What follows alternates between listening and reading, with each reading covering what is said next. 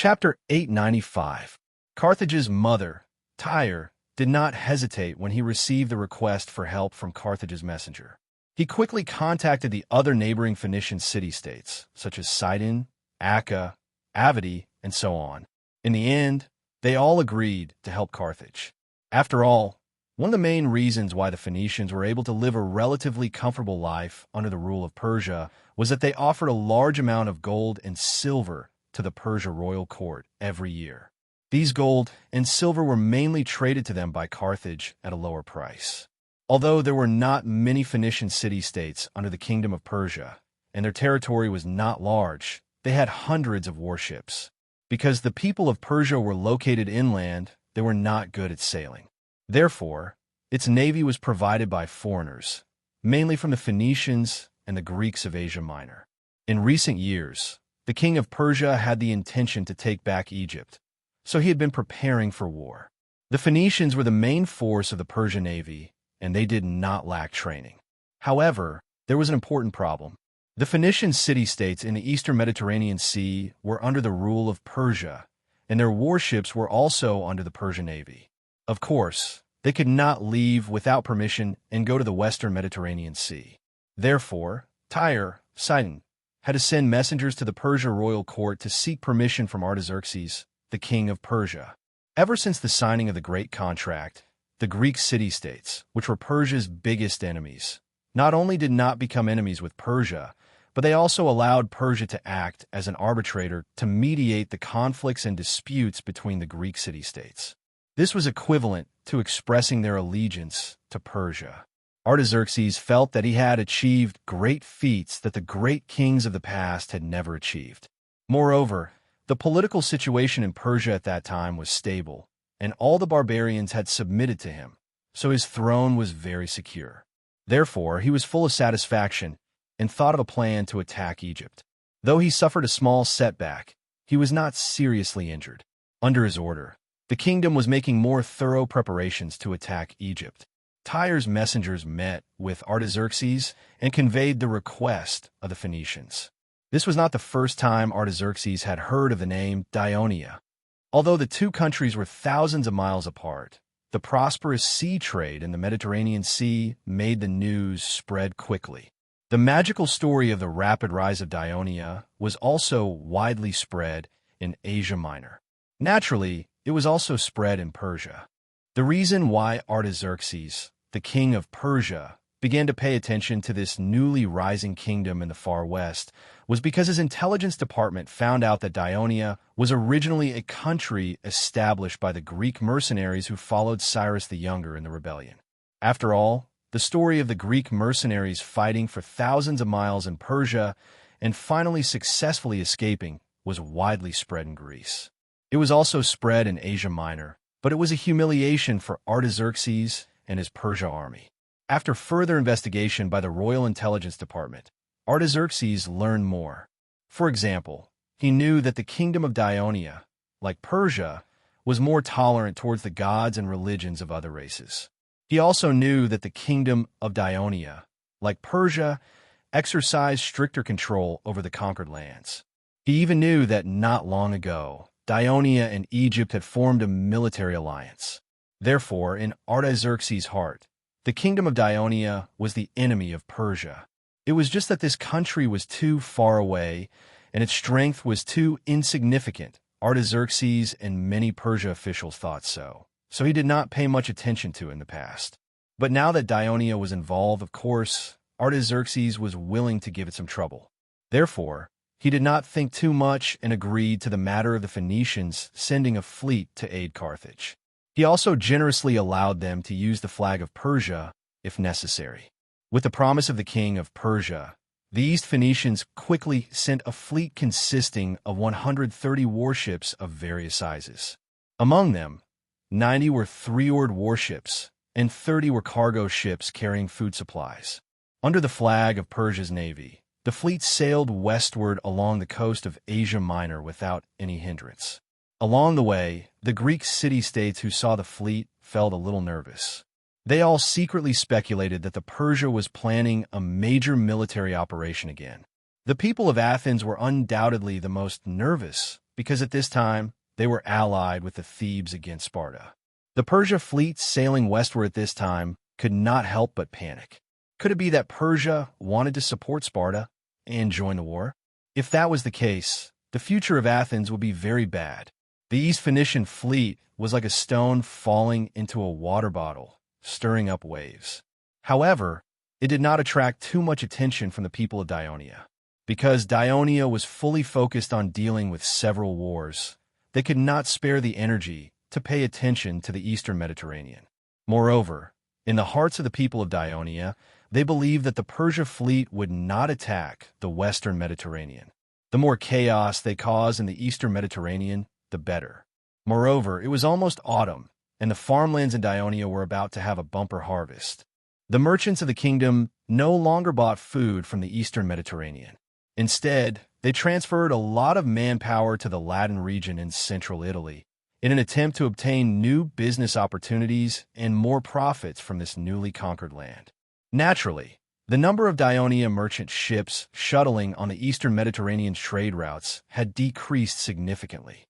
This also caused the Ministry of Military Affairs to not get much information about the Persia fleet. Later, the East Phoenician fleet docked at the port of Kydonia in Crete. This made the people of Athens even more nervous because the city-states of Crete were allies of Sparta, and Kydonia was closer to the mainland of Greece. However, a few days later, the people of Athens received news that the Persia fleet had disappeared from Crete. This made them puzzled, but no one saw any trace of the fleet on the coast of the mainland of Greece. In fact, after the East Phoenician fleet rested in Kydonia, one day when a strong north wind blew on the sea, they quietly left the port and sailed southwest, avoiding the commonly used route of Greek merchant ships. They reached Seneca, a sub-state of Sparta, and then continued west along the coast of Africa to the easternmost colony of the Phoenicians in Africa, Leptis. After arriving here and being warmly welcomed by the people of the town, the crew of the Phoenician fleet finally relaxed. The fleet continued westward, eventually arriving at Hadramedum. This Phoenician city-state attached to Carthage was just south of Carthage, but it was rarely visited by foreign merchant ships. After the Phoenician fleet docked at the port, they no longer headed west. This was because the shrewd East Phoenicians, after talking to their compatriots along the way, realized that the Dionian navy they were about to fight was strong, so they refused to enter the city of Carthage. They did not want to be forced to confront the navy of Carthage because they could not refuse the pleas of the Carthage people. Instead, they wanted to choose the right time to attack. Of course, there was another reason that they did not say. Although the East Phoenicians had close commercial relations with Carthage, there had been few high-level political and military exchanges between the two sides for decades. On one hand, it was because of Persia.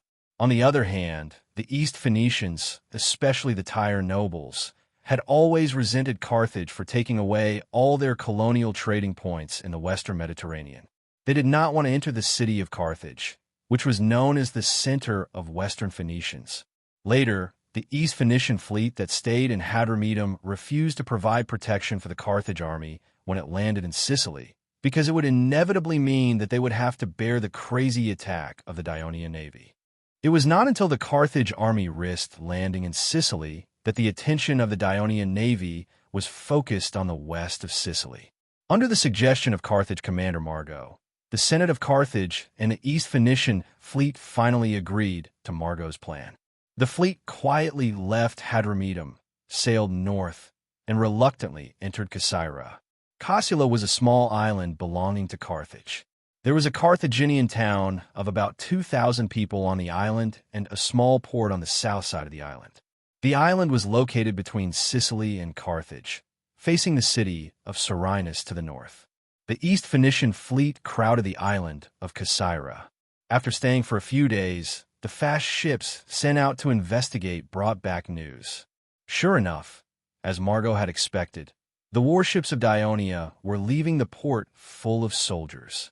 How could the East Phoenician fleet let go of such a great opportunity to annihilate the enemy?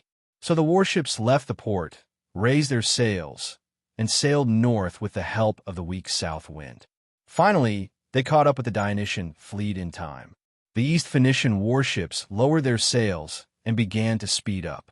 The entire fleet gradually spread out to both sides as they advanced, but they did not implement any special tactics. The situation of the Dionysian fleet in front of them was not worth their time. They just tried to increase the number of warships in the front as much as possible, striving to sink as many enemy ships as possible in the first attack. Now, the Dionia fast ships in the outer patrol position, from west to east, had raised 2 yellow flags one after another. The rough information of the enemy's situation had been spread throughout the fleet. The warships near Miltia's flagship had begun to retreat to the coast, while the warships in the east had just received the signal to approach the flagship. The entire fleet was in disarray, unable to coordinate, and the warships had almost lost the ability to fight, causing the crew to panic and low morale. At this moment, Sicerian, who already knew the enemy's situation, directed his fast ship to catch up with a 3-oared warship that was returning. Then he anxiously ordered the fast ship to approach immediately. Then he stood at the bow of the ship and shouted, "I am Sicerian. Who is the captain of this ship?" As soon as he finished speaking, there was a clamor in the cabin of the opposite warship. "Did you hear that? It's Lord Sicerian's voice." Chapter 896. Don't panic. Lord Thicarian is here. With Lord Thicarian here, we don't need to fear any enemy. At the same time, there was a commotion on the deck. These soldiers from the various towns and cities of Dionia obviously knew of Thicarian's reputation, but they didn't respect him as much as the Dionia sailors. A man wearing leather armor and a helmet quickly walked out from the deck. He approached the side of the ship and saluted, "My lord, I am the captain of this ship, Ilias of the First Fleet." Upon hearing that it was one of his former subordinates, Cyclian felt a great deal of relief. He immediately said, "I know you, Elias. Every single time, during the fleet's battleship training, the results of your 3-story fast paddle battleship are always at the top of the rankings. Right now, I order you to immediately have all the soldiers on your ship jump into the sea. Then, take your battleship and follow me to meet the enemy." Ilias was shocked and hesitantly said, "But Miltias raised the flag of Apollo and told us to—" "Miltias is an idiot." Thicarian angrily interrupted him and roared, "The enemy is already here, and all the ships are filled with soldiers. They don't have the ability to fight at all. What's the point of gathering together? Is it convenient for the enemy to crash into us? As the commander of the First Fleet, I order you to immediately carry out my orders."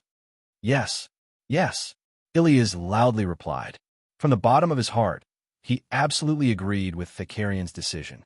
This was because the First Fleet had always believed in attacking under Thicarian's influence and would never be passive. However, when the soldiers on the deck heard the conversation between the two, they began to clamor. They didn't want to be chased off the ship. Ilias had no choice but to face them. He loudly advised, "Warriors of Dionia, our fleet has encountered a strong enemy. The situation is urgent. However, because the ship is carrying all of you, it is unable to fight. Either you jump into the sea and allow us to fight, repel the enemy, and then come back to rescue you, or you continue to stay on the ship and wait for the enemy ships to come and sink this warship. Then, all of you will become prisoners together. Please make your choice now." The deck suddenly became silent. Soon, a man walked forward. "Division leader." The soldiers shouted earnestly, focusing all their gazes on him. "Brothers, if the Marine is finished, we will be in big trouble." The captain said firmly, "Take your shields, we will jump into the sea and let the Marines see that they are not the only ones who can swim." After he finished speaking, none of the soldiers objected. One by one, they picked up the long shields on the deck one after another. This was the strict discipline of the Legion of Dionysia, even if this was just a preparatory division. "Please help us preserve the other armors and weapons first," the platoon leader reminded Ilias. Then, he carried his shield and jumped into the sea with a splash. The rest of the soldiers followed closely behind. During this process, Ilias saluted. After Sequelion gave the order, he did not stop by the battleship. Instead, He continued to chase after the other battleships. Due to the slow speed of the battleships loaded with soldiers, it was not difficult to catch up with them. After stopping a few battleships in succession, he discovered a situation. All the battleships he encountered were from the First Fleet, that is, the battleships that broke into the port of Selinus during the storm and escaped disaster, and the soldiers loaded on the battleships were mostly the reserve soldiers of the Dionians. Sequelion thought for a moment and understood that this was not a coincidence. In order to save time, Miltiades ordered that as long as the warships were fully loaded with soldiers, they could set off first. The reserve soldiers of the Legion were more well-trained and disciplined than the other city-states' militia. Therefore, they were able to board the warships in the shortest time possible. At the same time, Miltiades had to supervise the entire boarding process, so he was the last to set off. Any military commander would have a habit of gathering his most trusted troops around him. This way, it would be more convenient to command and play a greater role in battle, even if this was just a transportation of soldiers. Miltiades habitually ordered the First Fleet's ships to dock first, so the Fourth Fleet's ships that had followed him for more than a decade would set off later and be closer to him. This unintentional arrangement of Miltiades made things easier for Shikarion. He could smoothly make the First Fleet's warships and the Legion's reserve soldiers carry out his orders. If there was a fast three-story or warship, all the soldiers on it would jump into the sea. If there was a Crow warship, 40 soldiers would remain and the rest would jump into the sea. Of course, Sequelion would also encounter friendly soldiers on the ships. They would obviously resist this order, and some even threatened to take over the ship by force. The captain could only patiently persuade them. At the same time, the soldiers on the nearby ships would jump into the sea as an example. In the end, most of the friendly soldiers obeyed, but because of this, time was delayed. While Sequelion was anxiously persuading the eastern ships to obey his orders, the East Phoenician fleet was speeding up to catch up with the retreating Dionia warships. The Dionia sailors paddled with all their might, but the ships were full of soldiers, which seriously affected the speed of the warships. Gradually, the East Phoenician fleet, which had accelerated to its maximum speed, closed the distance between them and the East Phoenician fleet. The East Phoenician warships were like tigers and wolves, pouncing on the fat sheep in front of them. The Dionia warships that were lagging behind saw that they could not escape, so they simply turned around and bravely charged at the enemy warships. However, the Dionia warships that had lost their speed and agility were no match for the lightly armed East Phoenician warships. They either had their oars broken or were hit by the warships. Many Dionia sailors and soldiers cried out as they jumped into the sea. Of course, there were occasional exceptions. These East Phoenician sailors had learned about the situation of the Dionysian fleet from their colonial compatriots. But after all, they had not experienced it themselves. A few East Phoenician warships were caught by the 12-meter-long suspension bridge of the Crow warship when they were charging head-on. The friendly soldiers, who were already equipped with armor and weapons, swarmed over like bees. The other Phoenician warships that saw this terrible scene quickly learned their lesson. When they faced the Crow warship again, they avoided the bow and attacked the stern. Due to the excessive number of soldiers, the Crow warship was not agile, and its speed was slow. Without the protection of the fast three-layer or warship, it became the main target of the Phoenician warships. Miltiades' warship was rushing to the beach, which happened to be the beach where the fleet's infantry landed a few days ago.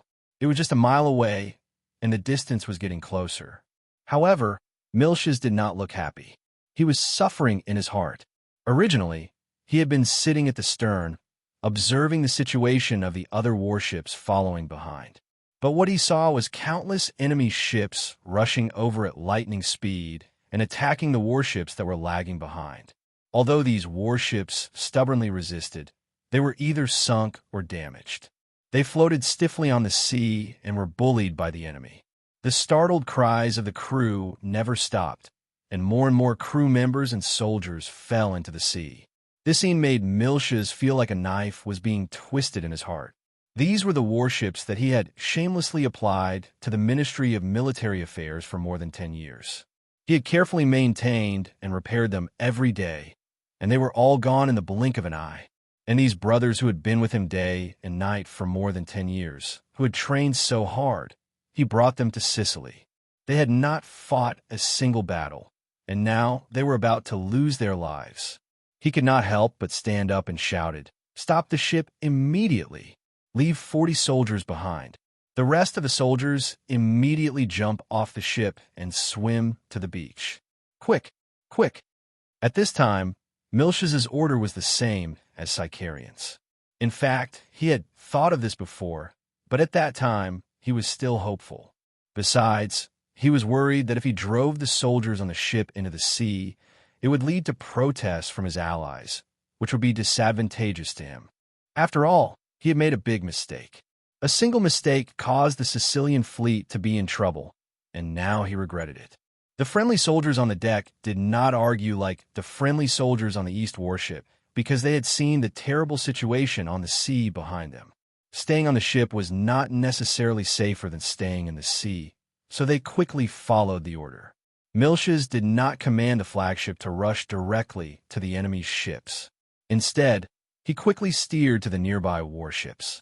He needed to gather the nearby warships as soon as possible so that they could fight against this unknown enemy fleet.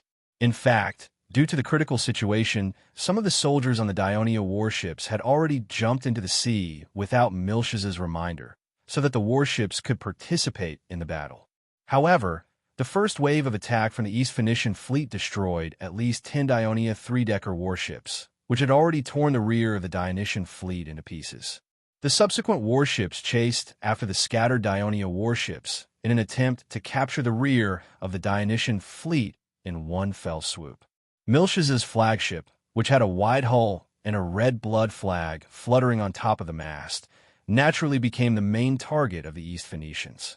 A total of 5 Phoenician warships were speeding towards it, which forced Miltiades to stop his original plan. Miltiades immediately made a decision. He issued an order to a Crow warship and a fast 3-decker warship gathered on both sides of his flagship. Soon, the Crow warship and his flagship quickly turned around and steered towards the coast, while the fast 3-decker warship made a turn and steered parallel to the coast, pulling away from them. Chapter 897. Seeing this, the East Phoenicians immediately sent one of their warships to pursue the fast 3-oared warships, while the other 4 continued to pursue the 2 Raven warships. As the East Phoenicians saw the Raven warships heading straight for the coast, they understood that the enemy warships intended to stop at the shallow beach. This would undoubtedly cause their plan to sink the Raven warships to fail, so they increased their speed again. In the process of the chase, they gradually formed a formation with 2 warships in front and 2 behind. The sailors of the Raven warships gradually slowed down, giving the East Phoenicians the illusion that they were gradually closing the distance between them and the Raven warships. Miltiades stood at the stern of the ship, his eyes fixed on the approaching enemy warships. His ears listened to the lookout on the mast, continuously reporting the distance between the enemy warships and the flagship, as well as the distance between the 2 warships. Miltiades stared at the approaching enemy warships, his face covered in tiny beads of sweat. When the distance between the flagship and the enemy warships was only about 15 meters, he suddenly shouted, "Turn!" The crew who had been waiting immediately began to move. The helmsman swung the rudder, the sailors on the inside rowed harder, and the sailors on the outside slowed down. The entire crew moved in unison, causing the flagship to suddenly turn outwards. It was too late for the Phoenician warships to change course. The strong inertia caused the warships to continue moving forward even after the sailors stopped rowing. The Raven warship next to the flagship also turned to the outside of the hull at almost the same time. When they had just turned their bows, the 2 Phoenician warships at the front had already brushed past them. Continue turning inwards. Miltiades and the captain of the Raven warship next to him gave the same command. It turned out that when the 2 Phoenician warships saw the Dionia warship in front of them turn, they immediately turned their bows and charged forward diagonally. The target of the bronze ram was the raised tail of the Dionia warship. The reason why Miltiades' flagship and the Raven warship sped up and spun was to avoid the tail of the warship, and let the bow of the ship face the enemy warship. If the warship was still fully loaded with soldiers, Miltiades wouldn't have dared to make such a tactical maneuver. But now that the warship had unloaded too many soldiers, it had regained its usual lightness. The results of the crew's years of training were displayed at this moment. When the enemy ship approached, the flagship's bow was already tilted towards the enemy's ship. The deck operator seized the opportunity and lowered the 12-meter-long drawbridge that had been installed on the foremast. Boom! Boom! The flagship and the other Raven warship had both successfully captured the enemy's ship. Quick! Quick! Kill them! The bosun loudly reminded the 40 Allied soldiers in the cabin. It was the first time these soldiers experienced the legendary Dionia style of naval warfare. They rushed to the deck excitedly and swarmed over the drawbridge, killing their way onto the deck of the enemy's ship. Damn it! These idiots forgot to pull out the drawbridge. Miltiades cursed.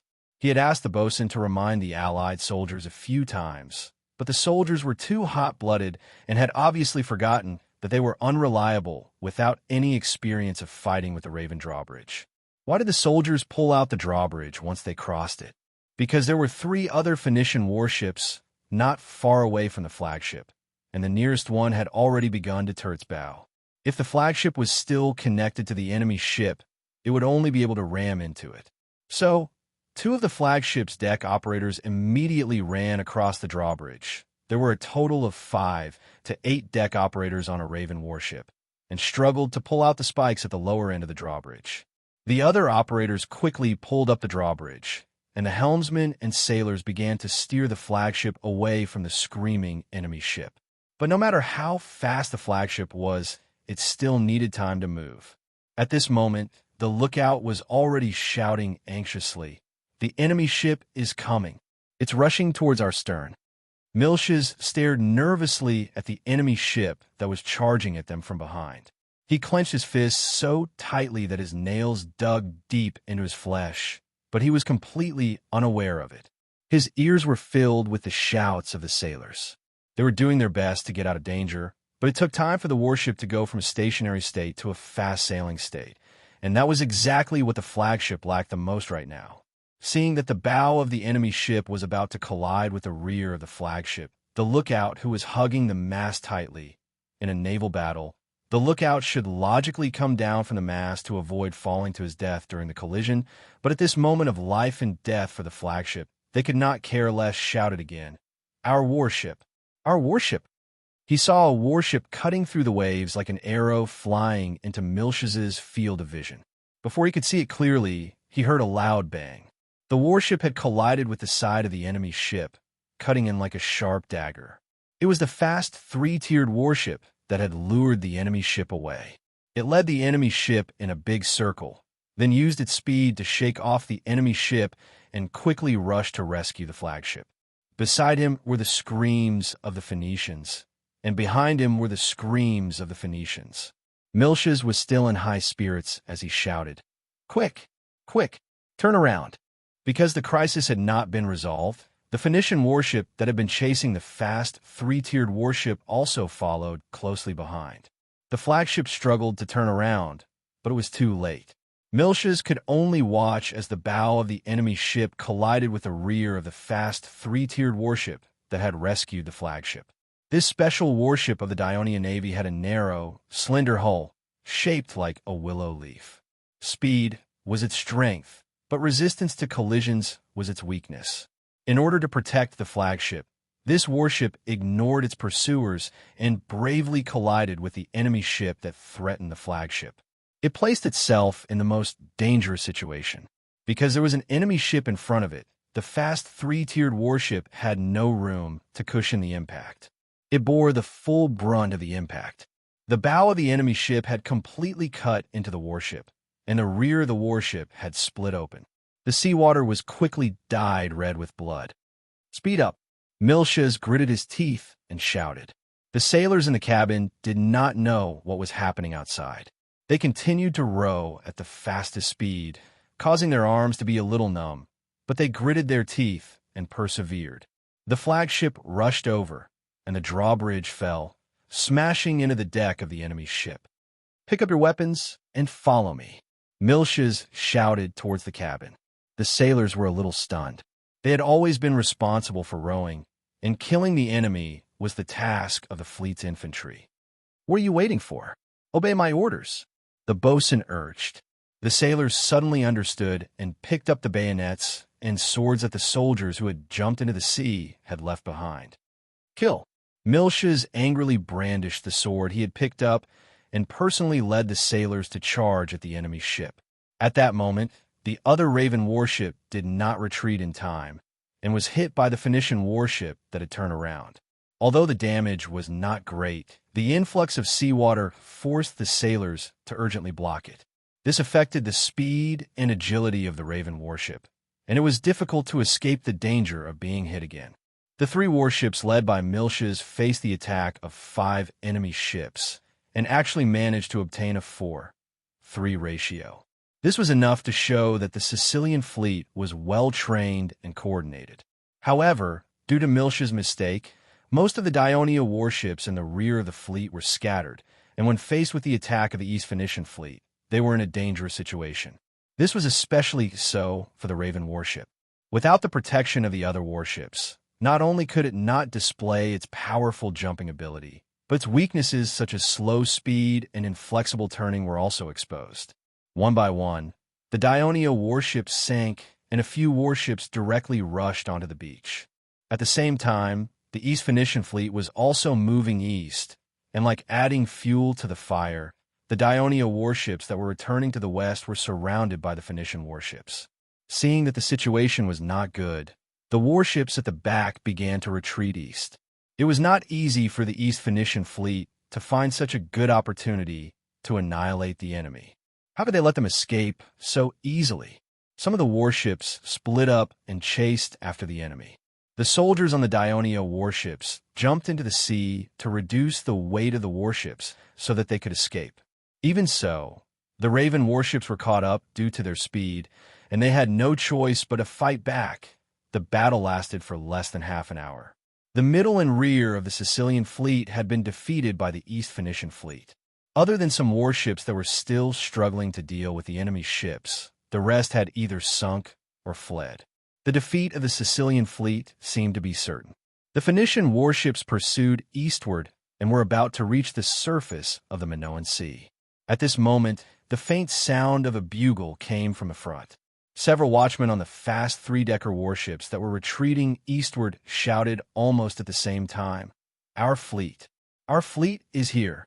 The captains, who had been nervously watching the enemy ships behind them, turned their heads and looked east. They saw dozens of Dionia warships in the distance. They lined up in the familiar starship formation and were speeding towards them. The captains immediately became spirited and shouted to the sailors in the cabin, "Brothers, keep your spirits up.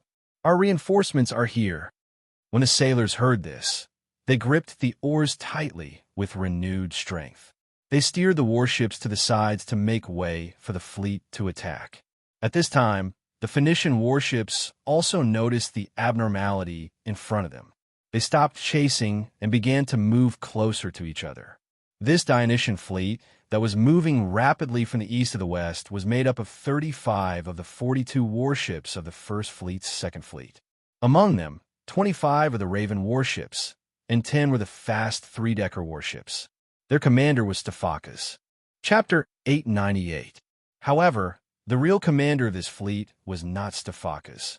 Instead, it was Sicilian on the Raven warship in the center of the fleet. He stood at the bow of the ship and looked ahead with a determined gaze. The captain behind him was giving orders loudly. "Speed up.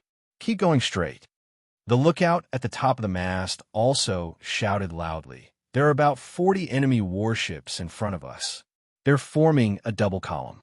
There are more coming from the distance. Time is of the essence. Let's finish this wave first."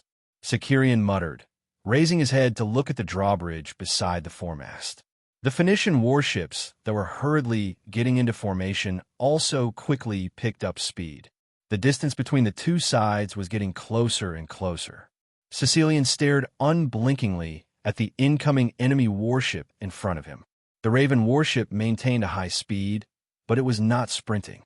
It charged straight towards the enemy's bow. When the two warships were 30 meters apart, the enemy warship suddenly turned to the side. Clearly, the Phoenicians knew the power of the Dionia's Raven warship. Sicilian sneered. The warship he was on did not care about the Phoenician warship that had evaded and continued to move forward. Just as the Phoenician warship went around Sicilian's warship, it suddenly saw the Dionia warship in front of it charging towards the side of the warship like a swordfish. The Phoenician warship had no choice but to turn again and narrowly avoid the crisis of being hit. However, when the two ships brushed past each other, someone shouted, "Pull back the oars! Pull back the oars!" Both sides ordered at the same time. The sailors of the Dionysian warship were already prepared, and the sailors of the Phoenician warship had been rowing with all their might just a moment ago, allowing the warship to avoid the danger of being sunk. There was no time for them to react, and the wooden oars were pushed by the Dionysian warship against the ship's windows. With a crack, the oars broke. After breaking the oars on one side, the Dionia warship ignored them and continued to sail forward. But before the crew of the Phoenician warship could recover from the shock, another Dionysian warship sailed towards them. This was a Raven warship. It had taken advantage of the fact that the Phoenician warship lacked oars and easily set up the drawbridge on its deck. The reserve soldiers on the warship were not the soldiers of their allies. They obeyed their orders and rushed over the drawbridge without hesitation. The Phoenician sailors who had been injured quickly returned to the warship under the command of a squadron leader and pulled up the drawbridge. The starship formation that Sicilian had set up was different from the past.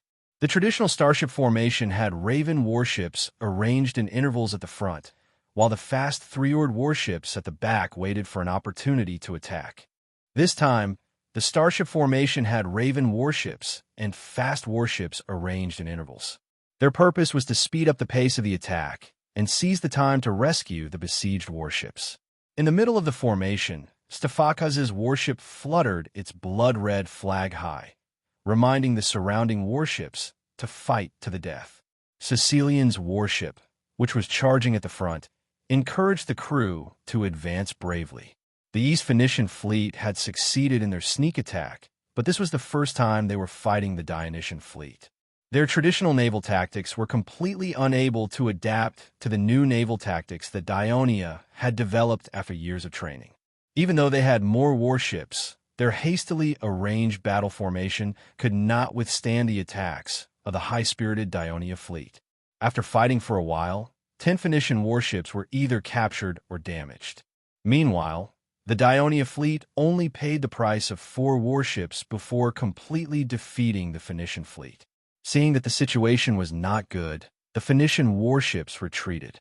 The fast warships of Dionia did not give chase, because Sicilian had discussed with them before the battle.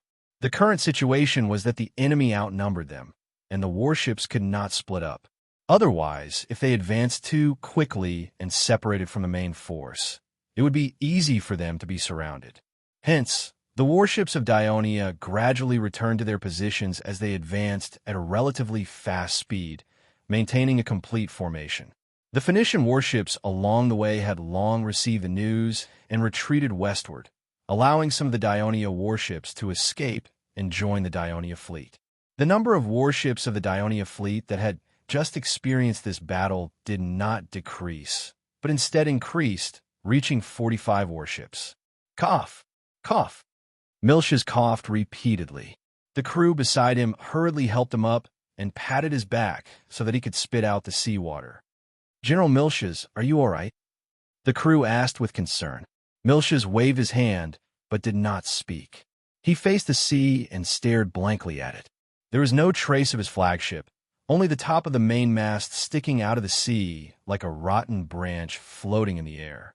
He had led his flagship to deal with the enemy for a while, but in the end, it could not escape the enemy's encirclement and was sunk. Fortunately, it was closer to the beach, and they swam ashore. Looking at the surrounding sea, there were a few such rotten branches, mostly near the coast.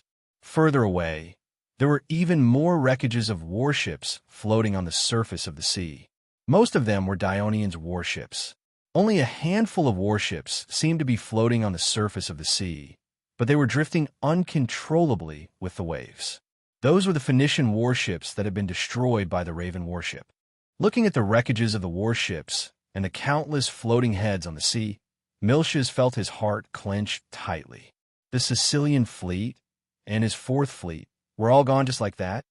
He stood there for a long time, letting the tide wash over his legs. Most of the crew around him were like him, staring blankly at the sinking flagship. After being together for so many years, they could not bear to part with it. "Hey, you guys are from the Dionysian fleet, right?" Someone walked towards them. "Yes, we belong to the fourth fleet of Dionia. This is a crew member beside Miltiades said loudly. Miltiades slapped his shoulder hard, stopping him from continuing.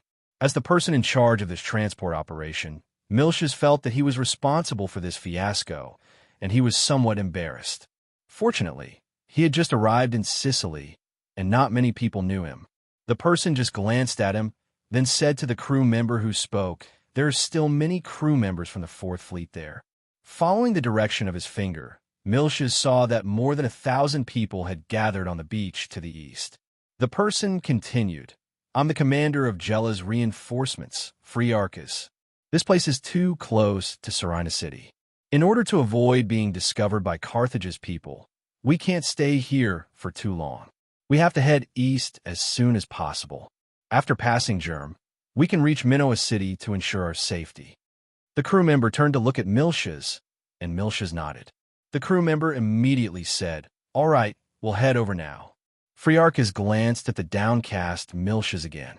He had seen similar expressions on the faces of several Dionia captains who had swum ashore. After all, ever since the storm destroyed the Dionysian fleet, the Dionia navy had suffered another huge loss. The legend of the Dionia navy, which had never been defeated since its establishment, had come to an end. This was a huge blow to these admirals. Phryarchus could understand this, but at the same time, he was worried. With the Dionian navy in Sicily in such a difficult situation, what could Gela do? He sighed in his heart, turned around, and walked towards the main fleet. The crew members followed behind him, looking back at the sea from time to time. Suddenly, someone said, "The enemy ships can't be seen on the sea anymore. Have they retreated?" Miltiades almost fell to the ground. He would have preferred to see the enemy ships still patrolling on the sea, because it meant that the Sicilian fleet was still fighting. Now that all the enemy ships had left, could it be that the Sicilian fleet had been wiped out? Miltiades' face was ashen, and his heart was in even more pain. At this moment, there was a loud noise in front of him. "Enemy! Enemy! The Carthage people are here! Run!" The crew was shocked. They saw many Namibian cavalry coming out of the woods to the north of the beach. They rode their horses down the slope and rushed toward the main force in front of them. Behind them, there were even more heavily armed Carthaginian infantry since the last night attack. Margot had strengthened the patrols along the coast from Serenus to Germ. The battle between the Sicilian fleet and the Phoenician fleet near Germ would certainly be discovered by the Carthage cavalry. Upon receiving the news, Margot immediately sent a mixed army of 5,000 cavalry and infantry to attack the Dionia sailors and soldiers who had escaped ashore because their ships had sunk. At the same time, they had to prevent the Minoans from coming out of the city to rescue them. Most of the Dionia sailors and friendly soldiers on the beach were unarmed, and it was inevitable that they would panic. When the Namibian cavalry rushed forward, javelins were thrown into the crowd. Blood splattered and screams were heard, causing the people to turn around and flee in panic. The Namibian cavalry screamed and took the opportunity to charge forward, speeding up the retreat of the Dionia sailors and friendly soldiers. "General, we must escape to the sea immediately to escape the enemy's pursuit." The flagship captain's voice trembled as he shouted at Miltiades. "Go ahead," Miltiades said with a blank expression, but he continued to move forward. The captain of the flagship anxiously grabbed him and shook him violently, yelling in his ear, "Miltiades, the enemy is coming. We must escape. There are enemies everywhere. Hiding in the sea will only end up as a laughable captive. The Fourth Fleet is gone. It's all my fault. I betrayed His Majesty's trust." Miltiades' faint words were filled with endless regret. He raised his head and looked forward, Only by dying on the battlefield can I reduce the people's mockery of me. Only then can the elder's doubts about his majesty be reduced. Chapter 899. After hearing this, the captain was stunned. After a moment, he suddenly puffed out his chest and said in a deep voice, "General, for the past 10 years, you've been the commander of the Fourth Fleet. You've taken care of us like a father. How can we abandon you and run for our lives today? Please allow me to follow you and fight bravely like before. My lord, please allow me to follow you and fight the enemy. Me too. Don't forget me." The crew members expressed their stance one after another. Their determined expressions showed that they were not just saying it for show. Miltias was finally moved. He looked around at the crew and finally revealed a relieved smile. "Very well, then let us head to Elysium together." As he said that, he raised the dagger that was chipped after cutting down many Phoenician sailors and shouted, "Increase the speed of the oars and charge forward. Our target is the Carthage cavalry." Yes, more than 100 crew members shouted in unison and lined up in a row. With Miltias at the head, they strode forward and sang the song of Hades. "I sing your praises, O great Hades. You are the master of the night, the master of law, the protector of the kingdom of Dionia." While Carthage's army was massacring the sailors and friendly soldiers of the Dionia Sicilian fleet along the coast from Germ to Minoa, the East Phoenician fleet did not return victorious as Miltias had expected. They received the news that the Dionia fleet had attacked from the east and defeated some of the Phoenician warships. They hurriedly gathered their scattered warships and sailed east in preparation for battle. Tyre, Sidon, and the other Phoenician city-states had provided the Persians with their navy for many years. The sailors of the Phoenician region, which had a strong commercial atmosphere, did not have a strong will to fight. Therefore, in the decades of war between the Persian navy and the Greek navy, mainly the Athenian navy, the Phoenicians did not achieve any brilliant results. Judging from the results of the battle today, the East Phoenician fleet had easily obtained a brilliant victory. They were skilled in calculation and sophistication, so they could stop now and boast about this achievement to Carthage. However, this fleet was jointly formed by Tyre, Sidon, and the other Phoenician city-states. Once they were forced to retreat from the sea by the Dionysian fleet, it meant that they could not clean up the battlefield, take away the damaged warships, and rescue the Phoenician sailors who had fallen into the sea or been killed by the soldiers on the Raven warships. Abandoning their own compatriots in a foreign land thousands of miles away and becoming prisoners of another race was unacceptable to many in the fleet. When they returned to the Phoenician region, they would also be accused by the citizens of the city-states. This was why they decided to continue fighting. Of course, there was another reason. The East Phoenicians believed that they had far more three-tiered warships than their opponents and could completely defeat them. In the end, the Phoenician fleet gathered 97 warships and met with the fleet led by Sicerion on the sea between Germ and Minoa. At this time, the Dionia subfleet was advancing, and the fleeing Dionia warships joined in. The number of warships had already reached 51. At this time, the Phoenician warships were almost twice the number of Dionia warships, and half of the Dionia subfleet's warships were more or less damaged. However, the Dionysian fleet was not afraid at all. The flagship of the First Fleet and Second Fleet, located in the center of the fleet, raised 3 long blood-red streamers on the top of the mast under Stephakis' command. This meant fight to the end, never retreat. The Raven warship that Sicerion was on was still in the lead, charging ahead. All the sailors on the warships, regardless of fatigue, rowed with all their might and steered the warships forward. They wanted to wash away their previous embarrassment and humiliation and bring pain and death to the enemy. The original plan of the East Phoenician fleet was to use the advantage of having more ships, increase the width of the fleet, and not engage the Dionia warships when they attacked from the front. Instead, they would take the initiative to retreat and lure them deeper. Then, the 2 warships on the flanks would launch an attack. This was a variant circumnavigation tactic. However, when the 2 fleets met, usually both sides would first get into formation before launching an attack. Who knew that the Dionia warships would charge directly at them in a mess? The East Phoenicians were not familiar with the Dionia starship formation and thought that they had not gotten into formation. The East Phoenician fleet could only respond hastily, and the previous battle plan was not fully implemented. At first, the East Phoenicians still had the mentality of dealing with the Dionysian fleet first, and slowly spread out their formation to carry out the original battle plan. Who knew that the Dionysian fleet's attack was fast, fierce, and efficient? As soon as the warships of both sides came into contact, the two Phoenician warships at the front were in danger. One was hooked by the Raven warship, and the other was destroyed by the fast warship. The Dionia warships rushed forward and backward, breaking into the center of the East Phoenician fleet and disrupting the order of the entire fleet. Soon, both sides fell into a fierce melee. The crew of the Dionysian fleet fought with the determination to die. During the battle, even if the hull of the ship was damaged and the seawater seeped in, they would still charge at the nearby enemy ships while blocking the attack of the enemy ships. When the soldiers of the Raven warship rushed onto the enemy ship and did not have time to return, the crew would not hesitate to pull up the drawbridge and smash it into another enemy ship that was preparing to attack them.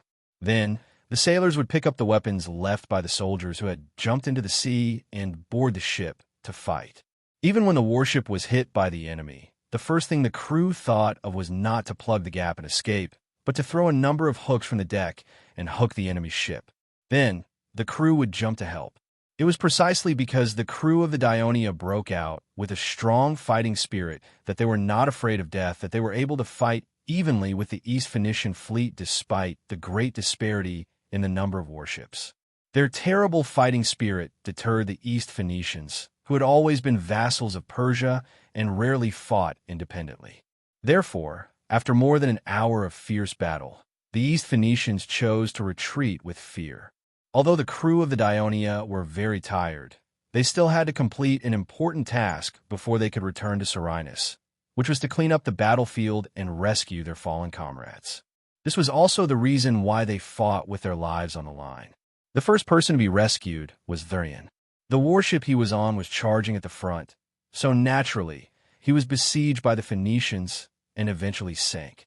However, because the battle was fierce at that time, the surrounding warships could not rescue him in time. Now, he was quickly rescued on Stephakas's warship.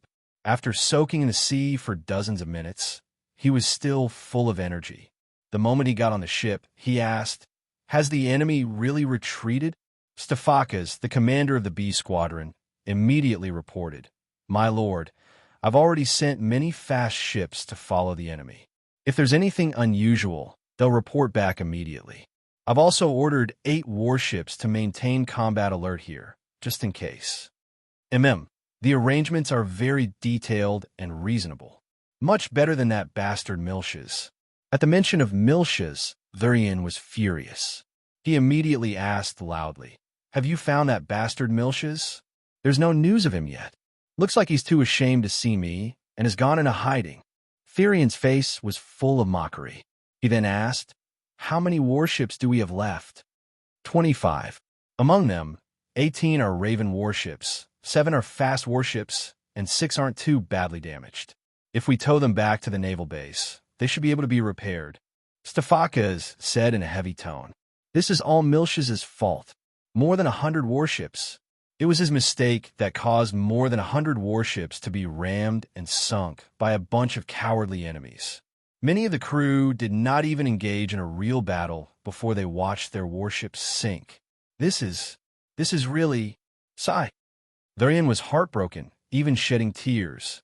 Not only did he grieve for the losses in this naval battle, but he also remembered the great storm that he could not bear to recall. Indeed, the navy of Dionia, which had once boasted of being the number 1 in the western Mediterranean Sea, had 4 major fleets and more than 850 warships. However, in the few months after the war with Carthage, they had continuously suffered heavy losses. The 1st, 2nd, and 4th fleets had been reduced to the size of the navy when it was first established. How could he not cry in pain? Although Stephakas felt the same, he still consoled him. "My lord, we've captured some enemy ships and brought them back to the base. After some minor modifications, they can be added to the fleet and augment our strength." "How many?" Thurian immediately asked. The exact number is not clear yet. Stephakis's answer was understandable, because this was not the only battlefield. There were battlefields everywhere from Minoa to Germ. Therefore, Thurian did not criticize Stephakis. Instead, he looked up at the sky and said, "It's still afternoon. Let the brothers carefully search every corner of the sea.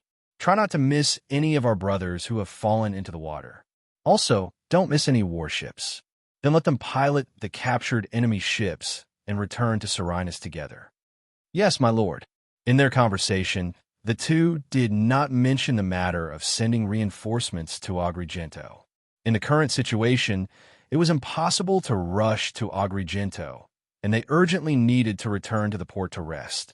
The pursuit of Carthage's army on the coast caused many of the Dionia crew members who had already swum ashore to be forced to swim back into the sea. After soaking in the cold water for an hour or two, some of the crew members were already exhausted. Thanks to the mutual assistance of their comrades, they struggled to hold on until the arrival of the warships. Chapter 900. Only when the sun set and night fell did the incomplete Sicilian fleet slowly enter the port of Serenus with the captured warships and Phoenician sailors. In this battle, only 43 of the 130 warships of the East Phoenician fleet remained, while 31 of the 150 ships of the Dionia Sicilian fleet remained, including 6 that were damaged. At the same time, they captured 23 Phoenician warships. In addition, only 2,000 of the 6,000 soldiers the Sicilian fleet transported safely returned to Serenus. Most of them were reserve soldiers. The Dionia Sicilian fleet won a Pyrrhic victory in the end, but they lost strategically, because on this day, Hasdrubal led about 17,000 soldiers from the Iberian army to attack Agrigento again, using only black logs and scaling ladders. Faced with the dilemma of running out of food and starving if they could not take down the city, the soldiers bravely took the lead and fought to the death. In particular, the ferocity of the Lusitanian warriors and the Celtic warriors in the northern mountains of Iberia caused a lot of trouble for the defenders of Agrigento. Agrigento's militia had already suffered considerable losses in the Battle of Minoa. Later, because of Carthage's army besieging Serenus and Leotychides, Agrigento once again sent reinforcements. As a result, there were not many defenders in the city. Although they repelled the enemy's attack in the battle yesterday, they also lost many soldiers. Today, reinforcements did not arrive for a long time. The bloody battle lasted until the afternoon, and the Agrigento people finally could not resist the enemy's attack. The city was breached by Carthage's people. Hasdrubal allowed his soldiers to loot and kill wantonly in the city. Apart from some of the Agrigento people who escaped to the port on their ships, the rest were slaughtered. On the morning of the second day, Sicorian arrived at Serenus Mansion and saw Leotychides, who was waiting in the hall. "Persosis, long time no see. I hope you didn't call me here to borrow the fleet's infantry, or to convert our idle sailors into light infantry," Sicorian said, clearly expressing his dissatisfaction with Leotychides' actions. Leotychides did not react to his mockery. He glanced at him indifferently and said, "Miltiades died in battle." Sicorian immediately expressed his dissatisfaction. "Who told you that? We searched for a long time yesterday, but we couldn't find it. Where did you get it?" "Look at this," Leotychides interrupted him coldly and pushed the wooden box on the table. Sicorian's gaze immediately focused on the wooden box that did not seem to be of Greek style. A terrifying thought suddenly appeared in his mind. He walked forward with heavy steps and carefully opened the lid. Commander Carthage Margo sent a messenger. He said that when their army attacked our sailors and soldiers who swam ashore, only Miltiades led his unarmed crew and bravely attacked them. Before he died, he cut down 2 of Carthage's soldiers. A Celtic leader from Iberia admired his bravery and chopped off his head as his spoils of war. After Margo learned of this, he specially ransomed him back, but his body could not be found, so he could only send his head to us. With Leotychides' flat and lifeless voice ringing in his ears, Sicorian stared at the face in the wooden box that he could still vaguely recognize. After a moment, he cursed in a low voice, "Miltiades, you idiot." Then, He gently closed the box. After sitting back on the wooden chair, he could no longer suppress the resentment in his heart.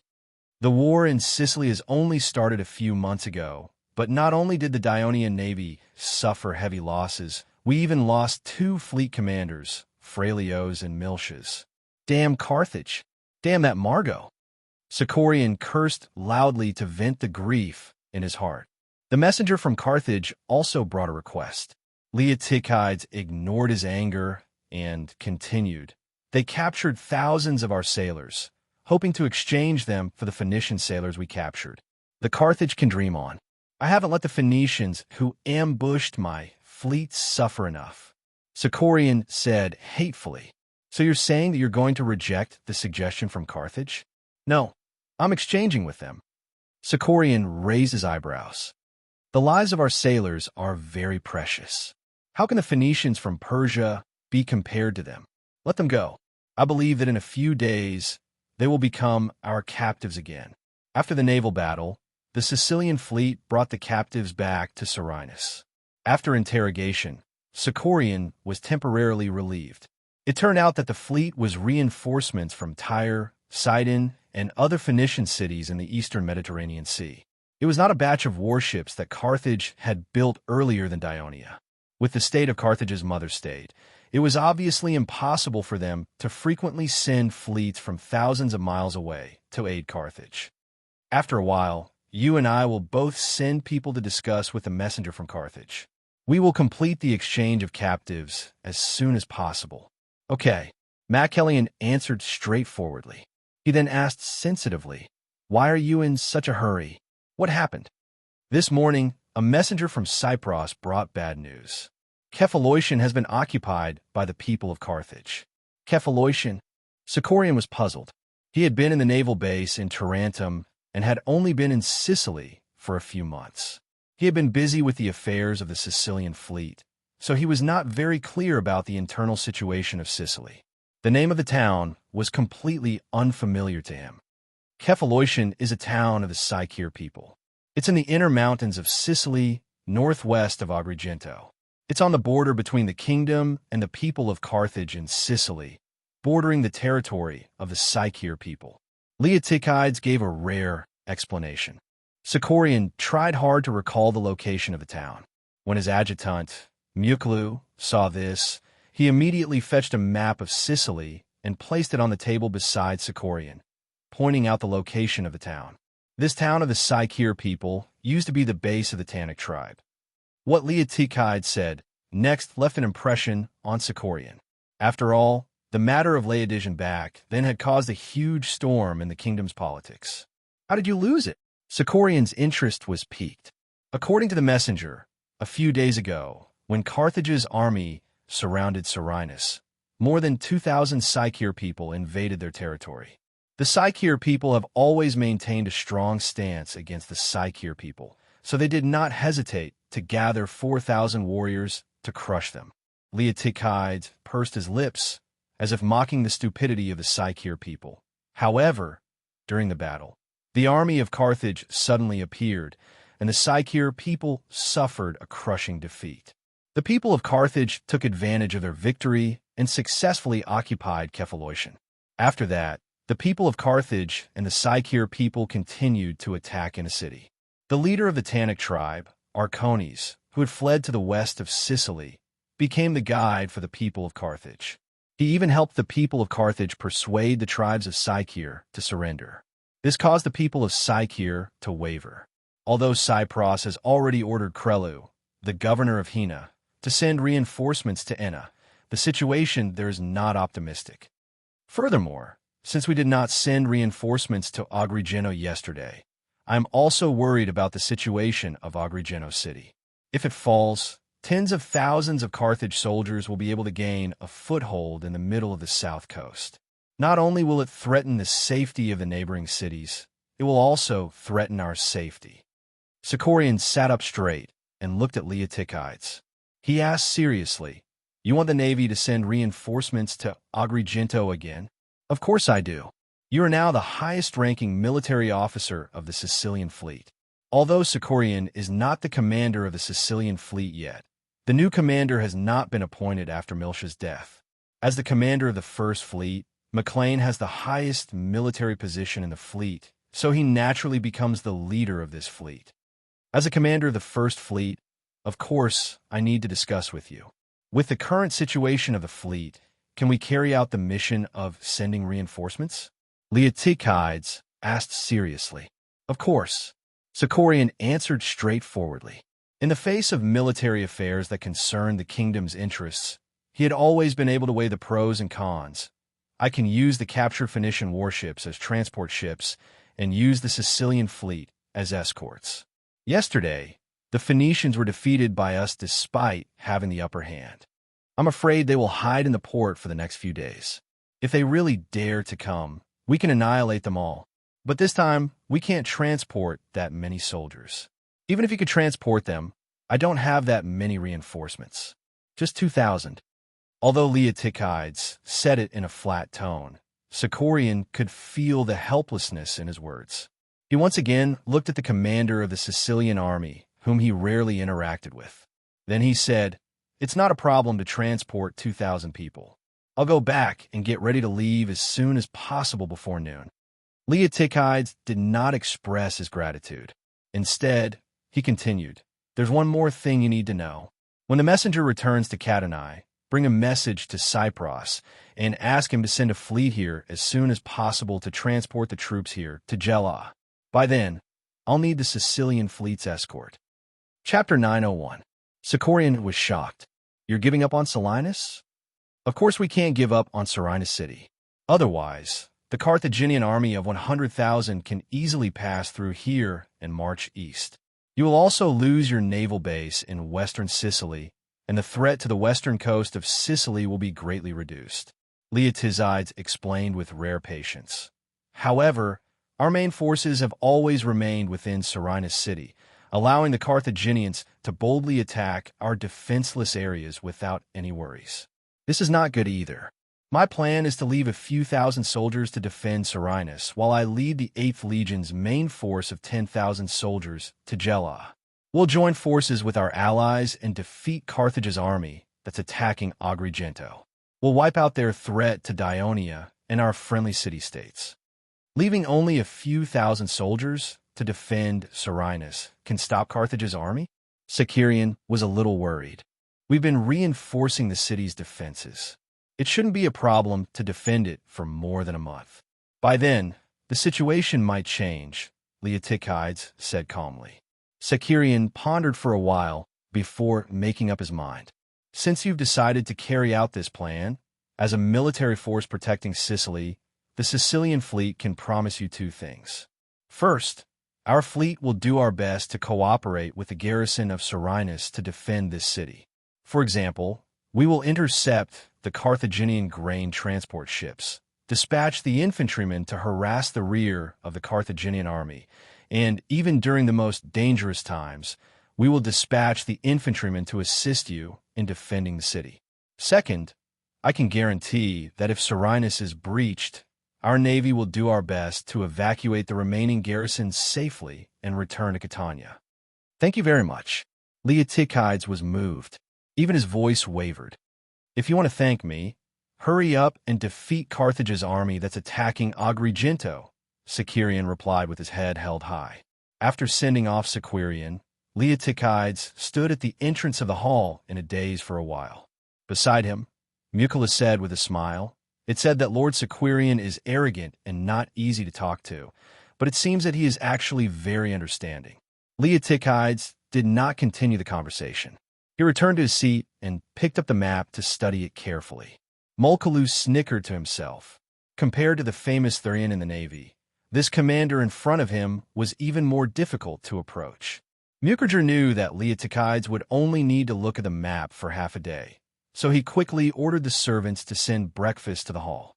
Leotychides quickly finished his breakfast and asked Muculu to arrange for reinforcements to go to Agrigento. Muculu had just walked out of the hall when he bumped into Sicorian, who was hurrying towards him. "Lord Sicorian, what are you?" "I just received a report from the Clippers. Carthage's people have already occupied Agrigento," Sicorian said solemnly as he walked into the hall. Agrigento has fallen. Leotychides suddenly stood up. Not only did Carthage's people occupy Agrigento, but they also massacred the entire city. Only a small portion of Agrigento's people escaped to Ikonon by boat. Sicorian said in a serious tone, "Your plan to transport reinforcements can no longer be carried out." Although the sudden news disrupted Leotychides' plan, he did not panic. He thought for a while and said, "Please continue with the transport plan, but change the destination to Gela." After the Carthaginian army occupied Agrigento, the city-state to the east was Ikonon, but this small city had no defense at all. Next to it was Gela, and to the west was Minoa. Why did they only reinforce Gela and not Minoa? Sicorian understood. After Carthage's army besieged Serenus, Leotychides considered that Minoa was also facing a threat from Carthage's people. Germ between Serenus and Minoa was just a small town without walls, so there were no troops stationed there. So Leotychides did not ask for reinforcements. The city's defenses could at least hold out for a while. Thinking of this, he asked solemnly, "After sending reinforcements to Gela, do you still want to continue with the plan?" Leotychides did not hesitate. "As long as Carthage's army in Agrigento continues to attack Ikonon or Gela, we must go and fight it. This is our only chance." Sicorian stared at the expressionless Leotychides and suddenly admired his decisiveness in the face of a difficult situation. He felt that he was somewhat similar to Leotychides in some aspects. He coughed, stood up, and said, "All right, when you're about to lead your army to attack, please inform the Sicilian fleet to escort you." After Sicorian left, Leotychides turned to Mucrator and said in a low voice, "Send a messenger to Cadani immediately. Tell Cypros to apply to the Ministry of Military Affairs to transfer the 7th Legion to Sicily." Mucrator was a little surprised. Through this period of contact, he knew that Leotychides was a proud commander. If it was not a critical moment, he would not ask for help from the 7th Legion. Was it already a critical moment?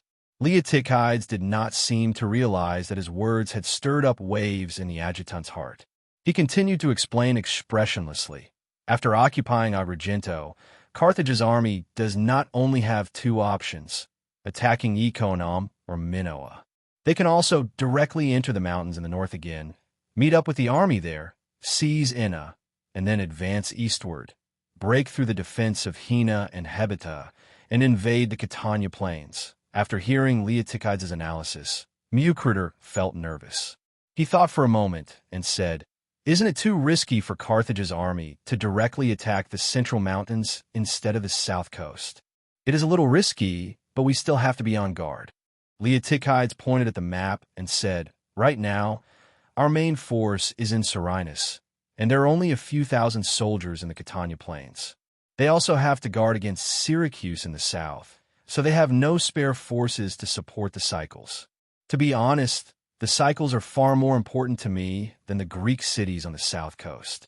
Once Carthage's army occupies this area, a large area from Naxos to Leontini will be under the threat of Carthage's army, and it will be difficult for us to stop them from invading. Therefore, to ensure the safety of Sicily, to ensure that the people can harvest their crops smoothly during the autumn harvest, and to allow the 8th Legion to fight Carthage's army without fear, we can only send the 7th Legion south to guard the Catania plains." "I understand. I will make the arrangements immediately," Mucrator replied. In the central tent of Carthage's encampment, Margot frowned and said, "We can exchange the sailors, but not the soldiers." "My lord, but the Dionia captured nearly 10,000 Phoenician sailors, far more than the Dionia sailors we captured. That's why they want us to exchange the Greek soldiers as well. Are you my messenger or the Dionia's messenger? Do you think I'm an idiot to let these soldiers go and increase the strength of the Dionysian army? I don't agree to this condition. Go back and talk to them." Seeing that Margot was angry, the messenger could only agree. Margot sat on a chair and panted heavily as he watched the messenger leave the tent. After he calmed down a little, he said to the adjutant beside him, "Tell him that I agree to this condition. Arrange for the prisoners to be exchanged immediately." "My lord, didn't you just say, just do it? It's just 2,000 Greek soldiers. Give them to them." I'd like to see how the Dionia can resist the attack of my 100,000-strong army. Lord Margot, what made you so angry? Pamilka opened the tent and walked in. Of course, it's the Phoenicians from our mother country. Margot glared at him and said sarcastically, even when they had the upper hand, they were still defeated by the Dionysian fleet.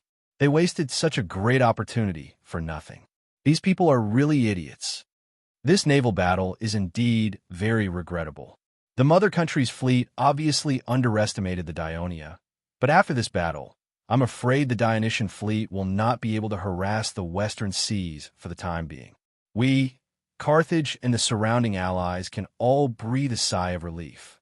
For this reason alone, we should thank the mother country's fleet that came all the way here to help us. Pamilka reminded him with a smile. Besides, our mother country did not only bring a fleet. They also promised to continue providing us with gold, silver, and supplies to help us defeat the Dionia in the end. Margot snorted. It was precisely because he thought of this that he changed his mind. Otherwise, if these people protested to the Carthage Senate every day, it would only affect his prestige. Why did you call me here? Pamilka asked again with a smile. Oh, I see. Margot suddenly remembered and gestured for Pamilka to sit first. He then said solemnly, although the Phoenician fleet was defeated by the Dionysian fleet, they still succeeded in stopping the Dionia's plan to reinforce Agrigento in time. Although I haven't received any news yet, I believe that Hasdrubal, with more than 20,000 soldiers, will be able to take down the city of Agrigento in no time. Now that the situation is in our favor, our large army should not be gathered under Silenus. Instead, we should seize this favorable opportunity and continue to expand our victory. So, I hope that you will lead the army to attack Minoa. Chapter 902. Pamilka was taken aback and asked, Aren't we going to take Serenus first? Margot blushed slightly, but he still said seriously, After this period of siege, I believe you also know that Serenus is not only strongly defended, but the main force of Dionia is also in Serenus. Their morale is very good. Even if our soldiers far outnumber them, it will take us more time to take the city, and time is very important to me. Pamilka then remembered the promise made by Margot in the Senate. He no longer hesitated and immediately expressed his willingness to go to war. Margot smiled and said generously, You will lead 10,000 Carthaginian militias, 15,000 Phoenician militias, and 25,000 Namibian soldiers, a total of 50,000 people. This is 10,000 more than when Mont Adano attacked Minoa. I hope you will lead the army to Minoa tomorrow, and don't make the same mistake as Mont Adano. Take Minoa as soon as possible. Pamilka was not excited about leading such a large army. Instead, he asked with concern, Lord Margot, according to this arrangement, you will not have many soldiers left with you. What if the Dionia in the city attack again? Pamilka did not say anything more, but he had already expressed his concern. In his opinion, if he left according to Margot's proposal, Margot would only have less than 20,000 troops brought from Iberia. This multi-ethnic army seemed to be very effective, but it was not easy to manage and lacked loyalty. There were also nearly 10,000 militia formed by the Western Sicilian allies. These Sicilians lacked training and were more suitable for carrying supplies, building camps, and other chores rather than fighting. The remaining nearly 10,000 Namibian soldiers were the soldiers of the camp that had been attacked at night. Obviously, the attack of Dionia had frightened these dark-skinned Namibians. In order not to let their panic affect the morale of the other troops, Margot had specially separated them. These days, they had been busy training, and even prepared to be sent to Lille to replace the garrison there. However, Margot was not worried about this. He said confidently, If the people of Dionia act as you said, that's exactly what I want. Pamilka did not try to persuade him further. He accepted the order. In fact, even if he didn't accept it, Magund would force him to accept it. This was because he had forcibly replaced a lot of Carthage's generals and replaced them with officers of the Iberian army that he trusted. Not only did this make the soldiers of the army formed by Carthage feel very uneasy, when the news reached Carthage, it also caused criticism in the Senate. The Hanoverian party even attacked his approach, claiming that he was doing this to turn the entire army into the private army of the Magun family, so that it would be convenient for him to dictate. Margot asked the neutral elder, Pamilca, to temporarily take over Carthage's army, both to appease the soldiers and to reassure the elders. The next day, Pamilca led the army out of the camp and marched eastward along the coast. Margot did not hide this military action, so the large-scale mobilization of Carthage's people in the barracks was clearly seen by Leotychides on top of the city wall. He was a little anxious because he could guess why the Carthage army left. It was not that he had not considered taking this opportunity to lead the whole army out of the city to attack the Carthage army that was still in the camp, but the previous night attack had already sounded the alarm for the Carthage people. Since they still dared to do so, they were obviously prepared. Leotychides held the only main force of the kingdom of Dionia in Sicily. In the case of the enemy being outnumbered, he could only take action with a high chance of winning. So he was now anxiously looking forward to the arrival of Catanai's fleet. Hasdrubal allowed his soldiers to pillage and slaughter the whole of Agrigento, partly to pay tribute to his father, Similco, who had once led an army to conquer Agrigento, so that his soldiers could be freed from the hardships of marching and fighting in the mountains, and partly to get enough food. He had achieved his goal. Agrigento's territory was either mountainous or hilly. Though it was not known for agriculture, it was a famous city of livestock in Sicily. That was why Hasdrubal acquired a large number of livestock, enough to feed an army of 20,000 for half a month. So after a day's rest, while Pamilca marched to Minoa, Hasdrubal left 1,000 soldiers in Agrigento and led 16,000 soldiers eastward along the coast. Their target was Gela. The army had to pass through the city of Ikonom on their way. Why did Leotychides not send reinforcements to this city? And why did Hasdrubal not set this city as his target?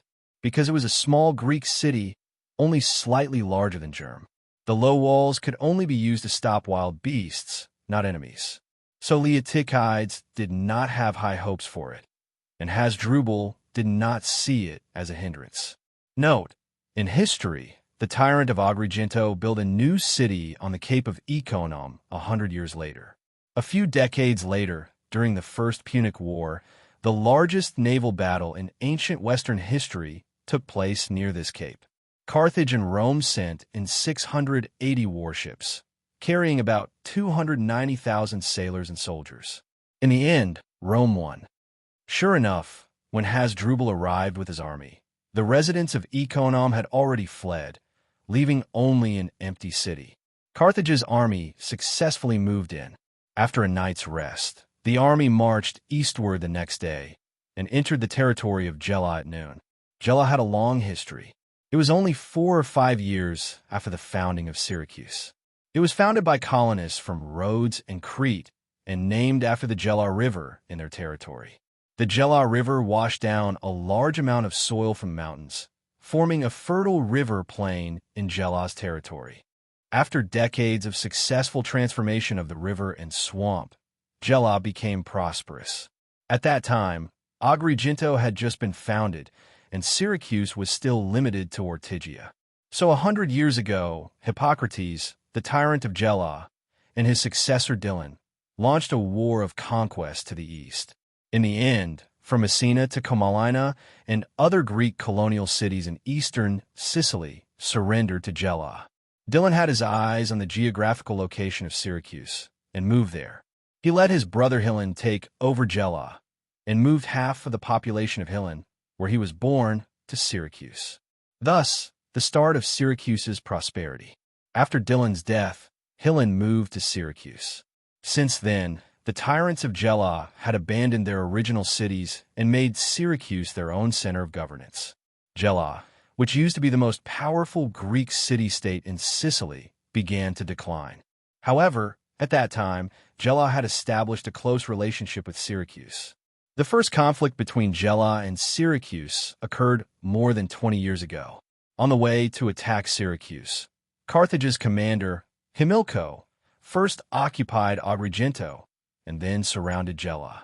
Dionysius promised to send reinforcements, but in the end, the reinforcements did not arrive and Gela was occupied. The conflict deepened after the Gela people returned to their homeland. Syracuse had become the overlord of the Greek city-states in Sicily. Dionysius exploited and oppressed the people of his allies, including Gela. The people of Gela were very dissatisfied with him, but they could only obey him because they were afraid of his powerful force. It was not until Dionia defeated Syracuse that the Gela people were grateful to Dionia, but at the same time, they were wary of outsiders who entered Sicily. After 10 years of friendly relations between Dionia and the surrounding city-states, the Gela people finally let down their guard.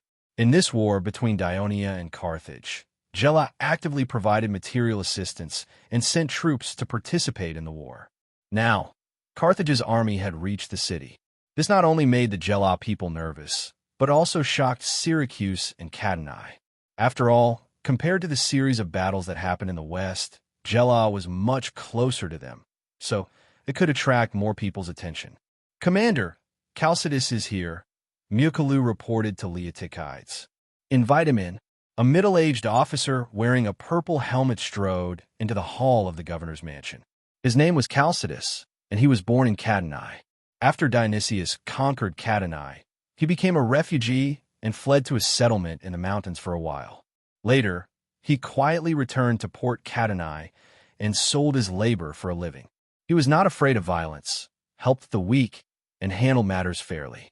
Therefore, he had a high reputation among the refugees and freedmen in Port Catanae. During the war in southern Italy, Androporus hid in Port Catanae and received great help from him. Later, when Catanae caused a riot, the freedmen he led were also one of the main forces. After Catanae successfully recovered, he also led his troops to help the First Legion chase after Macias's defeated army. However, after the war ended and Catanae was incorporated into the kingdom of Dionia, this hero in the hearts of the Gela people refused to become a royal official or a member of the city council. Instead, he volunteered to be a protector. Every year, he was elected by the Gela people to participate in the kingdom's protector conference because of his outstanding performance. At the same time, he was also the captain of the 1st Brigade of the 8th Legion and was highly regarded by Leotychides. "Commander, Chalcidius reporting for duty."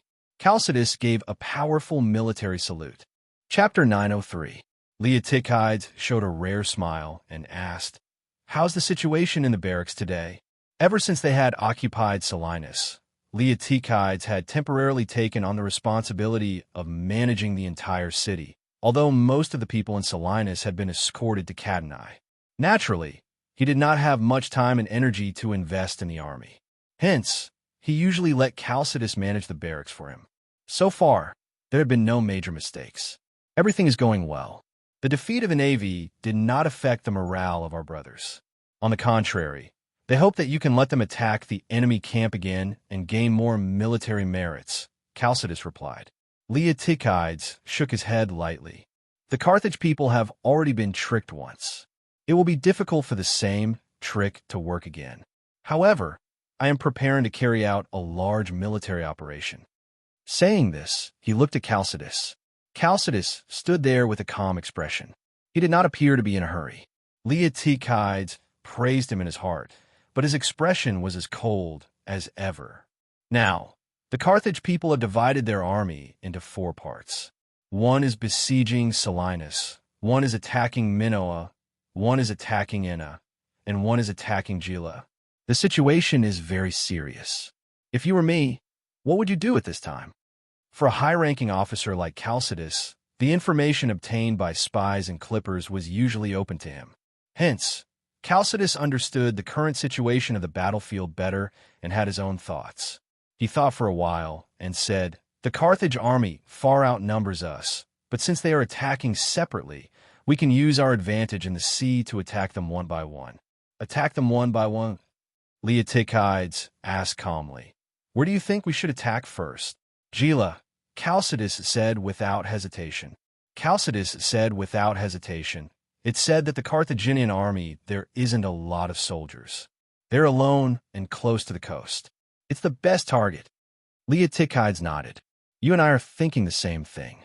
I'm going to lead the 8th Legion and 4th Cavalry Legion to Gela and defeat the Carthage army as soon as possible. After I leave, you will lead 5,000 reserve soldiers to guard this place." Chalcidius did not respond immediately. Instead, he looked hesitant. This made Leotychides feel strange. After a while, Chalcidius said resolutely, "Lord Commander, 5,000 soldiers are too many. 3,000 will be enough. This way, you will have more soldiers to defeat the Carthage army. I am confident that we can hold on until you return with victory." Leotychides was slightly stunned. He sat on the wooden chair and looked at Chalcidius for a while. Then, he stood up, walked in front of Chalcidius, and patted his shoulder. "After I leave Serenus, I am not only going to defeat the Carthage army in Gela. I am afraid that I will not be back for a long time. Also, Serenus is very important to us, so we must do our best to defend it. That is why I left so many soldiers for you. You don't have to worry about the small number of soldiers I lead. When we reach the east, I have plenty of soldiers to use." After hearing this, Chalcidius immediately said solemnly, "Lord Commander, please rest assured. As long as I am here, Serenus city is here. I will defend Serenus to the death." Leotychides' face twitched. His tone was a little gentle. "If you really can't hold on, there is no need for you to defend it. There is a fleet of the navy at the port to take the soldiers home safely. This war will be very long. In the future, we will have the chance to take Serenus back." Cadenai's fleet arrived at the port of Serenus. Leotychides led the army and was about to board the ship when they bumped into the messenger sent by Minoia, asking for help. It turned out that after Pamilca led the Carthage army to the Minoia territory and set up camp, they began to attack Minoia city. Unlike Monadino, Pamilca personally went to the front line to supervise the siege. Coupled with the iron-blooded command of the Iberian army, the soldiers did not dare to slack off. They attacked fiercely, putting a lot of pressure on the Minoia garrison. At this time, when Leotychides received this news, he did not have any good ideas. He could only comfort the Minoia people and ask them to hold on for a while. He would lead the army to rescue them as soon as possible. Under the escort of the Sicilian fleet, the fleet of Leotychides' army entered the port of Gela without a hitch. At the same time, Bru, the commander of the 7th Legion in the Lochley barracks, received an order from the Ministry of Military Affairs. The 7th Legion will head to Cadenai within the next day. Urgent! It's finally our turn. Breru's strong body jumped up from his seat and shouted excitedly to his adjutant. "Quickly send someone to inform Administrator Lochley and ask them to prepare for the expedition. Also, inform all the brigades of this news and ask them to recall their soldiers immediately." "Yes, Legion Commander." Not long after, there were continuous cheers in the barracks. After Breru heard this, he smiled. Breru was once the broody leader of Ciudad Abyssinia. Later, Abyssinia was merged into Dionia, and he became a senator. However, he did not engage in government affairs like Bagalipi and chose to join the Legion of Dionysia. During the Southern Italian War, he was the first captain of Legio IV. In the end, he was captured by Dionysius together with Legion Commander Dracos. Dracos was killed, but he was imprisoned because of his former identity as the broody leader and was eventually rescued. As the only high-ranking officer of the Legion of Dionysia who was captured by Syracuse during the Southern Italian War and survived, he regarded this as the greatest humiliation. He fought bravely in the subsequent wars and was promoted to the commander of the 7th Legion because of his merits. In this war, all the other legions had participated, but only the 7th Legion was still idle. Breru had repeatedly written letters to the Ministry of Military Affairs to complain about this injustice. Not long ago, the Ministry of Military Affairs sent a message saying that Carthage's army had once again landed in Sicily and reminded him to make preparations. Breru began to send out an order to gather the 7th Legion to the surrounding towns. Now, the 7th Legion in the barracks was fully equipped and the morale of the soldiers was high, waiting to go into battle and kill the enemy. But soon, the reply from the Lochley City Hall poured cold water on Breru because there were not enough passenger ships to transport troops in Lochley Port for the time being. They needed to wait for another day or two to make preparations. Breru was depressed. At this time, the adjutant reminded him, "There are no ships in Lochley. Isn't there still Legim?" Breru's eyes lit up. In the past, the soldiers of the 7th Legion came from Lochley, Hibernian, and Colonia. But last year, after Legim and its son Barina were completely integrated into the kingdom, these two cities were also included by the Ministry of Military Affairs as the source of the 7th Legion's troops. But because the relationship had not been straightened out, and because of the outbreak of war, the 7th Legion had not yet sent out a notice to let the military training officers of Legim and Barina arrange for their citizens to participate in rotation training in the Lochley barracks.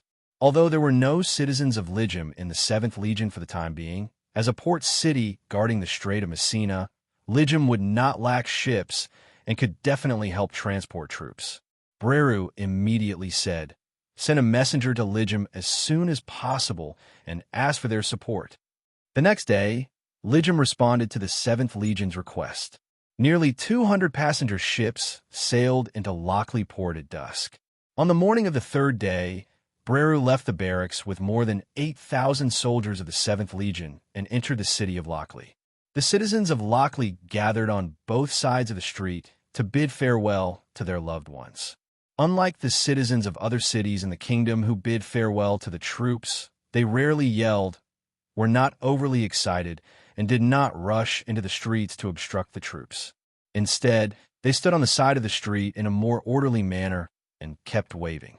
Although after joining the Kingdom of Dionia, Lochley no longer implemented the cruel laws set by Zelychus, and there were no more disabled people appearing in more than 10 years, the citizens of the city had integrated restraint and obedience into their blood.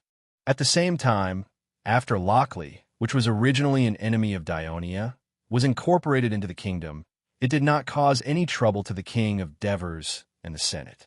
Of course, an important reason was that the citizens of Lochley who believed in Persephone and paid attention to the rule of law were easy to identify with the kingdom of Dionia. Before the troops entered the port, they passed by the shipbuilding workshop of Lochley. There were 7 to 8 large dry docks juxtaposed on the beach, and many shipbuilders were building 3-deck or warships. Stacks of thick tree trunks were stacked on the sand in the open air. From time to time, there were teams of carriages carrying trees into the workshop. In a number of temporary wooden sheds, carpenters were working nonstop on the rough tree trunks into pieces of flat and smooth ship planks. The people in the workshop were focused on their own work, and few of them were distracted to look at the 7th Legion passing by. This lively and orderly shipbuilding scene was not only seen in Lochley, but also in other seaside towns that had shipbuilding capabilities, such as Turiae, Crotone, Trine, Silatina, Legim, Tarentum, Cadanae, Naxos. The entire kingdom of Dionia was doing its best to build more warships as soon as possible, so that they could continue to gain the upper hand in the war with Carthage. In the morning, the fleet of ships carrying the soldiers of the 7th Legion left the port of Lochley and sailed to Cadanae on the eastern coast of Sicily. After receiving the order from the king of Devers, although the Middle-Age was very excited, he did not immediately lead his fleet to attack Corsica. This was because he wanted to attack Alenia first. Compared to the small strongholds that the Phoenicians had scattered all over Corsica, Alenia, as the only Phoenician town in Corsica, had a small but fertile agricultural land, rich mining, and a relatively large port. Without a doubt, this gave the Middle-Age an advantage. Chapter 904. However, he also knew that Alenia wasn't an easy city to attack. According to the information he obtained from the intelligence department, there were more than 3,000 militia in the city, and it had a 67-meter-tall city wall. Once a battle broke out, the Third Fleet, which only had 6,000 infantrymen, would have to pay a hefty price to attack Alenia. Moreover, Middle-Age was good at sea battles and had no experience in land battles. Middle-Age knew his own strength, so he didn't act blindly. Instead, he gathered his subordinates for a discussion. The commander of the fleet's infantrymen, Maeontid, gave a suggestion: lure the Alenian soldiers out of the city and eliminate them. This would weaken their defensive power, and it would be easier to attack the city. There were 4 commanders of infantrymen in the Dionysian army. They belonged to each of the 4 main fleets, and they were the second in command of each fleet. They had to listen to the command of the fleet commander, and they had the power to manage and train all the infantrymen in the fleet. In times of war, they could command the infantrymen to land on the coast and attack the enemy's territory. The number of infantrymen in the commander's fleet wasn't fixed, and it depended on the number of Raven warships in the commander's fleet. The way to lure them out was to disguise themselves as Etruscan pirates and attack Alenia's silver mines. For the past century, the two most famous pirate groups in the Italian peninsula were the Illyrians from the Adriatic Sea and the Etruscans from the west coast. Unlike the Illyrians, who became pirates for the sake of survival, the Etruscan pirates were initially formed privately by the Etruscan city-states in order to fight against the Greeks, who were constantly colonizing the Italian peninsula and began to threaten the Etruscan hegemony in central and northern Italy. As the wave of Greek colonization in the western Mediterranean weakened and the final sphere of influence between the two sides was determined, the Etruscan pirates decreased significantly. However, 30 years ago, the number of Etruscan pirates increased again. This time, it wasn't because of the government, but because the Celts in northern Italy began to invade the south and took over the Etruscan lands. This was especially so when the Celtic army swept through the entire Etruscan territory more than 10 years ago and even captured Rome. Many Etruscans fled to the sea and became pirates. Even after the Gauls were defeated, there were still some Etruscans who had tasted the sweetness of reaping without sowing and wanted to continue plundering the west coast of Italy. However, during this period, due to the establishment of the Third Fleet of Dionia, which strengthened the patrolling of the coast of the Kingdom of Dionia and its allies, the number of Etrurian pirates who were frequently attacked was greatly reduced again. They could only hole up in the north of the west coast of Italy, not daring to go south. Although Carthage had once formed an alliance with Etruria and still maintained a tacit understanding of not attacking each other, Alenia had been attacked by Etrurian pirates many times in the past. After Maontide's suggestion was accepted, Middleades began to make meticulous preparations. He even went to the newly conquered Etruscan city of Kestra to learn about the Etruscan pirates in detail. He even borrowed a few Etruscan cargo ships and the armors and weapons of its soldiers. 2 days later, dozens of warships of the Third Fleet were fully loaded with fleet soldiers. They quietly approached the beach between Alenia and the Etruscan town of Mariana in the north at night. 4,000 infantrymen of the fleet landed on the shore and snuck into the mountains. On the second day, a few Etruscan ships suddenly broke into the coastal waters of Alenia and approached the northern beach of Alenia. More than 200 Etruscan pirates landed on the shore and charged towards a famous silver mine in the mountainous area northwest of Alenia. Ever since the Dionia army landed in the Latin region, the Alenians had been on tenterhooks. However, after 1 or 2 months, the Dionia army didn't land on Corsica's soil. They didn't even see a trace of Dionia's warships in the coastal waters.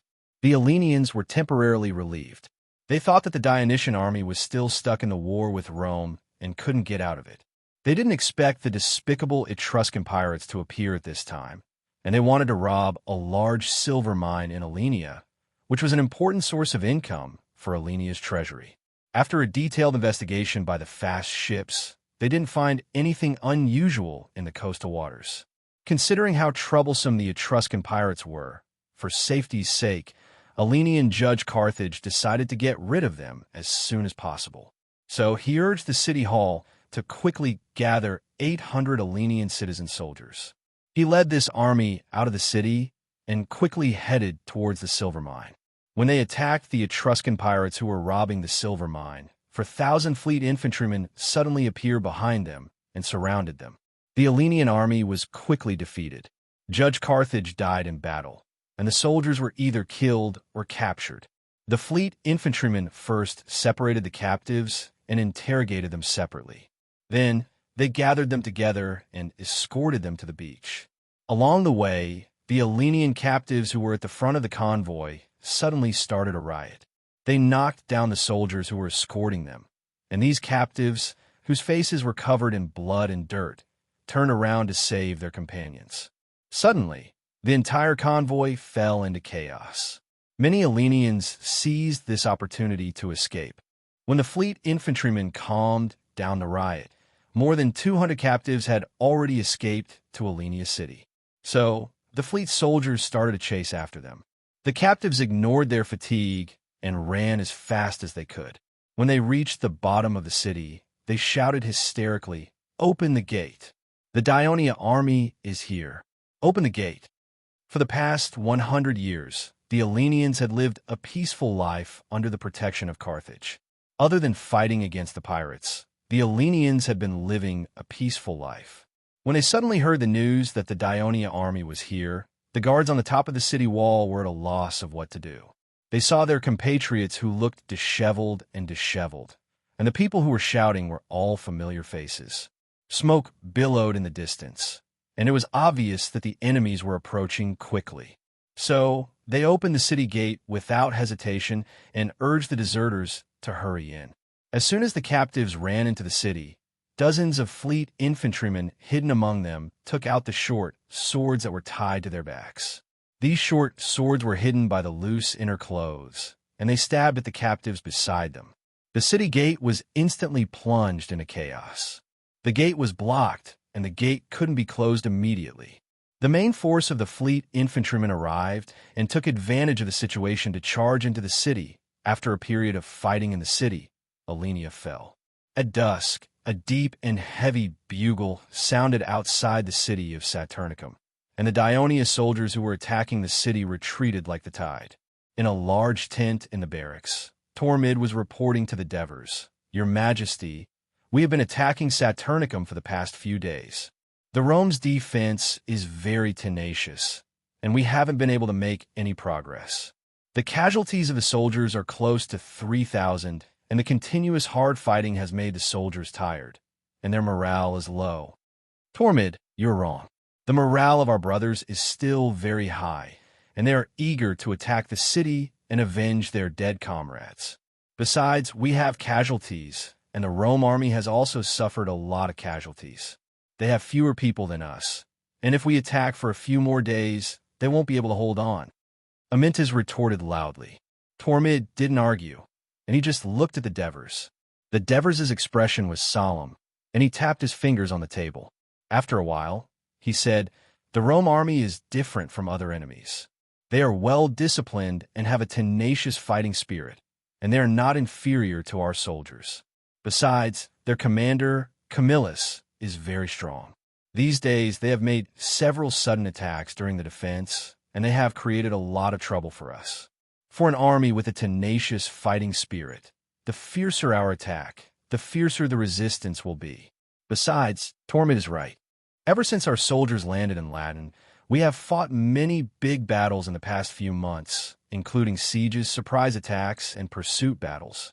In just a few months, we have defeated the Rome army and conquered such a large territory. It's time to slow down. The soldiers are made of flesh, not iron. Even if they are iron, they will bend after repeated collisions. So, I have decided to stop attacking the city tomorrow and continue to besiege Saturnicum. I think the last football game in Rome was very popular with the soldiers, so we can continue to play football and football games in the camp. We can expand the scope of the games. First, we will play between the battalions of the legions, and the winning team will participate in the competition between the legions. Whether it is the winning team within the legion or the champion team between the legions, they will get a generous reward. Let the soldiers relax and be happy. When it came to the soldiers' favorite sport, the legion commanders all smiled and said yes. According to the military concept of the people of Rome, war was the most important event related to the survival of the city. The citizens gathered for the battle, killed the enemy, and returned with all their strength. There had never been a game in the camp. But since the last game, Sextus had been fascinated by this new game. At this moment, his face was full of joy, and he asked, "Your Majesty, will you still bring us to the game this time?" According to Sextus' military position, he was not supposed to appear in the military meeting of the Dionysian army. However, now that the reserve force of Rome had become a force to be reckoned with in the Dionysian army, Tormid had to inform him every time the Devers held a military meeting. Absolutely not. Matones objected loudly. and his attitude was extremely firm. Your Majesty, you cannot participate in the game. Otherwise, the other legions will not be able to take the game seriously. Don't worry. This time, I will only be a spectator. The Devers smiled at the anxious Matones and then looked at the slightly disappointed Sextus. However, the soldiers of the reserve force really don't know how to play football, let alone football. It is not very fair for your legion to compete with them. Chapter 905. Divers seemed to have remembered something. He turned around and looked at his son, who was standing beside him. Crodo, I have a mission for you. Bring a few staff officers to the camp of the reserve team and teach the soldiers how to play football and football. I will ask Talmud to postpone the game of the reserve team as much as possible. Yes, Your Majesty. I will teach them as soon as possible. After Clodo Catax solemnly answered, he couldn't help but ask, Can I go on stage with them? You'll have to ask your Uncle Matones. The Devers smiled at Matones again. Facing Crodo Catax's eager gaze, Matones chose to give in. Of course you can. After the celebration in Rome, Sextus now knew that Clodo Catax was the son of the king of the Devers, which showed how much importance the Devers attached to the reserve brigade in Rome. He welcomed Clodo Catax with open arms. Your Majesty, we will not attack Saturnicum for the time being. What about Antium and Valette? Olivers asked. For the time being, we will send the cavalry to keep an eye on them. We will discuss this after the football and football games. Although the Devers said that, he already had a plan in mind. He planned to attack Anium next. There were not many soldiers in Anium, and it was a port city. Conquering it would make it easier for them to transport supplies by sea. At the same time, it would put pressure on the garrison in Saturnicum. Your Majesty, Carthage's army has landed in Sicily. This time is different. Our army in Sicily will face a great threat. Shouldn't we end the war with Latin as soon as possible and go to Sicily to rescue them? Amyntas was unwilling to give up, so his tone was a little harsh. Divers looked at him, and his expression became serious. I've said it before. Soldiers are made of flesh, just like us. They are not made of iron. They need proper rest and entertainment to relieve their melancholy and war weariness. Go back and look at your first legion. There are so many new faces compared to when you first came to Wolsey. Don't you feel guilty at all? Since you said that Carthage's army is a threat to Sicily, then we can indeed end the war with Latin as soon as possible if we pay the price of countless casualties and forcefully take Saturnicum. But do you think we can defeat Carthage's army with such a half-crippled army? The Devers' voice was not loud, but everyone could feel the anger in his words. It was as if a gust of cold wind had blown into the tent, and almost everyone felt a chill in their hearts. Amyntas blushed, but he didn't dare to make another sound. Upon seeing this, the Devers slightly smiled and softened his tone before slowly saying, Just because we're not storming Saturnicum doesn't mean that we'll leave it alone. The encampment must continue to advance to the bottom of the city to clear the traps and tighten the encirclement. The ballistae must bombard the city walls every day and throw fireballs into the city. We must build the siege ramparts as soon as possible so that the light infantry can attack the Roman soldiers from afar. In short, we must keep the Roman army in a constant state of tension and exhaustion. Speaking up to this point, the Devers suddenly looked at Sextus in the far corner and asked softly, Sextus, before we attack Saturnicum, we once asked the Roman family who came down from Capitoline Mountain to persuade them to surrender. Why didn't it work? Everyone's eyes shifted to the Roman general. The young Sextus did not feel nervous because of his family background. He said with a complicated expression, I think this may have something to do with Camillus. He is very respected by the citizens of Rome, and he is also a role model for them to learn from. He brought back the family that your Majesty gave to him at the bottom of Rome. Some of the citizens in the city must have learned from him. The nobles of Rome protect the interests of their clans and will try their best to gain honor for their families. So in the past, surrendering to the enemy will be seen as a disgrace by them. Therefore, many people may learn from Camillus's method. Even if others have other ideas, they will temporarily follow suit. Moreover, we attacked too quickly, and the defenders in the city resisted with all their might. Naturally, no one will quietly leave the city to surrender. Camillus is an amazing person from Rome. No matter how he behaves, no one can criticize him. Moreover, he is good at learning at such an old age. Look at the defensive facilities he set up under the city. He learned from us and even made some improvements. He made us suffer a lot. Unfortunately, according to the Tustrons, he is paralyzed in all 4 limbs. It is said that it is a little difficult for him to speak.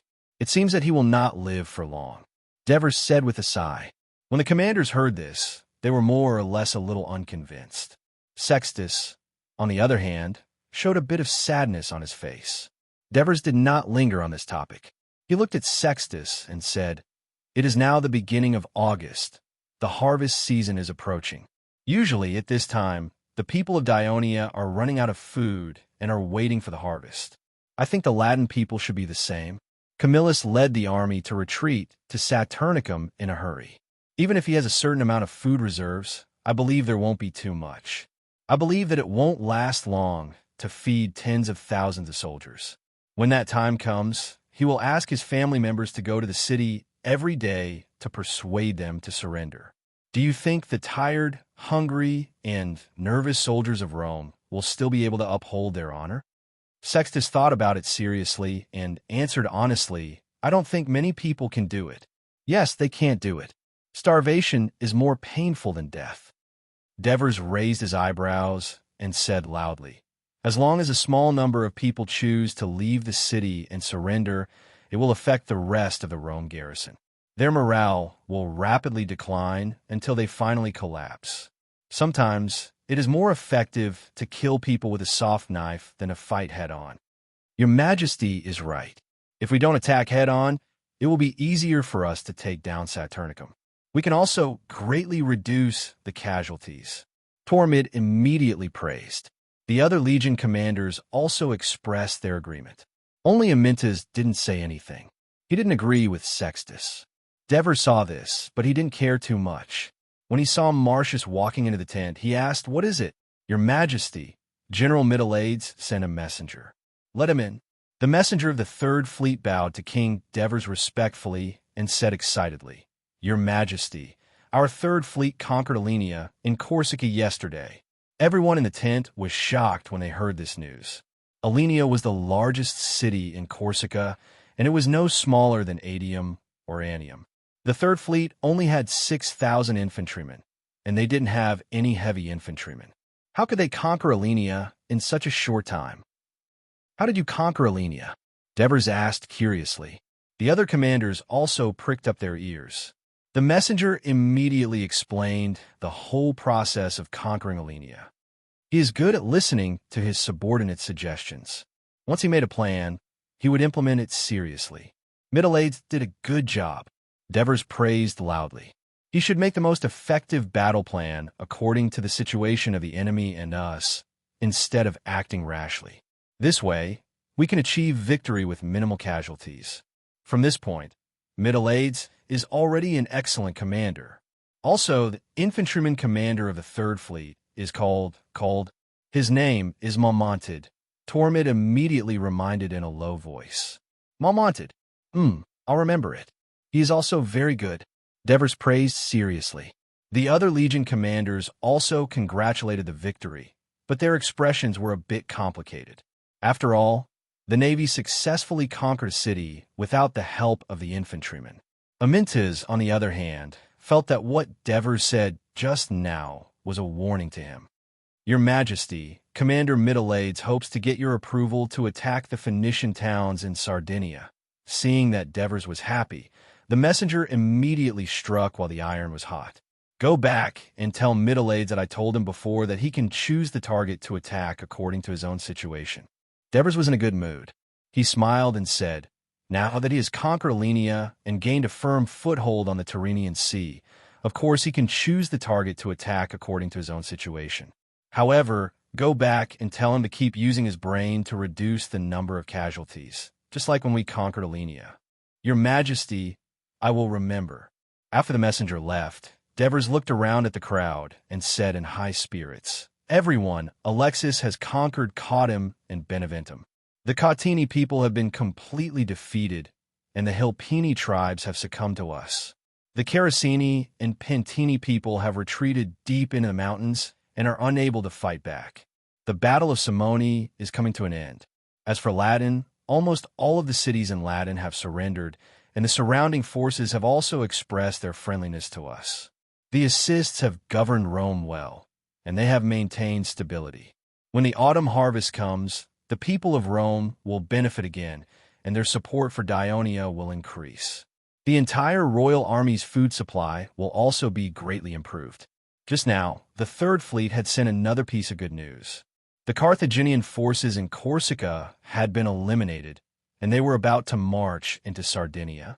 Now, the war in Dionia, north of Lygum, had stabilized. Either they had a great advantage in every battlefield, or they were about to end. In a situation where the overall battle situation is favorable to us, Carthage's army has actually landed in Sicily again. In my opinion, this is not a bad thing, but a good thing. The Sicilian fleet has the advantage of the sea, and both Plessis and Cypros are very capable. They can completely resist the attack of Carthage's people for a period of time, and stall the Carthage army, wearing down their spirit. When we end the Battle of Rome, we will gather the army, rush to Sicily, and annihilate the Carthage army. At that time, I don't believe that Carthage still has the ability to send out another large army. The Dever's words greatly excited the generals. On the third day after Leotychides led his army to Gela, he was already preparing to leave the city to meet the enemy. He did not even have time to wait for the reinforcements from Paxenus to arrive. Why was he in such a hurry? Chapter 906. This was because Leotychides had once again received an urgent request for help from Minoa. Carthage's army had been attacking ferociously for days, and the siege weapons they had created had caused great casualties to Minoa's defenders. Minoa was almost at his breaking point. At the same time, he had also received news from Serenus. The news that he had led his army to leave Serenus port could not be hidden from the Carthage's sentries who were patrolling the coast. The next day, Carthage's army launched an attack on Serenus city. All of this made Leotychides eager to get rid of the Carthage army outside Gera as soon as possible. So, after discussing with the people of Gera and the reinforcement from Comolina, he decided to launch a decisive battle against the Carthage army. In the early morning, Leotychides led 8,000 soldiers from the 8th Legion, 1,000 cavalrymen from the 4th Cavalry Legion, 5,000 soldiers from Gera, and 3,000 reinforcement from Comolina, a total of 17,000 soldiers out of Gera city. After marching 4 miles to the west, they faced the Carthage barracks and got into formation. The arrival of the huge military fleet at Gera port could not be hidden from the Carthage army, which was building a camp near the coast. So, for the past 2 days, Carthage's army did not attack the city. Instead, under Casego's repeated persuasion, Hasdrubal summoned about 2,000 soldiers from Aeginum, leaving only a few hundred behind. In addition, he also issued an order to the Carthage army that was under his command, which had participated in the siege of Enna. So, he ordered 1,500 soldiers to trek through the mountains, traveling day and night. Casego's words moved Hasdrubal. According to the sentry's observation, there are no less than 200 military ships from Dionia. So, at least 10,000 Dionia soldiers have entered Gera. In this way, the number of defenders in the city is about the same as our soldiers. Therefore, the people of Dionia will not only defend the city, but also want to defeat us. Because compared to the huge army led by Lord Margot, our numbers are small, and we're the closest to the territory of Dionia, so we are a great threat to them. As long as we can defeat the Dionysian army, we can achieve the goal that Lord Margot promised in the Senate as soon as possible. We can drive the Dionia out of Sicily, and you, Hasdrubal, will be praised by the people of Carthage. Therefore, when Hasdrubal learned that the Dionia army had left Gera, he could not wait to assemble his troops in the camp. While the Dionia allied army was getting into formation, Hasdrubal led his army out of the encampment. He came to the opposite side of the Dionia allied army and got into formation. Hasdrubal's army consisted of 10,000 mixed Phoenician and Namibian soldiers, 4,000 Iberian soldiers, 2,500 Lusitanian soldiers, 600 Celtic soldiers, and more than 1,000 special soldiers, for a total of about 18,500 soldiers. As the battlefield was a flat grassland, they could see everything within a few miles. The Daionia allied army was the first to get into formation, so it gave Hasdrubal and Kisago a chance to observe. The Daonian allied army was arrayed in a battle formation that was about 3 miles long. They were all heavy infantry, stacked one after another like a long iron wall. Because the unique black helmets and black armor of the Legion of Dionysia were unusually conspicuous in the formation, they first attracted Hasdrubal's attention. He found that the Dionysian army was mainly concentrated on the right side of the formation, the left wing of the Daionia allied army. Therefore, after a brief discussion with Kisago, he began to arrange the formation. 7,000 mixed Phoenician and Namibian troops were on the left wing, facing the Daionia Legion soldiers. This army was specially formed by the Maganid clan after they went to Iberia to develop. Due to various considerations, they did not recruit the people of Carthage at that time. Instead, they recruited many poor and refugees from the Phoenician allies in the Namibian region and the coast of North Africa. At first, there were 20,000 people, and at its peak, there were 40,000 people. They were the main force of the Maganid clan in Iberia to establish a foothold and expand their territory. For more than a decade, under the leadership of Kisago and Maganid, they had fought countless battles with the fierce indigenous people of Iberia. They were the most important force of the Maganid clan. For this attack on Sicily, Kisago brought 20,000 people and 10,000 soldiers to stay in southern Iberia. In the middle, Hasdrubal was going to let the remaining 3,000 Phoenician and Namibian soldiers and 2,000 Iberian infantry guard. The Iberian infantry was composed of the indigenous people living in southern Iberia. Although they were not as fierce as their distant relatives, the Lusitanians, they had a large population and were more united. They had once caused a lot of trouble for the Maganid clan in the conquest of southern Iberia.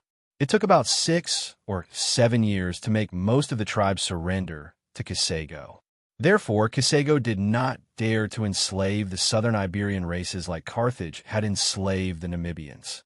Instead, he listened to his nephew Hacker's opinion. As long as they surrendered, they would not be deprived of their territory, and they would be allowed to live freely in the area under their jurisdiction. They would not be taxed, and they would not interfere with the internal affairs of the tribes.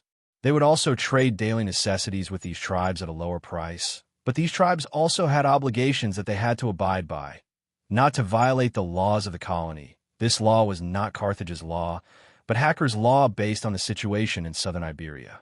When a Maganid clan launched a war, they needed to provide a source of soldiers. Of course, if they won, they would also receive generous rewards. In addition, wars were not allowed between the tribes. Once there was a conflict, it was handed over to the Maganid clan to mediate and resolve it. This was tantamount to the Maganid clan becoming the great leader of the tribes in southern Iberia. The interests of the tribes were not harmed, but instead received a lot of benefits. Naturally, the resistance against Kisago was greatly reduced. At this point, Kisago's territory in southern Iberia not only remained generally stable, but also had a large number of free soldiers, greatly reducing the military costs of maintaining the territory's security and also reducing the number of mercenaries, mainly referring to the Phoenician and Namibian troops. In this landing, Kisago brought 15,000 Iberian infantry.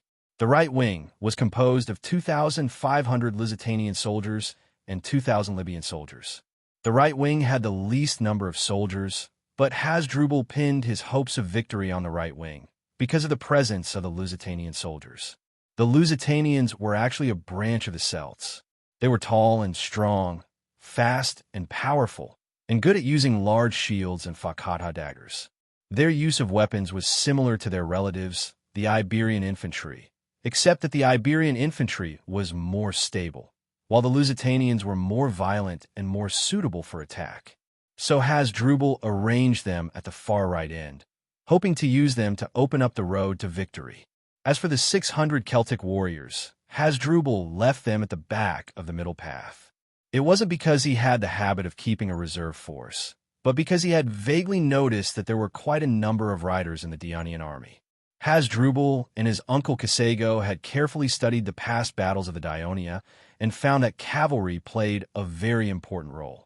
They even used it in the conquest of southern Iberia, using cavalry many times to defeat the enemy and turn the tide of the battle. After all, Carthage's cavalry was very rich. Carthage cavalry, Namibian cavalry, Mauritanian cavalry, and even the Lusitanians had a lot of cavalry. This time, the army led by Kasego had more than 7,000 cavalry.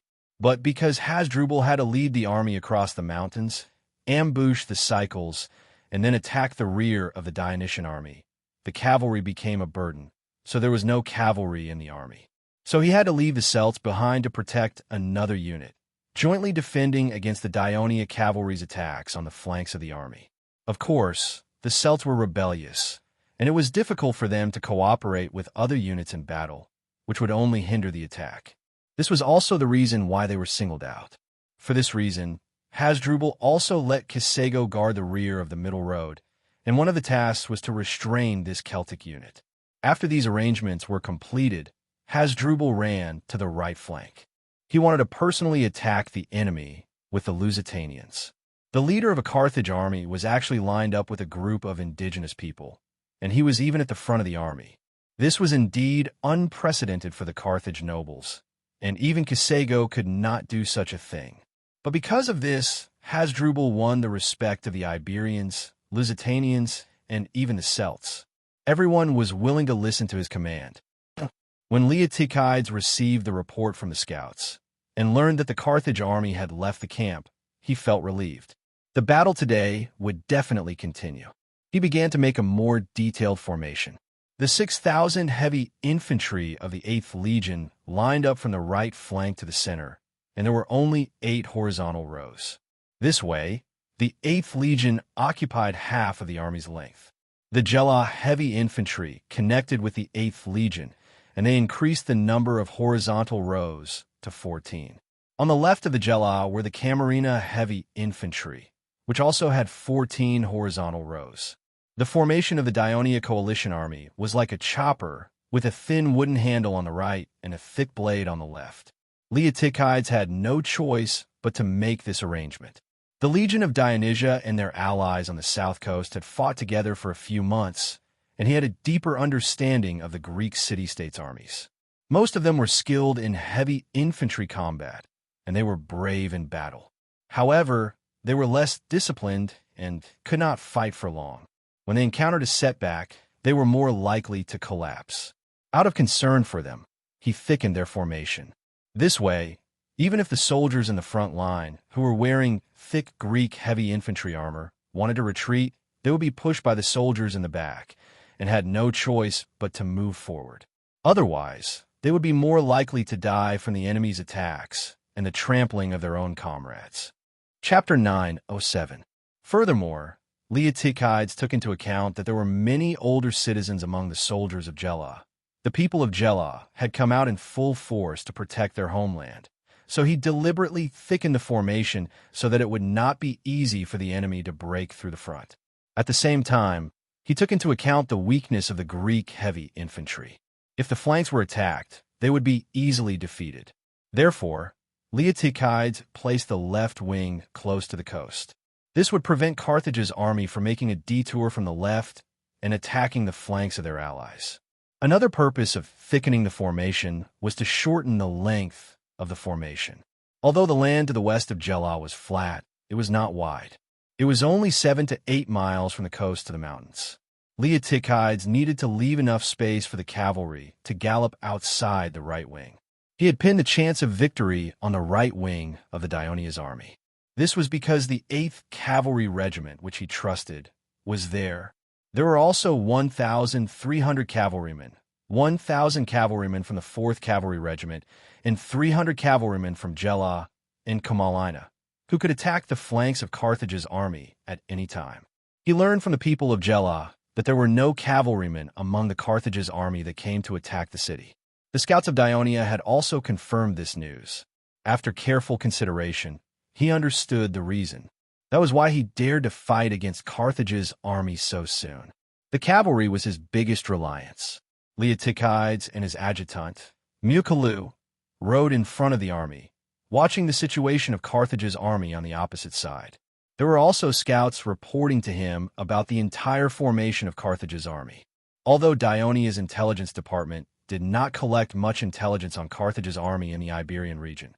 This was because in order to protect the source of its precious metal mines, Carthage had clearly stated in the previous peace agreement with Dionia that Dionia merchant ships were not allowed to trade with Carthage's territory in Iberia. At the same time, Margo's control of his territory was also strict, and he was vigilant against outsiders. It was quite difficult for Dionia's intelligence personnel to enter the southern part of Iberia, where Carthage belonged. Leotychides roughly knew that the infantry wearing pointed helmets, white linen breastplates, outer chainmail, and holding spears and shields were Phoenician and Namibian infantry. The infantry wearing flat helmets, white lining with purple edges, outer armor, and holding long shields and short swords were Iberian infantry, and the soldiers wearing black robes, armor, and also holding long shields and short swords might be the rumored Lusitanian warriors. After roughly understanding the situation of the Carthage army's formation, Leotychides breathed a sigh of relief in his heart. He turned to Muculae and said, "It seems that the Carthage people are really worried about the attack power of our legion soldiers, so they specifically placed their main force in Iberia on the left flank. In this way, we will first set up the formation and use the 8th Legion to attract the opponent's main force and reduce the pressure on the friendly soldiers." The reason why he said this was because Muculae had reminded him before that it was best not to set up the formation before the enemy arrived, because it was mentioned in the military law of Dionia that it was best not to let the enemy know their own formation deployment before the battle, so as not to have the opportunity to make targeted arrangements. At this time, Muculae did not blindly agree. He reminded, "Sir Commander, the Carthage people have placed those Lusitanians on their right flank. In the past, it was rumored that the Messapi, the Lucanians, and the Simonians were very fierce, but they did not pose much of a threat to Dionia. Now, it is rumored that the Lusitanians are very fierce. I think we should not blindly listen to these rumors. Let's see how the battle goes first." There was a hint of disdain in Leotychides' calm tone. He reminded Muculae in turn, the biggest advantage of the Greek heavy infantry is that their frontal defense is very strong, and their attack power is not weak either. This is precisely the area in which our coalition army is superior to them other than the cavalry. Therefore, as long as it is a frontal battle, we will not be at a disadvantage. At this time, the messenger of the 8th Legion rushed over and reported to him that the Legion had finished setting up the formation. Leotychides immediately looked back to the left. The noise was still incessant, and he could not help but feel a little dissatisfied. Immediately send someone to urge the Gelans and Kamalina people to speed up the formation. After saying that, he turned his horse around, passed through the gap in the formation, and returned to the back of the middle road. Woo! More than 10 minutes later, the Dionia coalition army blew the horn to attack. The entire army began to move forward slowly, and the fastest was the light infantry of the 8th Legion. They passed through the gap in the chessboard formation of the 8th Legion and rushed towards the enemy in a loose formation. They wanted to use arrows and javelins to give the enemy the first wave of attacks, to disrupt the enemy's formation, and to pave the way for the subsequent attack of the heavy infantry. Hasdrubal and Kisego knew about the past battles of Dionia, and naturally knew about this set of heavy infantry tactics of Dionia. When they saw the black helmets and black armor of the 8th Legion on the opposite side of their left flank, they were prepared. Therefore, when the light infantry of the 8th Legion rushed out of the formation, Kisego also responded by sending out the army that had been waiting at the rear of the left flank. There were about 1,700 men in this army, and 500 of them were Lusitanian harpooneers dressed in black robes. They held a kind of javelin with a hook. This kind of javelin was difficult to pull out after piercing into the human body. Therefore, the Lusitanian harpooneers were feared in Iberia. The 1,200 soldiers behind them were dressed in unlined white clothes, with a heavy sack tied around their waist and a dagger. They did not wear helmets or armor, and were even barefoot. They only held a catapult made of wool and linen in their hands. Yes, they were catapults from the Balearic Islands. The Balearic Islands were a series of islands in the western Mediterranean near the east coast of the Iberian Peninsula. The inhabitants of the islands had a tradition of training catapults. Children were trained as soldiers from early age, and their mothers did not even give their children bread in the beginning until they hit a distant target with a catapult for the first time. The Balearic people, who lacked resources and materials, used a large number of cheap catapults to defend the security of the island, and residents with superb catapult skills often used this skill to obtain meat and improve their lives, such as using catapults to hit birds. Margot occupied the southern part of Iberia, mainly the southeast, which was adjacent to the Balearic Islands. He obtained the loyalty of the Balearic people by providing them with sufficient food. In the process of conquering Iberia, the Balearic catapults played a big role. This time, Margot brought 1,500 Balearic catapults to the expedition to Sicily. After the Balearic people walked out of the army, they stopped moving forward. They put their hands into the sack around their waist. The sack was divided into 3 compartments, each containing 3 types of lead shot. They took out the lightest lead shot, put it into the bag of the catapult, and then began to swing it.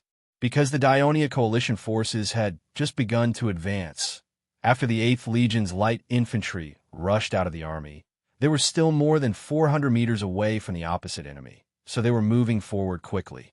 Before the formation had completely dispersed, they suddenly saw a dark cloud flying in the sky in front of them. Watch out for flying stones. Protect your head. The captain of the light infantry shouted hoarsely, and his face changed a little. With a reminder of the team officers, the light infantry, who had never been attacked by the catapults, lowered their heads and covered their necks with their hands. Although the Dionia light infantry wore unlined clothes, they were all equipped with leather helmets. After the lead shot fell, there was a loud groan, but there were not many casualties. Hurry up! Close in on the enemy! With the reminder of the team officers, the light infantry, whose bodies were aching from the flying stones, sped up.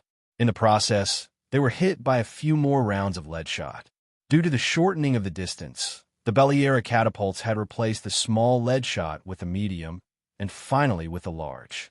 Since the Lusitanian harpoon gunners had rushed up, and the Dionia light infantry, of course, had also begun to attack, it was impossible for them to cover their faces with their hands. This caused their injuries to skyrocket, especially the archers.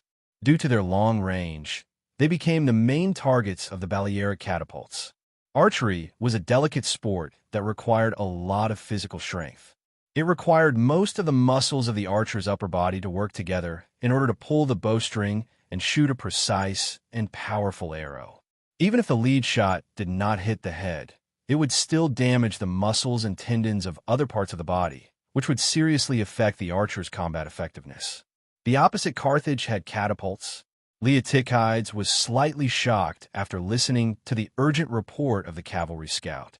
"Sir Commander, this may be the Balearic catapults mentioned in the intelligence," Mukherjee reminded. The Ministry of Military Affairs had previously mentioned that there were Balearic catapults in Margot's Namibian army. But this time, after the army led by Margot landed in Sicily, whether it was the siege of Serenus, the sneak attack on the Cycles, the siege of Enna, and the siege of Gela, they did not use this unit. Therefore, Leotychides had neglected their existence for a while. At this time, he immediately issued an order: let the bugler blow the bugle horn on the right flank to speed up the advance. Let the soldiers of the 8th Legion engage the enemy as soon as possible to prevent the catapults from disrupting our formation. Woo woo woo. The bugle horn sounded hurriedly from the rear. Upon hearing the bugle, the officers of the 8th Legion of all levels immediately ordered the companies and platoon flag-bearers to wave the raised military flags forward. The soldiers of the entire right flank gradually advanced forward.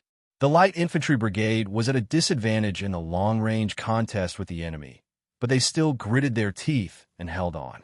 As a member of the entire legion, The light infantry officers knew very well that they had to buy time for their heavy infantry comrades in the rear. They could not allow the enemy catapults to attack the phalanx of the legion. Chapter 908.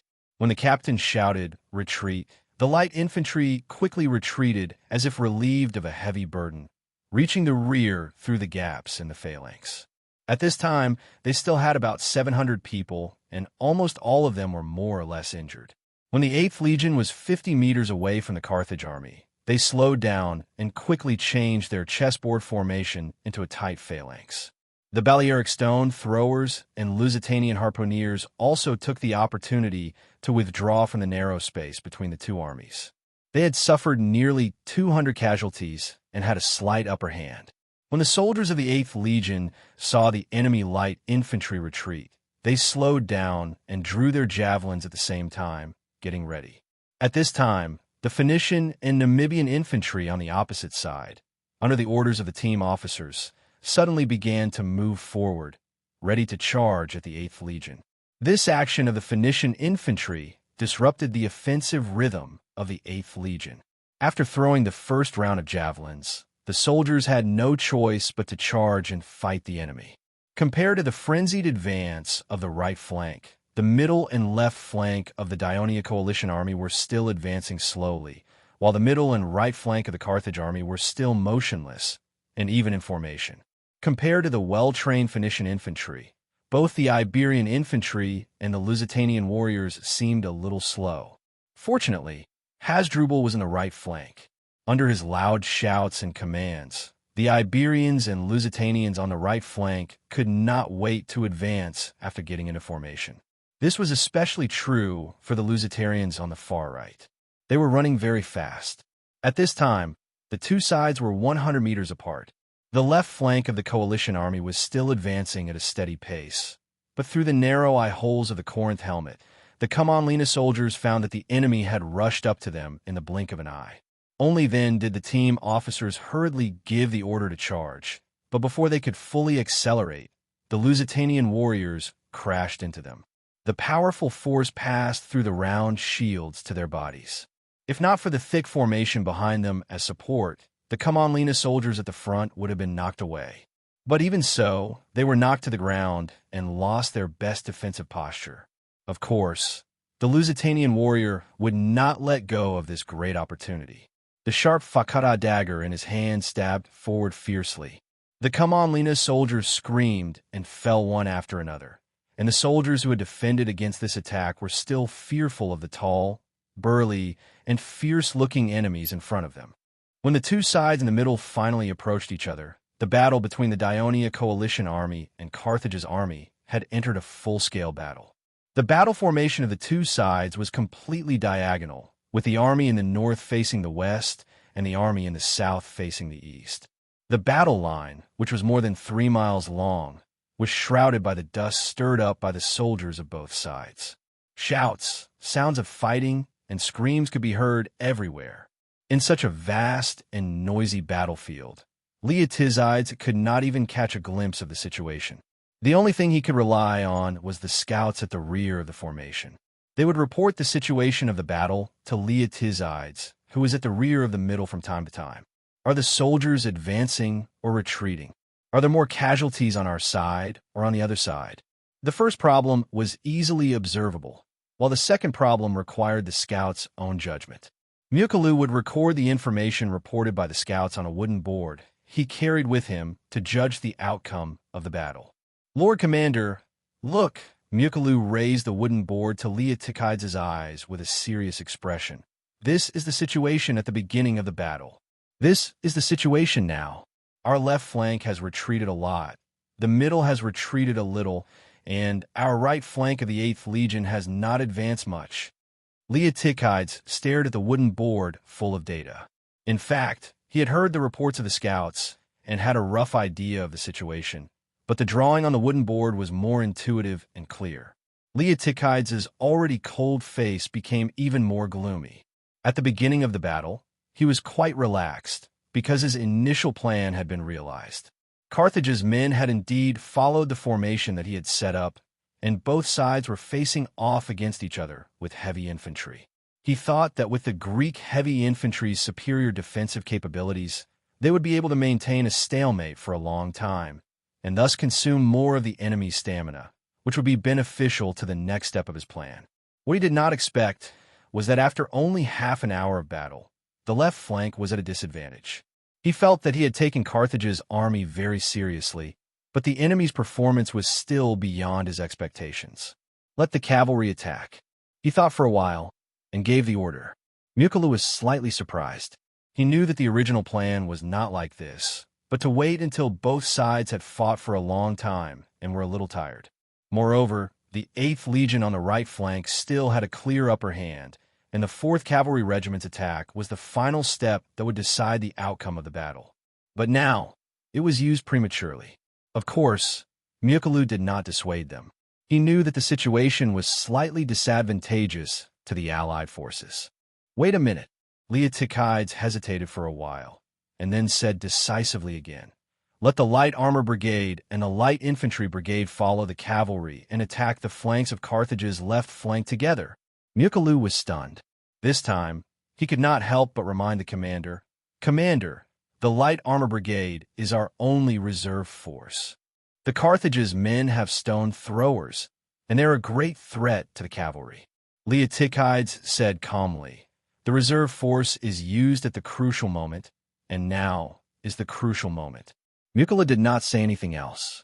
When he sent the messengers to inform the 3 troops, he felt a little uneasy. After all, Leotychides had bet all his chips on the left flank of Carthage's army, and from then on, he had lost the ability to interfere with the overall situation of the battle.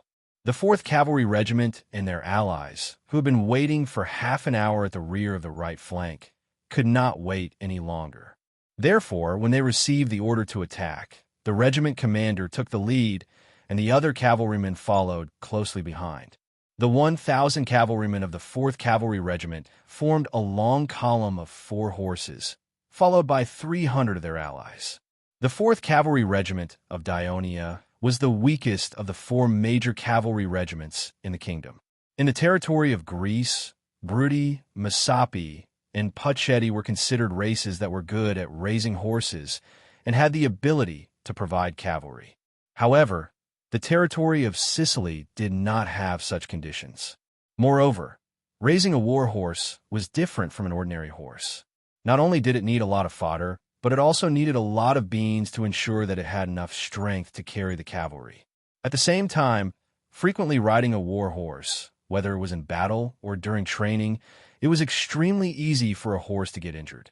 Therefore, usually, a family of cavalrymen would raise at least 2 horses to meet the basic needs of training and battle. Obviously, raising a war horse was a huge burden even for the wealthy citizens of Dionia and those who specialized in raising and selling horses. There was no tradition of raising horses in the territory of Sicily. Moreover, most of the people in the territory were refugees who had been persecuted by Syracuse many times. There were not many rich people, so when the 4th Cavalry Regiment was first established, there were very few citizens who signed up. After years of development, the lives of the people in the territory of Sicily had greatly improved. In addition, the kingdom's Senate had passed many preferential bills for the citizens who became cavalrymen. For example, the families of cavalrymen did not have to pay land tax, and every month, the Ministry of Military Affairs would give a certain amount of subsidies to each cavalryman. It could be said that the cavalry was the only army in Dionia that had a fixed salary. Under the stimulation of these favorable factors, the 4th Cavalry Regiment only had a little more than 1,000 people, far from being full. All these years, the 4th Cavalry Regiment had been living in the barracks and had not experienced any war. Since the beginning of this war, they had only played a supporting role and had not made any significant contributions. The cavalrymen were eager to prove themselves, so they bypassed the right flank of the enemy's formation and drew a long arc a few hundred meters behind the enemy's left flank. Under the influence of the extremely excited soldiers around him, Epsidemes deliberately ignored Leotychides' warning. Instead of waiting for the arrival of the Light Armor Brigade and the Light Infantry Brigade, he decided to launch a tentative attack first. After receiving the order to attack, the cavalrymen began to move their horses at a slow pace. However, before they could pick up their pace, they were attacked by the Balearic stone throwers. Even from a few hundred meters away, the Balearic stone throwers were still quite accurate. Moreover, they deliberately focused on the horses. Compared to the cavalrymen in leather helmets and armor, the war horse was a sensitive animal. As soon as it was hit by a lead pellet, it immediately neighed and jumped, abandoning the soldiers riding on it and running in all directions in a panic. In an instant, the sound of horses neighing could be heard everywhere. The cavalrymen who fell to the ground hurriedly chased after their war horses. The scene was chaotic, and the attack was forced to stop. After a rough calculation, Acidames found that he had lost more than 90 cavalrymen, which amounted to 1/10 of the total number of cavalrymen in the regiment. He could not help but feel a great pain in his heart. He no longer dared to act rashly, and instead waited for the arrival of reinforcements. More than 10 minutes later, the 2 brigades arrived. While they were waiting, the cavalrymen did not slack off. Acidames sent out a small team of cavalrymen to investigate. After paying a price of some casualties, they returned with the general situation of Carthage's left flank. The enemy's stone throwers were arranged in a loose linear formation 100 meters away from the enemy's formation, facing the 4th Cavalry Regiment. In front of them were hundreds of javelin throwers and hundreds of light infantry guards. As most of the Celts were bare-chested and did not wear armor, the Daionia cavalry thought that they were light infantry. Chapter 909. Thus, when the 2 brigades arrived, Acidames took out the battle plan that he had already thought of. After discussing and perfecting it with the 2 captains, they began to execute the plan. The light armor battalion was at the front, and the light infantry battalion was behind them after distancing themselves from them. As for the cavalry, they stayed where they were, waiting for the 2 battalions to entangle the enemy. Then, they would circle around the enemy's flank and attack. The soldiers of the 8th Legion's Light Armor Brigade raised their leather shields diagonally above their heads to defend against the enemy's flying stones. They charged at the enemy with a wide front.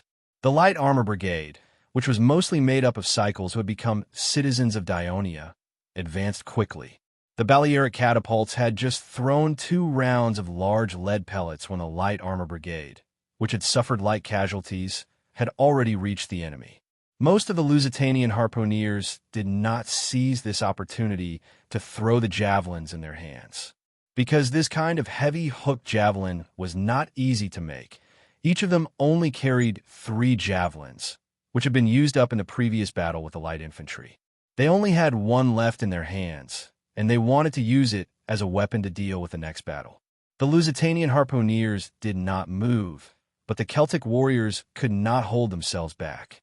They roared in anger, holding wooden shields in their left hands and great swords in their right as they swarmed forward. When the Daionia harpooneers saw a group of fierce-looking, half-naked men with unkempt hair charging towards them, they could not help but feel apprehensive. They ran like horses, roared like thunder, and raised their great swords high in the air. According to the training of the Light Armor Brigade, they should take the initiative to approach the enemy and unleash the power of their short swords. However, many of the Light Armor Brigade were intimidated by the enemy's aura and hesitated, not daring to approach them. In the blink of an eye, the Celtic warriors arrived in front of them, their great swords whistling through the air as they slashed down. The Light Armor Brigade raised their leather shields to block. Bang! It was as if a large rock had smashed into their shields. Their entire left arm felt a jolt of pain, and the numbness made it impossible for them to muster any strength. They could only use their shields to block and retreat. Some of the Celtic warriors' great swords even slashed into the leather shields, almost injuring the arms of the Light Armor Brigade. One could imagine the shock in the hearts of the light armor soldiers. They could not help but retreat. The Celtic warriors relied on their height and long legs, and they were like maggots attached to bones. The great swords in their hands chased and slashed continuously, breaking the leather shields of some of the lightly armored soldiers. Some of the lightly armored soldiers were even injured. As the great swords used by the Celtic warriors were extremely powerful, The wounds they caused were extremely terrifying. The injured soldiers lay on the ground and wailed in pain, which affected the morale of the lightly armored soldiers. If it were not for the strict military laws of Dionia, some of the soldiers would have already fled. The light armor captain was as anxious as an ant on a hot pan, complaining about the scout's mistake. How are these light infantry? They're even scarier than heavy infantry. He racked his brains for a countermeasure. Disperse. Start running. Lure the enemy away. The role of Dionia's light armored soldiers was never to fight in formation, but to use their light footwork to attack the enemy's weakness and chase after the defeated soldiers. Therefore, speed training was the focus of military training, and armed long-distance running was one of the most common events. Just as the officer began to relay the order, the lightly armored soldiers who were barely holding on under the pressure of the Celtic warriors immediately turned around and ran. However, they did not expect the Celtic warriors to be as strong as them. Even though the great swords and wooden shields in their hands were heavier than theirs, their running ability was not any weaker than theirs. Even when they ran at full speed, they could not pull apart the distance between them. Of course, the lightly armored soldiers who were still in shock did not know that these Celtic warriors lived in the mountains of northern Liberia. They mainly hunted and looted for a living. Long periods of chasing prey in the mountains had given them great stamina. However, the combative and easily angered Celtic warriors obviously did not have a sense of the bigger picture. Most of the warriors were in a hurry to chase after the Dionia light armored soldiers, forgetting the mission they were supposed to carry out. The Balearic stone throwers had lost their protection, and the 8th Legion's light infantry brigade was already in front of them. The battle between the stone throwers and light infantry began once again, but this time, the distance between the two parties was much closer. Some of the Dionia javelin throwers saw that the Balearic stone throwers only had a dagger with them, so they simply held their javelins and braved the rain of stones to rush forward and engage in close combat. Fortunately, there were still nearly 300 Lusitanian javelin throwers mixed in with the Balearic stone throwers. They rushed out in time and used their javelins as spears. The Lusitanians were obviously much stronger. Relying on their height and strength, they had the upper hand in the battle. For the Balearic stone throwers, their advantage was not only in long-range attacks, but also in close-range accurate throws. On the battlefield where both parties were fighting, the Balearic stone throwers split up and searched for their own targets. They used large lead pellets to throw at the Dionia archers and javelin throwers who were only 30 to 40 meters away, increasing their lethality by several times. Therefore, when Asidames, the commander of the 4th Cavalry Legion, saw that the light armored soldiers were being chased by the foreign warriors and that the light infantry were at a disadvantage, with soldiers falling one after another, he became very anxious. He immediately urged the cavalry to speed up, and while the attention of the Balearic stone throwers was distracted by the light infantry brigade, they circled behind them and defeated them. The Carthage left a few hundred foreign warriors at the back to protect their Balearic stone throwers. Our light infantry brigade was actually forced to retreat. When the adjutant, Mukru, heard the news from the scout, he could not help but feel shocked. He quickly looked at Leotychides and said, "Lord Commander, the Carthage have actually learned to use reserve troops. Now that the Comalinas are obviously unable to hold on, what should we do?" Leotychides did not seem to hear it. He sat on his horse like a statue, but his eyes were fixed on his right front. That was the 8th Legion that he had high hopes for. However, the surging black tide had encountered a reef, causing the speed of their advance to slow down. It was very likely that the 8th Legion had suffered a lot of casualties after the Battle of Minoa, and they had to replenish a lot of reserve troops, causing their combat effectiveness to drop. Of course, this also showed that the mixed Phoenician and Namibian infantry that they were facing was not a weak army. It was all because of the weak performance of the Carthage army in the Battle of Minoa that caused him to subconsciously misjudge the combat effectiveness of the Carthage army this time. At such a critical juncture, Leotychides could not help but search for various reasons that caused his misjudgment. Ever since he had participated in battles as an adult, including the battles in Sparta, He had not experienced defeat so far, so it was inevitable that he would lose his composure. He gripped the reins tightly with both hands and suddenly turned around and shouted, "Get me a long shield and a spear." The guard behind him immediately handed him his own. He reached out and took it, jumped off the horse, and waved it a few times. Then he raised his spear and shouted, "Soldiers, follow me to kill the enemy." According to the military law of Dionia, the commander of the legion had 50 guards and the regional commander had 100 guards. As the commander, Leotychides should have 100 guards, but in fact he only had one legion. In order to let his soldiers participate in the battle as much as possible, he did not increase the size of his guards.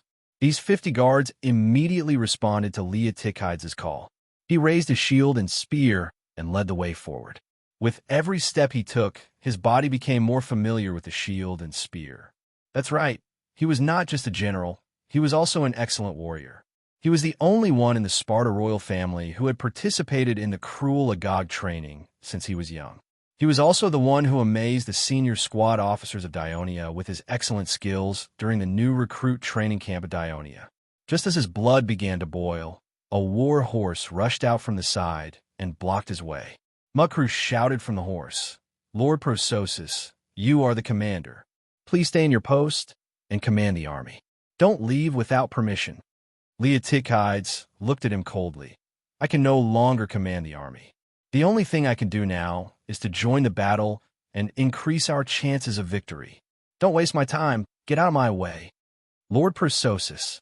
Macru did not move, but his tone was firm. It's written clearly on the first page of the military law of Dionia.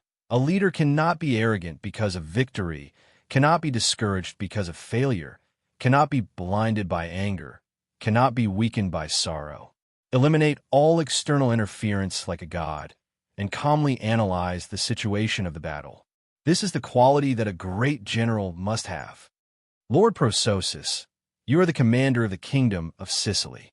Your responsibility is to protect the entire territory of Sicily. You should not be too concerned about losing one or two battles. If you abandon your duty, if the battle really fails, who will command our soldiers to retreat safely? Who will minimize the casualties of our soldiers? If the 8th Legion suffers heavy losses, will we still have the strength to defend Sicily?" Macru's words were like the morning bell, causing Leotychides to be stunned on the spot, his expression uncertain. After a while, he silently returned the shield and spear to the guard, then flipped over the horse and shook the reins. Under his control, the war horse began to trot to the right.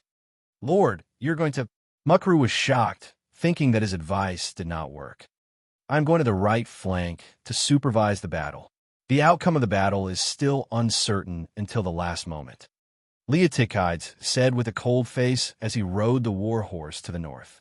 Macru relaxed a little and urged his horse to catch up. Chapter 9:10. The company captain Diocassus's 4 squads were stacked in front and behind, forming a section of the right-wing formation that was about 26 or 27 meters long. Located in the center, he had been paying close attention to the battle of the soldiers at the front. Compared to the battle in Minoa, the level of danger was far less. The enemy on the other side did not look tall or strong, and their attacks were not fierce. The impact of the formation was not very strong, and the pressure on the soldiers was not too great. But after a long period of close observation, Diocassus knew that the soldiers under his command had encountered a strong enemy. First of all, the enemy on the other side had a strong defense. They were very good at using shields for defense and cooperated well with each other. Second, they were very experienced in dealing with the soldiers' dagger attacks, so the close-range dagger fight that the Legion of Dionysia's infantry was proud of was not very effective. Third, they were experienced in combat and had a good grasp of the rhythm of the attack. They did not easily wave the spears in their hands, but first focused on using long shields to defend against the soldiers' fierce attacks, and used appropriate retreat to cushion the impact. When the enemy's momentum slowed down, they would immediately counterattack with their spears, forcing the enemy to retreat or even stab them. Therefore, the company commanded by Diocassus had always been in a state of advancing 3 steps and retreating 2 steps. Their progress was slow. Of course, he would not know that the reason why the Maginid family recruited the Phoenician and Namibian refugees was that they were cheap to hire and could endure hardships. Moreover, they did not belong to any city, state, or tribe, so it was easy to cultivate loyalty. After undergoing rigorous training, the Fano infantry had indeed become the main force of the Maginid family's campaign on the Iberian Peninsula. Because the enemies they faced for more than a decade were fierce indigenous people, the Fano soldiers, who did not have the advantage in strength and speed, relied on tenacious defense and tacit cooperation to wear down the enemy in a protracted confrontation or to tie down the enemy's main force. Then, the swift Namibian cavalry or Mauritanian cavalry would circle around the enemy's rear to attack and finally defeat the enemy in one fell swoop. This had become a common tactic used by generals such as Mago and Hasdrubal to deal with the Iberian indigenous people. Since the Iberian natives mostly used fakata daggers, the Fairu infantry naturally had a lot of experience in dealing with dagger attacks. As the high-ranking officer of the legion, Dio Cassis was anxious. Before the battle, Leotychides had already briefly explained his intentions to them. The 8th Legion was the key to victory for Dionia's allied forces in this battle. However, when Dio Cassis looked at the soldiers who were fighting hard in front of him, he guessed that the situation of the other companies would be the same. Since the beginning of the battle, not only had the 8th Legion not opened the door to victory, but they had also fallen into a fierce battle. It was likely that they would not be able to see the light of victory in a short period of time. Just as Dio Cassis was lost in his thoughts, a familiar shout came from behind him. "Warriors of the 8th Legion, I am your Legion commander. I order you to intensify your attacks, defeat the enemies in front of you, and win glory and rewards for yourselves. Warriors of the 8th Legion." This was indeed the voice of the Legion commander Prososus. Dio Cassis was surprised at first, but then he felt uneasy. In his impression, Prososus's personality was relatively cold and lacked passion. Whether it was during training or in previous battles, he had never loudly encouraged the soldiers. But this time, he had suddenly changed his attitude. Could it be that the entire battle situation was disadvantageous to us? Some of the officers who were as sensitive as Dio Cassis also felt the same uneasiness. However, when the majority of the ordinary soldiers of the 8th Legion heard the voice of the Legion commander who had been with them for 10 years, who had strict requirements for them, but had brought them victory and glory, they were all excited and their morale was raised once again. His shouts were met with roars like a tidal wave. "Hades! Hades! Fight! Fight!" While the soldiers of the 8th Legion were encouraged by Leotychides to intensify their attacks, behind Carthage's left flank, the Dionia cavalry was rushing towards the Balearic stonecutters for both sides. Although the Balearic stonecutters were engaged in long-range attacks with the Dionia light infantry, they were constantly on guard against the Dionia cavalry.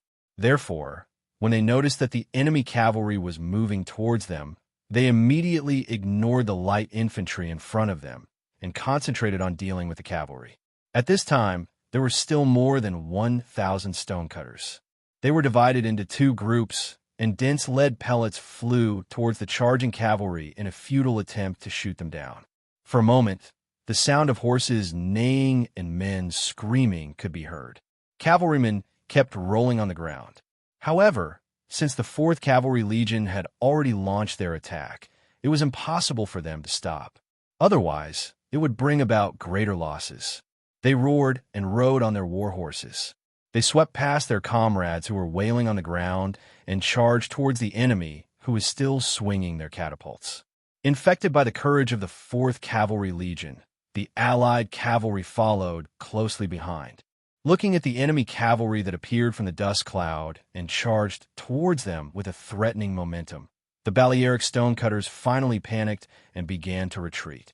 The Dionia cavalry rushed to the front and used their spears and horses to completely disperse the stonecutters. Then, they purposely drove the stonecutters to flee towards Carthage's battle formation. Hundreds of routed soldiers were forced to charge at the rear of Carthage's left flank, which was in the midst of a battle. The Philo infantry at the rear had no choice but to turn around and kill these routed soldiers to prevent them from disrupting the battle formation. At the same time, they had to carefully deal with the javelins thrown by the Daionia cavalry. This inevitably distracted them from facing the 8th Legion's attack head-on. At this time, the soldiers of the 8th Legion were doing their best to launch a new wave of attacks under the encouragement of Leotychides. Originally, the Philo infantry were not afraid of this. Instead, they were secretly delighted because the enemy had exhausted their remaining strength too early. It was their turn to counterattack. But now, they were somewhat unable to resist and had no choice but to retreat. On the right flank of Carthage's army, it was the Daionia coalition army that was retreating. The number of soldiers in Carthage's army was greater than that of the Daionia coalition army, and their formation was the same length as the opponent's. This meant that the formation of Carthage's army on the right flank was even thicker than the opponent's. The soldiers of the Daionia coalition army were weaker than the Lusitanian soldiers in terms of individual combat strength. They were also inferior to the opponent in terms of overall strength. Therefore, after more than an hour of fierce battle, the advantage that the Lusitanian soldiers had at the beginning of the battle had become extremely obvious. Although the attacks of the Lusitanian soldiers were much weaker than at the beginning, the resistance and counterattack of the Commonlina and Gela soldiers were much weaker. From time to time, the screams of their comrades falling increased the panic in their hearts. Therefore, the left flank of the Daionia coalition army kept retreating under the pressure of the Lusitanians' attack. During the retreat, the originally dense formation became more and more sparse. The Lusitanian soldiers took the opportunity to squeeze into these gaps and attack the enemy from the side.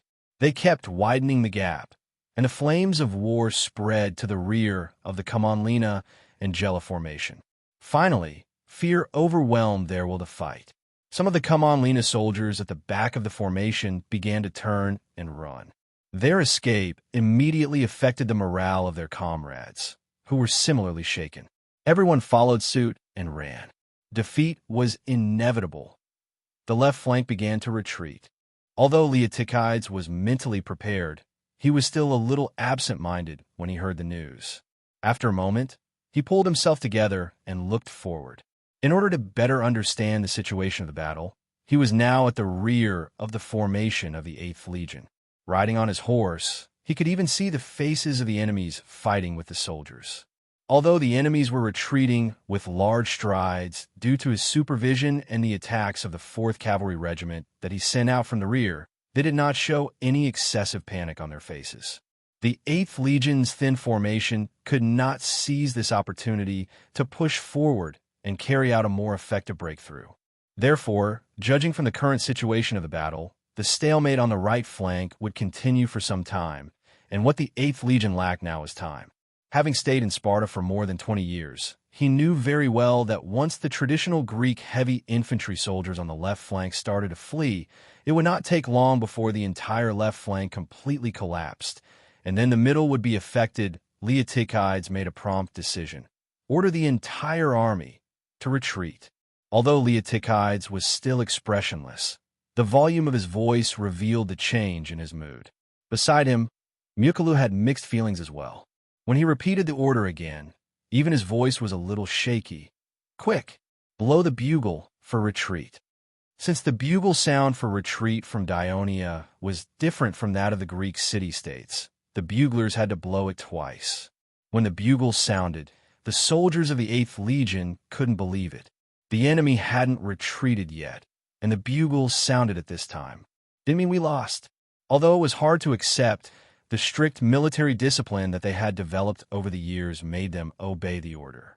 After the sudden attack, the soldiers quickly turned around and retreated. Order the soldiers to retreat faster. Enter the city from the north and east gates of Gela. Leotychides continued to give the order. He did not lose his mind because of the failure. He knew very well that once the Allied forces were completely defeated, most of the panicked soldiers would instinctively rush to the west gate of Gela, which was the closest to them. This would inevitably cause congestion, and they would become easy targets for the enemies to kill.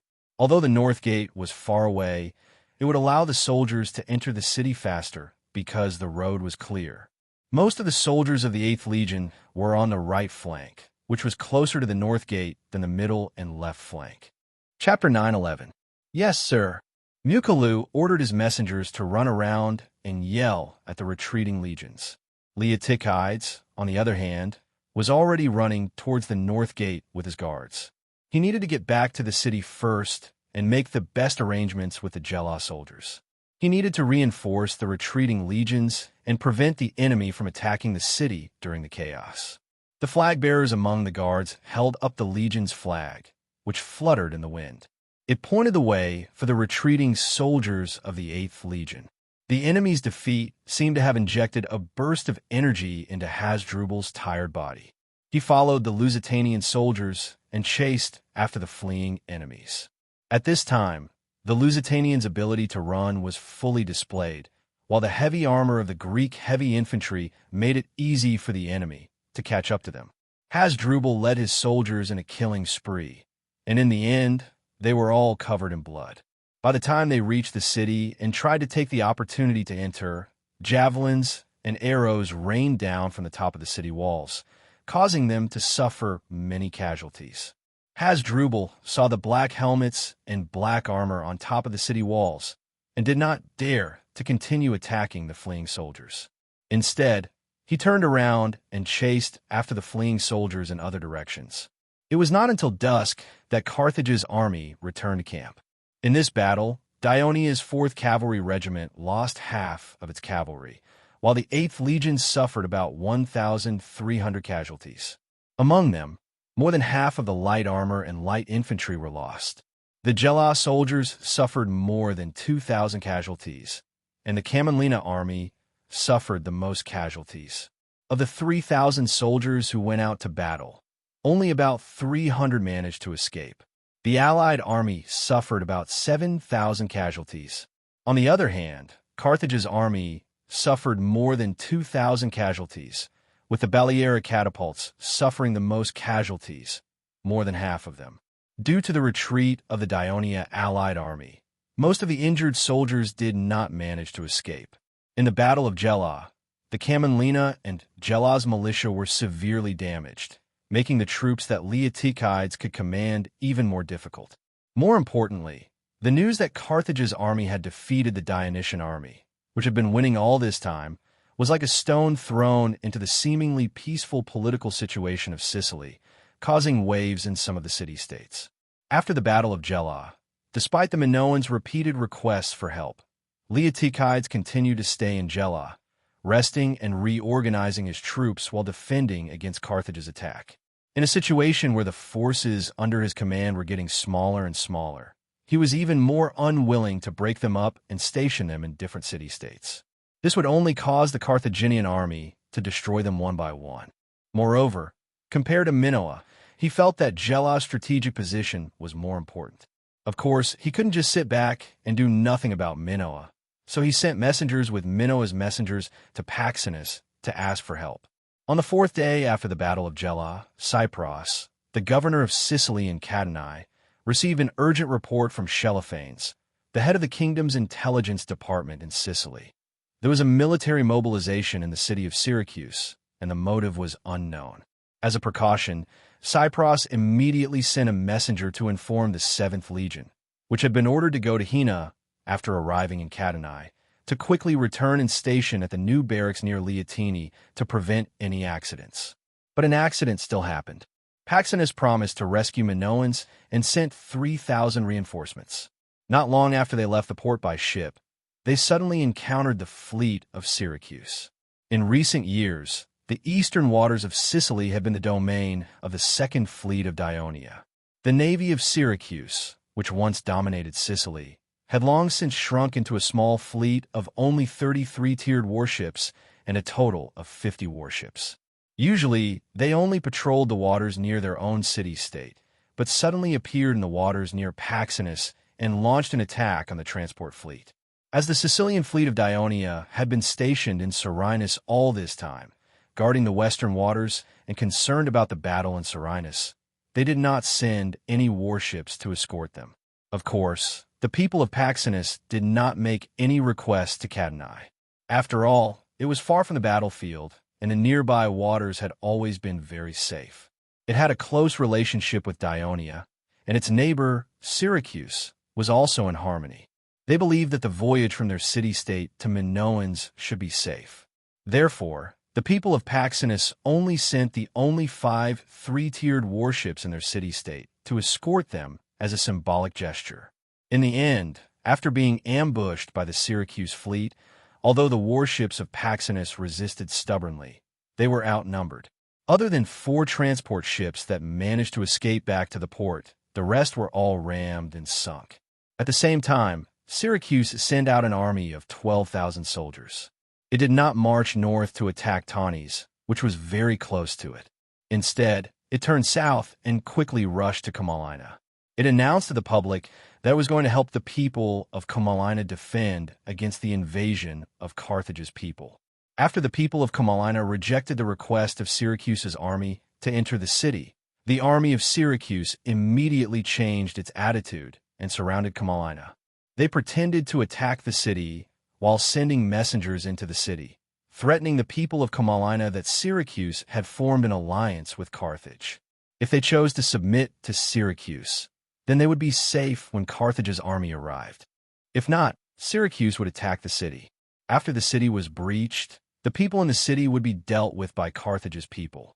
As Camalina had already sent out most of its citizen soldiers to aid Gela, there were only about 500 Camalina soldiers left in the city who could fight. They were weak and could only helplessly say that they needed time to think about it. The messengers of Syracuse only gave them a day's time. After the messengers returned, not only did Syracuse's army immediately block the road from Camalina to Gela, but Syracuse's warships also blockaded the port. At this time, the victorious Carthage army had already moved their camp to the east and strengthened the siege on Gela. Therefore, Leotychides was busy dealing with Carthage's attack on the city and was completely unaware of the changes in Camalina. After half a day, a Dionia merchant ship that ventured into the port brought news that Syracuse's fleet had attacked the transport fleet of Paxenus and had blockaded the ports of Paxenus and Camalina. When Leotychides heard this, he was shocked. Syracuse had finally joined the battle. The addition of Syracuse had undoubtedly worsened Dionia's predicament in Sicily, especially on the south coast. Not only were the Dionia's allied forces at a disadvantage in terms of numbers, they were also in a dangerous situation of being attacked from 2 sides. Even if Leotychides wanted to reinforce Camalina, he could not do so for now. There was the threat of Carthage's army by land and the obstruction of Syracuse's fleet by sea. Without the escort of the fleet might not even be able to enter Camalina's port before it became food for the fish. Leotychides sent out the Dionia's fast ship that was docked in Gela's port and immediately rushed to inform Sicorion in Serenus. A day later, the bewildered Camalina people saw the black mass of Syracuse soldiers carrying ladders and pushing tall siege equipment towards the city walls. They were terrified, afraid of the tragic fate that befell Agrigento. The Camalina people finally chose to surrender. More than 10 years had passed. Due to the power of the Kingdom of Dionia and the long-term friendly relations with the Camalina people, there were almost no citizens in Camalina who were pro-Syracuse. This caused the people of Syracuse to temporarily be unable to support a government that was close to them. To prevent a rebellion, they demanded that the Camalina people hand over many of their hostages. At the same time, 3,000 Syracuse soldiers were stationed in the city. To put it nicely, once Carthage's army arrived, they would be able to effectively stop them from destroying Camalina. In addition, the people of Syracuse also requested that the remaining 500 Camalina soldiers be transferred to join the Syracuse army in battle. The Camalina people, who were now meat on someone else's chopping block, finally agreed to these conditions. After the Syracuse army obtained the allegiance of Camalina, they did not lead their army west to rendezvous with Carthage's army that was besieging Gela. Instead, they entered Camalina and left 3,000 soldiers to guard the city. The rest of the soldiers took ships to the coast of Paxenus and disembarked. They immediately surrounded Paxenus and sent messengers into the city, requesting that it submit to Syracuse. The messengers of Syracuse threatened that if Paxenus refused, not only would Syracuse immediately execute the more than 2,000 citizens of Paxenus. After Syracuse's fleet sank, the Paxenus military fleet, they did not leave. Instead, they rescued the Paxenus militia that had fallen into the water and captured them. They would then lead their army to attack the city of Paxenus. After the city was breached, all the citizens in the city would be sold to the people of Carthage as slaves. Syracuse's threat frightened the citizens of Paxenus. Their city was surrounded by Syracuse's army, and the port was blocked by Syracuse's warships. The citizens on the city walls looked down at the thousands of their relatives who were tied to the ground with tears in their eyes. The panicked citizens of Paxenus held an emergency meeting and quickly came to an agreement. Paxenus, which had always been a vassal state of Syracuse before the people of Dionia entered Sicily, would once again submit to Syracuse. In a few days, Syracuse had successively incorporated Paxenus and Comallina into its alliance. In the blink of an eye, the entire southeastern corner of Sicily had once again become Syracuse's sphere of influence.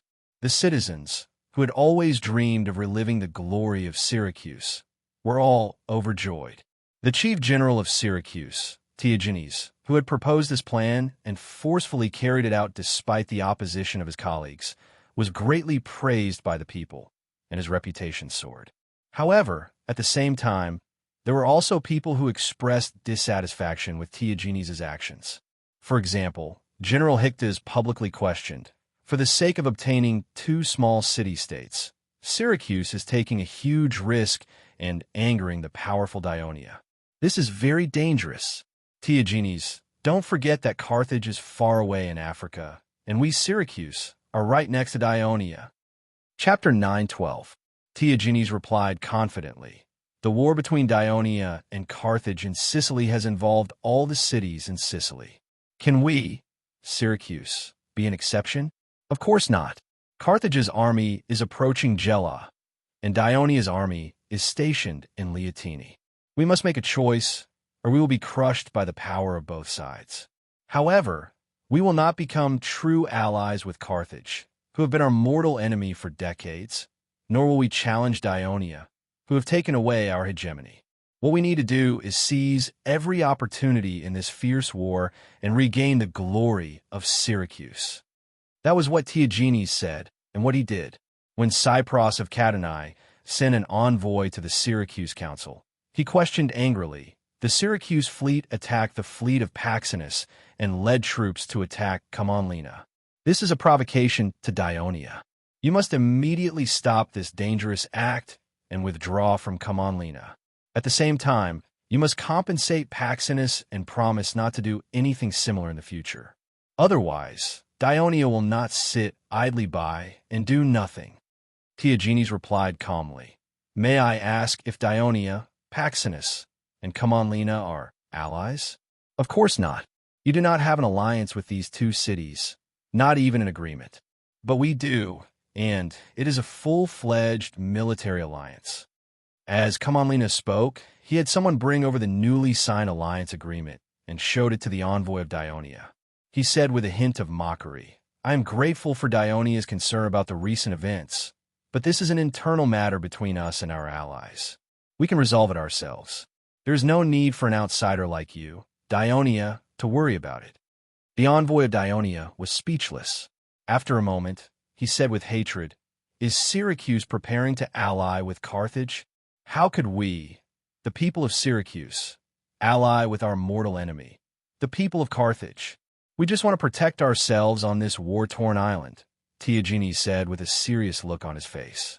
The messenger of Dionia understood. He said coldly, So you people of Syracuse want to be crows and eat the corpses of the beasts after the battle. But no matter how much carrying a crow eats, it's still a crow. May the peace and tranquility of Syracuse, which the heroes who resisted Dionysius' tyranny exchanged with their blood a dozen years ago, not be lost in your hands. The conversation between Theagenes and the messenger of Dionia was spread throughout the council. Many people praised their chief general for his toughness and wit in speaking to the messenger of Dionia. A few people were worried about the warning given by the messenger of Dionia. Just as the messenger of Dionia left the city of Syracuse, many people of Syracuse heard the news and came to scold and humiliate him, venting their dissatisfaction with Dionia. Diogenes had expected this. He did not want to openly offend Dionia for the time being, so he specially sent a patrol to escort the messenger. The messenger of Dionia left Syracuse with a swollen face and torn clothes. He saw it as a great humiliation. When Sequirian led the fleet to Gela, Leotychides already knew that Camillina and Paxenus had belonged to Syracuse. This forced him to cancel his original plan. At the same time, the successive changes had shaken his confidence in continuing to defend the south coast. So, as soon as he saw Sequirian, who had just arrived, he said directly, "Camillina and Paxenus have already surrendered to Syracuse. I don't think Minoa will be able to hold out for long. Now, we are at a complete disadvantage, but my army is scattered between Selinus and here and can't do anything about the overall situation. So, I have decided to withdraw all the troops in the cities of the south coast. If Minoa and the people of Gela are willing to follow us, then we will return to Catania and rendezvous with the 7th Army. We will rebuild our strength and look for opportunities to continue defending against the attacks of the people of Carthage and even Syracuse." Sequirian looked at Leotychides' serious expression and thought about it seriously. He said in a low voice, "We can evacuate the other places, but we must keep Selinus. The troops in other places have all been evacuated. Selinus has become a completely isolated city. How many days can Chalcidius hold out?" Leotychides did not seem to have much confidence in this. Sequirian was very confident. "These days, the people of Carthage have launched several attacks on Selinus, but they were all repelled. Furthermore, our losses in defending the city are not too great. I think Chalcidius has the bearing of a great general. He is not anxious and has a good way of defending the city. Selinus should be able to hold out. Of course, Chalcidius is very capable." Leotychides shook his head lightly. "Unfortunately, he has too few troops. Once we leave, Selinus will become the focus of the people of Carthage's attack. It won't be able to hold out for long." Sequirian said anxiously, "With the help of our navy, how can Chalcidius's troops be few? As long as he holds out for a few more days, after September, when the farmlands of Catania are harvested, I will transport thousands or even tens of thousands of sailors from the naval base who don't have warships there. Although these sailors don't have the ability to fight against Carthage's soldiers head-on, they can still assist in defending the city. Selinus is too important. As long as it is in our hands, our warships and sailors will have a foothold in western Sicily. Our fleet will be able to hunt in the western sea without worry, and the ships of Carthage won't dare to easily transport soldiers and supplies to the south coast. All right, we'll do as you say. Your Sicilian fleet will provide reinforcements to defend Selinus. The other cities and armies will all evacuate from the south coast." While Sicilian was talking excitedly, Leotychides interrupted him and said, "All right, we'll do as you say." Sequirian was stunned, but he immediately reacted. "Did you already have this plan in mind? Did you want to trick me into helping you defend the city?" Leotychides said expressionlessly, "Now, I'm going to persuade the generals of Gera to leave here and seek refuge in Catania. As for persuading the Minoans, I'll leave it to you, Sir Sequirian. Gera is guarded by the 8th Legion, so there won't be any big problems for the time being. However, the Minoans are in imminent danger, so I hope you can hurry up.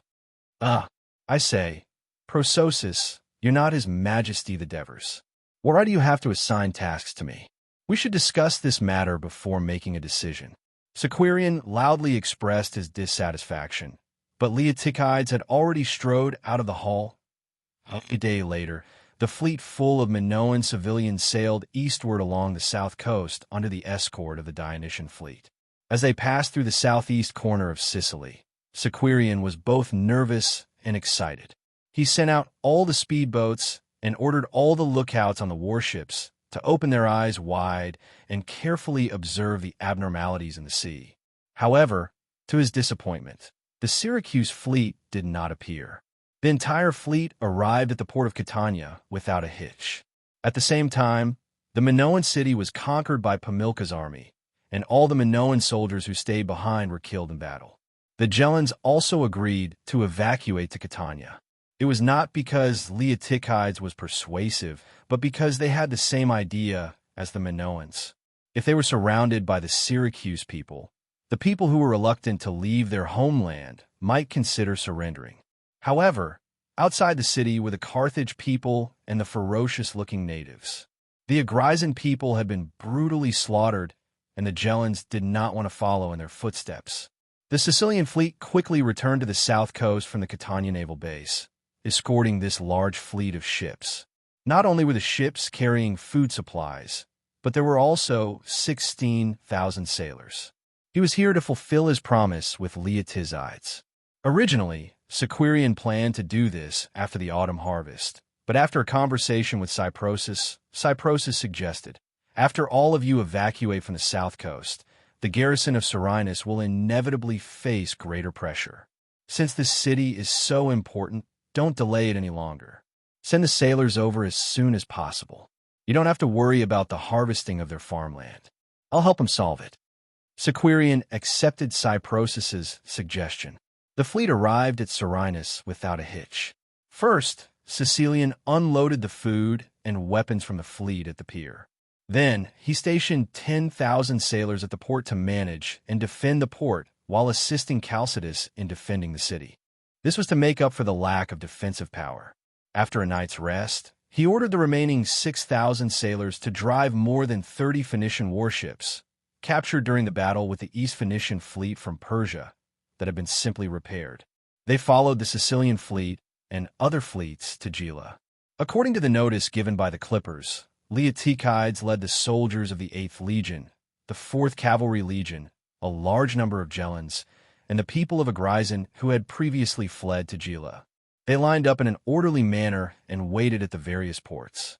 So as soon as the fleet docked at the port, everyone quickly boarded the ships.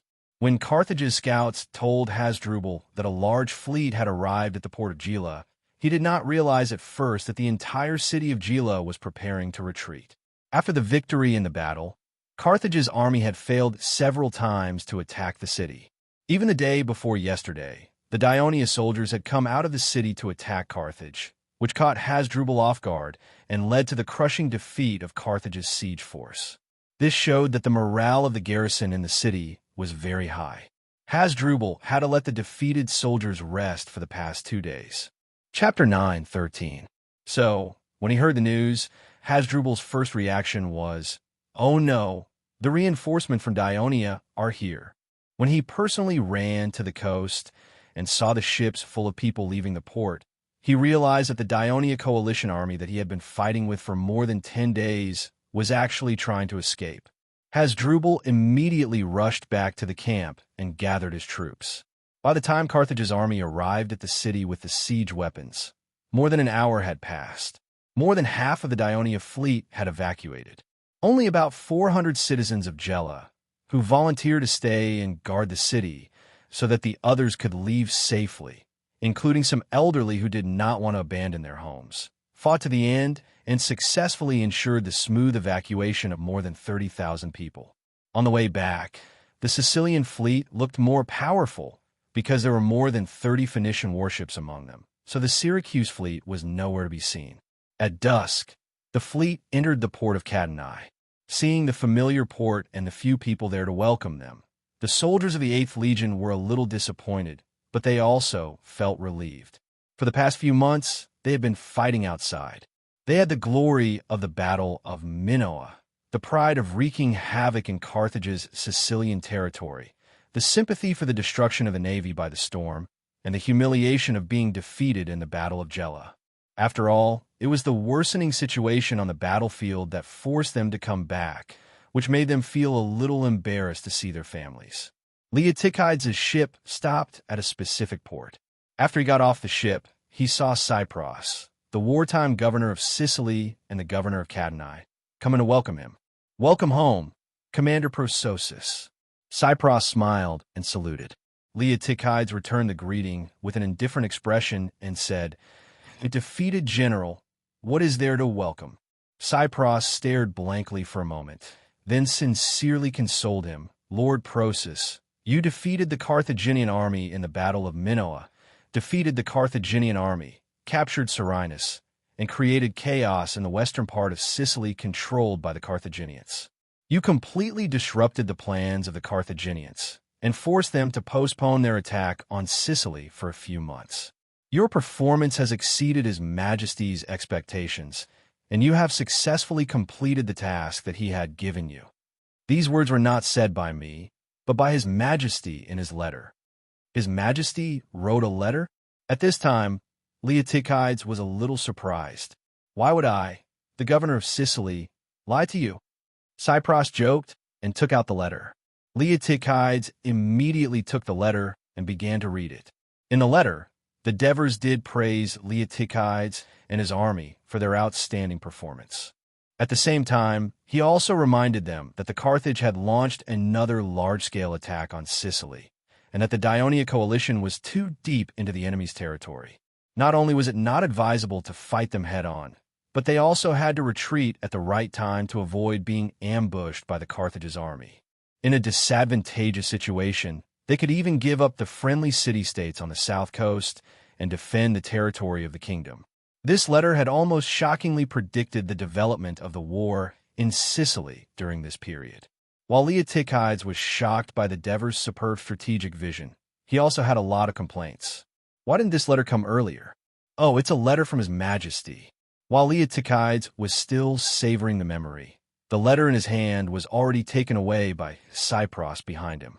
When His Majesty wrote this letter, he didn't know that you were still alive and had returned to the fleet. Otherwise, the letter, Cypros explained. It's better to know later, Cypros replied casually, but the image of Miltias who had died in battle appeared in his mind. He exhaled and quickly looked down at the letter. Oh, His Majesty also said that they have occupied Rome and obtained a large area of land in Latin. They have also gained the allegiance of most of the Latin city-states. The remnants of Rome's army have retreated to a few small towns. It will only take a month or two to end the war in Latin. After that, he will lead the army south and rush to Sicily to fight the Carthage's army to the death. He hopes that we can defend against the attack of the Carthage army during this period of time and prevent them from destroying the territory of Sicily. Cypros seized the opportunity and said, in order to complete the task given by His Majesty, we will hold a military meeting later to formulate a new plan to deal with the attack of the Carthage army. I have already informed the commander of the 7th Legion, Beru. He is rushing here from the new barracks. Leotychides' expression changed slightly. I have no objections. Wait for me. Cypros turned around to look for his subordinates. After the soldiers and civilians disembark, do not wait for me. Immediately return to the naval base in Catania to rest and reorganize. Cypros interrupted him. Lord Cypros, before you let the fleet return to the base, please let them assemble on the shore and take a tour around the city of Catania. Lord Leotychides, the soldiers of the 8th Legion and the 4th Cavalry Legion, please also line up and enter the city. What do you mean? Cypros was a little puzzled. Leotychides also looked at Cypros in confusion. Although the war is far from over, the people of Catania are already waiting in the city, ready to warmly welcome the returning soldiers and sailors, to thank them for fighting bravely for the past few months and ensuring the safety of our home. Cypros explained solemnly. Although the war is far from over, the people of Catania are already waiting in the city, preparing to warmly welcome the returning soldiers and sailors to thank them for fighting bravely for the past few months and ensuring the safety of our home. Upon hearing this, Cypros and Leotychides looked at each other. Be it the 8th Legion, the 4th Cavalry Legion, or the 2nd Fleet of the Sicilian Fleet, more than half of the soldiers and crew were from Catania. Since the beginning of the war, there had been a lot of casualties, especially for the fleet, which had even lost 2 commanders. So the crew was a little afraid to see the people of Catania, afraid to hear the cries of the people who had lost their loved ones. But Cypros had organized such a simple triumphal return which was undoubtedly a good opportunity to boost the morale of the soldiers and crew who had been defeated and forced to return home. So Leotychides said coldly, "I will gather the soldiers and let them line up into the city, but I will not participate." "Me too." Cypros thought of something and turned back to point at the people who were disembarking from the ship in the distance. "Don't forget about them." Cypros understood what he meant. These refugees from Minoa, Gela, and Agrigino had lost their homes and loved ones, and were crying in pain and at a loss. But Catanai was cheering for the return of the soldiers. What would they think of him? Cypros said unhurriedly, "Don't worry. I have sent officials to take care of them. They will not be allowed to enter the city for the time being." In the evening, 5 people were sitting in the executive meeting room of Catania City Hall. They were Cypros, the governor of Sicily; Leotychides, the commander of Sicily; Cypros, the commander of the Sicilian fleet; Buru, the commander of the 7th Legion; and Asidames, the commander of the 4th Cavalry Legion.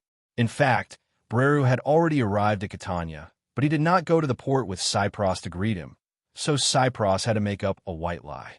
But after meeting Leotychides, Breru still expressed his admiration for the battles that Leotychides had carried out during this period of time. His tone was also more appropriate, but he didn't mention anything about the 7th Legion coming to Sicily will have to listen to Leotychides' command, or anything like that. Cypros coughed a few times, glanced at the other 4, and said, "My lords, you have all read His Majesty's letter. How to resist the attack of Carthage's army in the next 1 or 2 months and prevent them from causing damage to the territory of Sicily, in order to welcome the arrival of His Majesty's army to counterattack and encircle Carthage, is the problem we will discuss today. Everyone, please share your opinions first." "I don't have any suggestions now." Breru took over the conversation, but said humbly, "Because according to the principles of the military law of Dionia, we must understand the specific situation of the battlefield in order to make the right battle plan. Our 7th Legion has just arrived at Catania and is completely unaware of the situation here. Lord Persosus has been in Sicily for so many years and led the army to fight against Carthage for a few months, so he must have a very deep understanding of the army of Carthage. Can you please give us a detailed introduction of the situation first?" Cypros frowned slightly. Although Breru spoke very politely, this politeness showed a kind of equality between the two, but the reality was that according to the orders of the King of Devers and the Ministry of Military Affairs, Breru led the 7th Legion to Sicily to be under the command of Leotychides, and they were in a superior and subordinate relationship. Leotychides' originally expressionless face did not show any abnormality. He said very straightforwardly, "These few days I have seriously thought about the battle experience with Carthage during this period of time and made some analysis and summary, just in time for you to listen, so that you will not be at a disadvantage in the future battles." Leotychides stood up, looked at Breru, and said seriously, "In these few months, Carthage has sent 2 armies to attack Sicily, and in terms of combat power, the 1st Army and the 2nd Army are completely different." Chapter 9:14. In the Battle of Minoa, apart from Carthage's Sacred Legion that caused us some trouble, the rest of Carthage's troops were simply unable to withstand a single blow, especially the army composed of Namibians, whose morale was very low. A single charge from our heavy infantry could cause them to retreat, so our army was able to easily break into the west and force the Carthage people to hole up in their respective cities for a long time, not daring to come out to fight. During this period, we did not find the opportunity to fight with the Iberian army that had been stationed in Palmos. When Carthage sent a 2nd army to land in Sicily, the situation changed. First of all, the commander of Carthage was the Iberian governor, Margot. He had been fighting in Iberia for a long time and had a lot of battlefield experience. Combining all the information, Margot brought more than 20,000 soldiers from Iberia.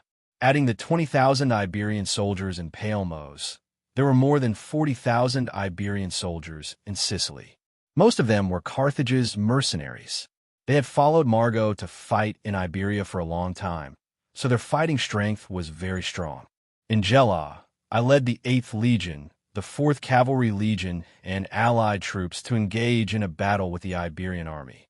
The difference in numbers between the two sides was not big, and the 8th Legion attacked the Iberian heavy infantry fiercely. There was even a 4th Cavalry Legion supporting the attack from the flank, but the other side always defended tenaciously and did not retreat. Oh! When Breru heard this, he sat up straight with a surprised look on his face. Although the 8th Legion serial number was behind the 7th Legion, the 8th Legion had pacified the Sykir region a few years ago and defeated the Sacred Legion, which was called the strongest heavy infantry by Carthage people in Minoa. Its actual combat experience was richer than the 7th Legion, which had not fought for many years. Although Breru did not admit it on the surface, he faintly felt that the 8th Legion's fighting strength might be a little stronger than the 7th Legion. Now, an Iberian heavy infantry army was actually able to remain undefeated under the joint attack of the 8th Legion and the Cavalry Legion. This really surprised him. And in this Carthage army, many of them are likely native warriors of the Iberian Peninsula. They are tall, fierce in attack, and are also disciplined. The most noteworthy thing is that they all hold a long shield in one hand and a short sword in the other, similar to the soldiers of our legion. They directly defeated the phalanx of Jela and the Kamalina heavy infantry, which ultimately led to my defeat at Jela. When Leotychides mentioned this, his expression and tone did not change, as if he was talking about something that had happened to someone else. But in the conference room, not only Breru, but even Cypros and Cypros were surprised. It seems that the fighting strength of the Iberian heavy infantry in Carthage's army is not weaker than that of our legion. Cypros could not help but say, like Cypros, he only roughly knew about the process of Leotychides' defeat in the Battle of Jela. He did not have the time to understand it in detail, so it was inevitable that he felt uneasy when he suddenly heard the details. Not only the heavy infantry, but the light infantry of Carthage's Iberian army is not weak either. During the battle, they had a group of thousands of catapults that may have come from the Balearic Islands. The lead pellets they threw were accurate and ruthless, not weaker than the catapults of our 1st Legion's light infantry. They caused a lot of casualties to the 8th Legion's light infantry. They also had hundreds of javelin throwers made up of Iberian natives. The javelins they threw were not only heavy, but also had curved hooks. Once hit, it was very difficult to pull them out, and the resulting wound was very large, causing a lot of bleeding and death. The medical camp did not have a good way to deal with this. At this point, Leotychides' tone became slightly lower. It seems that only our cavalry can be stronger than Dionia. After listening to Leotychides' words, Cypros could not help but sigh, but he did not expect a cough to come from the side. He turned his head to look at the embarrassed commander of the 4th Cavalry Legion, Asidames, and suddenly remembered that Carthage occupied the Namibian region, and there were many Namibian cavalry in his army. He remembered that the Namibian cavalry had caused the Dionia cavalry to suffer a great loss in the Southern Italian War. As expected, Leotychides continued, it may be because this Carthage army had to cross the mountains to raid the rear, so they did not let the cavalry accompany them. However, the intelligence shows that among the Carthage army that landed in Sicily, there were 6,000 to 7,000 cavalry, most of them Namibian cavalry, with some Carthage cavalry, Mauritanian cavalry, and Iberian cavalry. Their number exceeds the total number of our 4 major cavalry legions. The heavy infantry and light infantry of the Carthage army from Iberia are not weaker than our legion soldiers, and their cavalry is slightly stronger than ours. It seems that this is our formidable enemy. Brerua's expression was solemn. In his previous career in the Legion, he had fought against the army of Syracuse, Messapi, and Pacetti. The armies of these city-states and races always had some flaws, which made him proud of the strength of the Legion of Dionysia. This was the first time he had heard of an army that was not weaker than the Legion of Dionysia in any aspect. While he felt uneasy, there was also a hint of excitement in his heart. He asked cautiously, in addition to the army from Iberia, how was the combat power of the other Carthage army? According to the intelligence, in addition to more than 40,000 soldiers from Iberia, there are about 60,000 soldiers from the city of Carthage, the Phoenician allies in Africa, and Namibia among the enemy troops who landed in Sicily this time. Among them, the Namibians make up the majority. After the Carthage army surrounded Serene city, I let the army take the initiative to attack and carried out a night attack on the Carthage army, which was successful. According to the soldiers who came back, many of the enemies they killed were Namibian soldiers. These Namibians could not organize an effective defense after being attacked. Most of them only knew how to run away. When Leotikide said this, he saw that the expressions on the faces of the others had become much more relaxed. So he continued, "Then this army was sent to attack Minoa. We all know that the Carthage army had attacked Minoa city before, but they had never made progress, which led to me leading the army to rescue them. This time, the Minoans clearly felt the pressure. They frequently sent messengers to me for help, and in the end, they had no choice but to evacuate from Minoa city. I asked the refugees in Minoa. They said that the dark-skinned Namibians attacked the city wall without any regard for their lives. After repelling one wave, another wave would quickly rush up, constantly consuming their few defending forces, leading to the final failure of defending the city. From this, it can be seen that the combat power of this army is not weak. From the night attack to the fall of Minoa, it is completely like two armies. I guess that Brother Ma must have done something during this time to boost their morale." Leotikides calmly analyzed. 100,000 people, 100,000 soldiers with decent combat power. Breru could not help but sigh softly. This time, Carthage's army is more than 100,000 people, Cyprian interjected. When I was at the port of Lily, I had privately inquired about it. There are more than 10,000 soldiers in Lily City, and cities like Missouri, Eryx, Palmos, and other Phoenician cities have at least a few thousand militias. If they are all gathered, the number of Carthage's army is far more than 100,000. Cypros took a deep breath, rubbed his chin, and pondered for a while. He said, "Such a large army. The military supplies they need must be very large." "Lord Cypros, you have hit the nail on the head." Cyprian praised, then pointed to the map of Sicily placed in the center of the wooden table, and said loudly, "That is why we must defend Serenus. As long as we have it, our fleet can frequently attack the western seas, attack their merchant ships, cargo ships, and cut off Carthage's route to western Sicily, making it difficult for Carthage's army to supply food. I can even send the fleet's infantry to land and attack the rear of Carthage's army. After all, from the current situation, compared to the army, our navy has a greater advantage against Carthage." Sicilian looked at Leotikides and said confidently, "Even though the Carthaginian navy is on par with us in terms of courage and maneuvering ability, and is more familiar with the sea conditions of the Western Sea, they're still using traditional naval tactics. It's impossible for them to change in a short period of time. As long as the number of warships in the Sicilian fleet is restored, I can even seal off the port of Carthage." Cypros reminded him helplessly, "The Senate has passed a resolution on this matter, and all the port cities in the kingdom are building warships.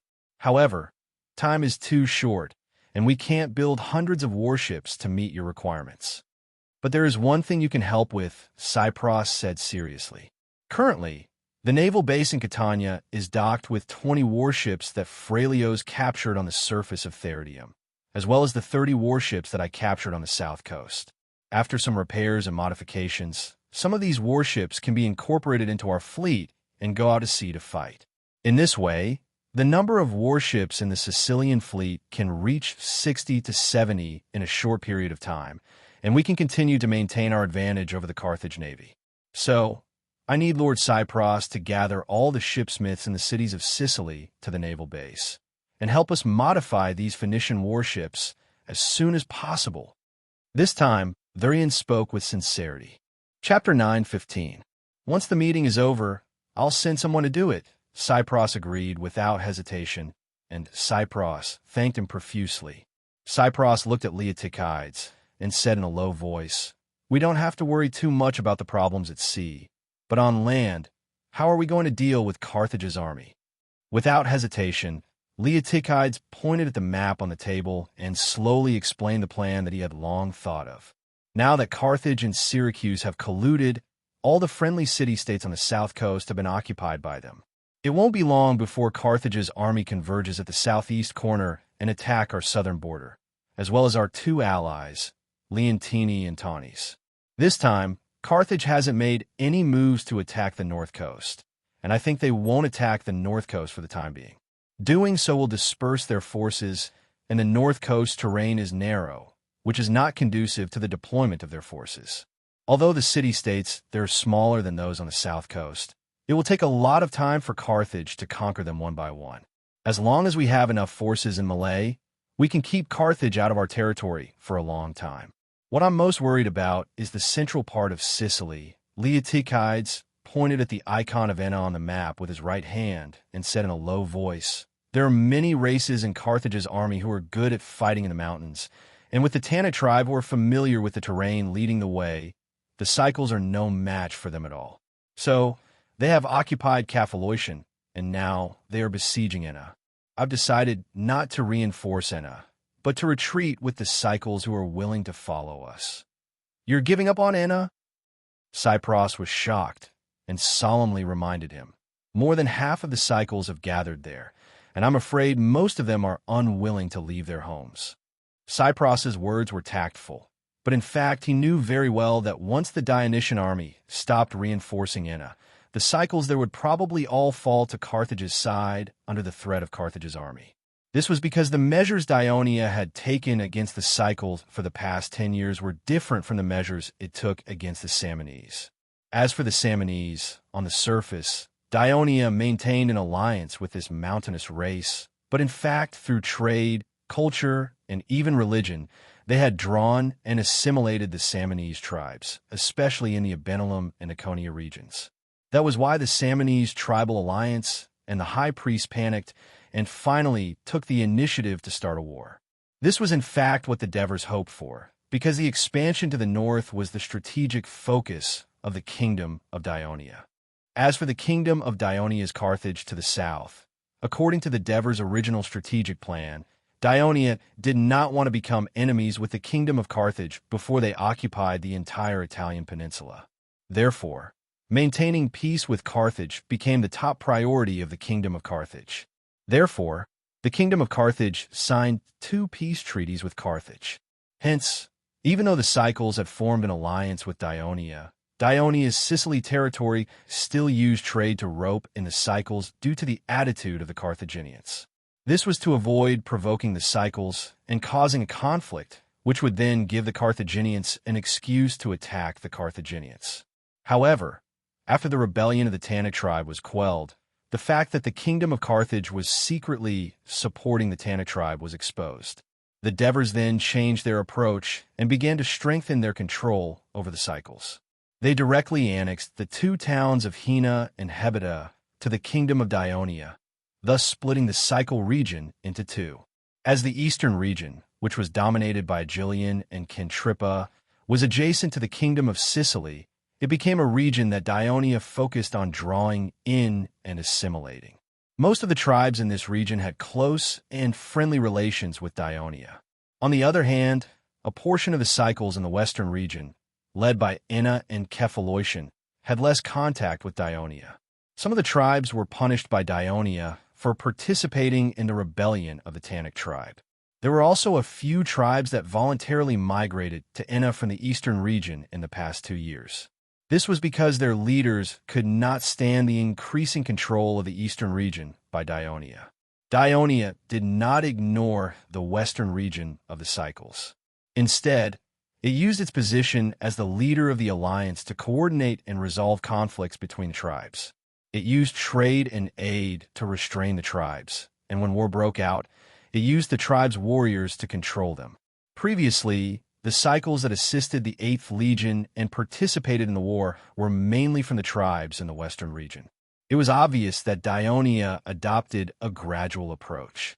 They first focused on assimilating and absorbing the Cycles in the eastern region before turning to the western region. However, they did not expect the war with Carthage to break out so soon after a few years. The assimilation of the eastern region had just begun. I agree with Lord Persosis. The decision to abandon Enna is the right one. Brera stood up and looked at the map. Look, Enna is in the center of Sicily. It's closer to Kephalloician, but further away from our sphere of influence. After Carthage's people occupied Kephalloician, Agrigento, and Gyra, this town became too prominent. It's already surrounded by Carthage's people. If we send less reinforcements, it won't be of any use. Enna will still be easily taken by Carthage's people. And if we send more reinforcements, it will weaken the defenses in other places. Carthage's people can bypass Enna and attack other defenseless towns. For example, they can send troops north from Gyra and attack Henna directly. So, we should be more straightforward. Withdraw all the troops and tighten our fists. Breru finished and looked at Leotychides. Leotychides did not look at him. Instead, he said to Cyprosus, "The next battle will be very fierce. It concerns the safety of Sicily. Any small mistake will lead to a major failure. Now that Carthage's people have the upper hand, I have doubts about whether the cycles in the western region are still loyal to the kingdom. If they suddenly rebel when we support Enna." Cyprosus was silent for a moment. He sighed. "All right, I agree with you. Abandon Enna and retreat to the eastern region with the tribes that are willing to follow us." "So what's next?" Leotychides then said to Breru, "Lord Breru, your 7th Legion will be responsible for defending the southern line of defense. What do you think?" "You mean the line from Paragonia to Tanis?" Breru could say this so quickly because his legion happened to be stationed in the new barracks near Lake Leontini to the north of Leontini, so he had some understanding of the area. "Yes." Leotychides nodded and continued. "The 8th Legion will be stationed in Aegilion and will be responsible for defending the western line of defense from Henna to Herbida." Breru carefully looked at the map again and found that the western region was basically filled with cycles, towns, and settlements. He immediately thought, "I've just arrived, I'm completely unfamiliar with the cycles, and I have no prestige among them, so it'll be difficult to intimidate them. If something goes wrong, the southern line of defense is basically within the Catania Plains, and the two allies are both Greek city-states that have been dependent on Ionia for more than a decade, so it'll be more convenient for us to fight." He pretended to ponder, then said, "I basically agree with your defense plan, Lord Persosus. But from the current situation, the southern line of defense may become the focus of Carthage's attack. The 7th Legion only has a little more than 8,000 people, so it's a little insufficient. Not only the southern line of defense, but the two towns of Henna and Aegilion may also become the focus of Carthage's attack." Leotychides pointed at the map and said, "The entire territory of Sicily can still deploy at least 20,000 more citizens to fight. If there's too much loss, we can immediately replenish them." "Let me remind you," Cypros interrupted, "it'll be the autumn harvest in a dozen days. I hope that you will not recruit any more citizens before this, so as to ensure that there is enough labor in the territory to complete the harvesting of the farmland in the shortest time possible, so that we will have enough rations for the future battles. I don't think we'll recruit any more soldiers in the short term. If Carthage wants to attack us, I think it'll be at least 10 days later. We can definitely use our current troops to hold out until the autumn harvest, but we have to be careful of Carthage's cavalry entering the Catania Plains and causing damage to our farms and villages."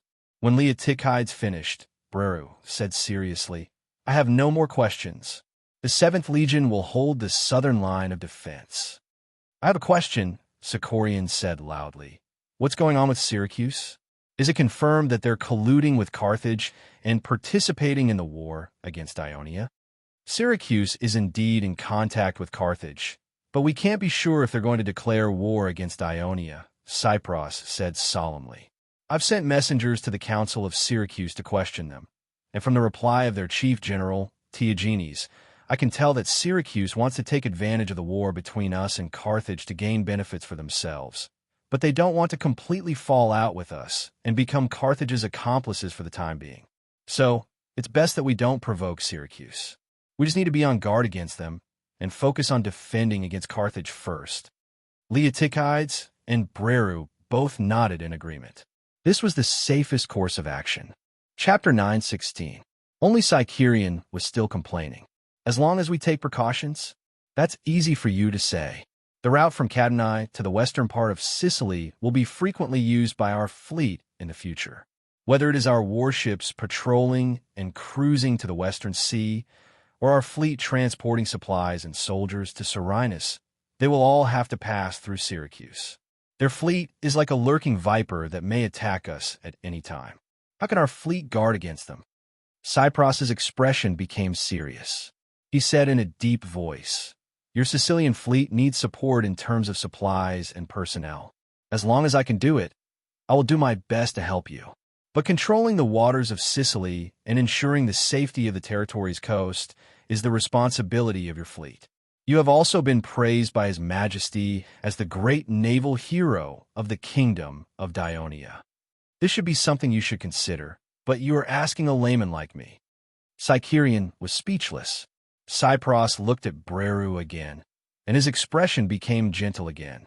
"Lord Breru, on behalf of the people of Sicily, I am very grateful to you for leading the 7th Legion to reinforce us. I believe that you will be able to work together with Lord Prososus and successfully complete the task given by His Majesty. Make a glorious contribution." Cypros's words were rather clever. He took into account Breru's age, qualifications, and status in the kingdom. Breru was a senator and one of the representatives of the Bruttii people, far from being comparable to Leotychides who had no background. So he did not mention that Breru should listen to the command of the Sicilian commander, Leotychides. He believed that Breru, who had been in the legion for more than 10 years, would act according to military law no matter how reluctant he was. Since the establishment of Dionia, there had never been an instance of a high-ranking general disobeying orders. "Don't worry. We, the 7th Legion, have come to Cadani to fight. I will act strictly according to military law," Breru said bluntly. Leotychides heard this and nodded. After Hasdrubal took over Gela, he did not continue to the east because he might encounter Syracuse. He vaguely remembered that Senator Carthage had sent messengers to talk to Syracuse several times. Without knowing the details, he did not know how to deal with Syracuse. So he simply stayed in Gela and waited for Margo's army to arrive. At the same time, he sent a part of his army to the north to besiege Enna. After the Carthage army, led by Pamilca, captured Minoa, they also stopped to rest.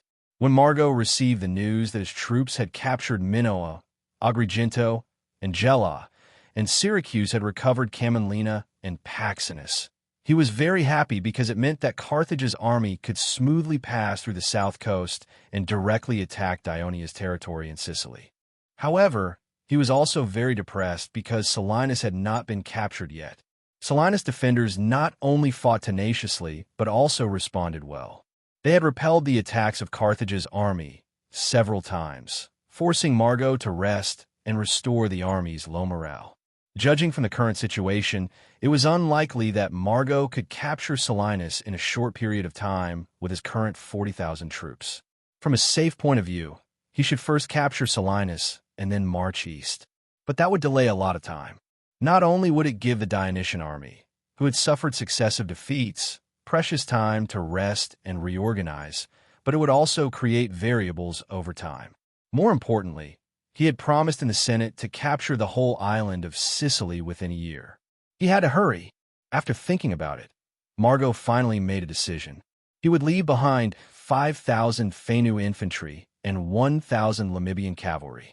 He would also let the Lord of Libya, Imazir, organize 5,000 soldiers from the Sicilian alliance to be stationed in the camp and continue to besiege Serenus.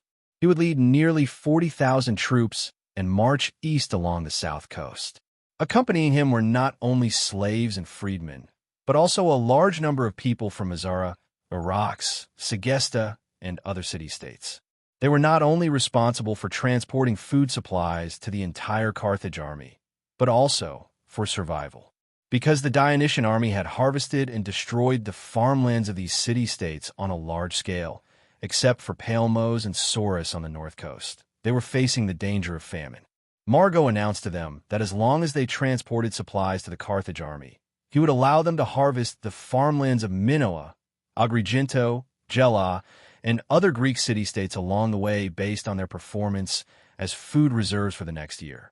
That was why they were so eager to participate. Margot solved the problem of transporting supplies for the army, but also made the entire marching team too bloated and slow. It took them 2 days to reach Minoa. After meeting up with Pamilka's army, they continued to move forward. When they arrived at Agrigento, they received good news. Hasdrubal had captured Enna, and most of the Sicarer tribes there had chosen to submit. Margot's joy did not last long before he received bad news. The Dionia attacked a supply convoy. It turned out that the Carthage army was too large, and Margot was in a hurry. The entire convoy meandered for more than 20 miles on the south coast, and the supply convoy fell behind.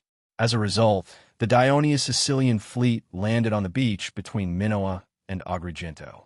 The infantry of the fleet attacked the convoy, killing many laborers and Phoenicians and burning a lot of food supplies. If it were not for the arrival of the Namibian cavalry, the Carthage army would have suffered greater losses. This forced Margot to slow down the march and send troops to protect the supplies. 10 days later, the Carthage army finally arrived at Gela. After a day of rest, Margot led nearly 100,000 troops and continued to march eastward, finally surrounding Camalina. Syracuse was shocked when it heard the news. It hurriedly sent an envoy to see Margot, telling him that Syracuse had formed an alliance with Carthage, and Camalina was now an ally of Syracuse. It was not hostile to Carthage, and would let the Carthage army pass smoothly. It hoped that it would not be attacked. Margot did not agree with the envoy's request. He proudly said, "As the military commander of Carthage, I don't know when Syracuse became an ally of Carthage. If the people of Syracuse really want to do this, ask your general to come here and talk to me in person." The messengers from Syracuse brought the news back to the council. The generals and counselors were in an uproar after hearing it.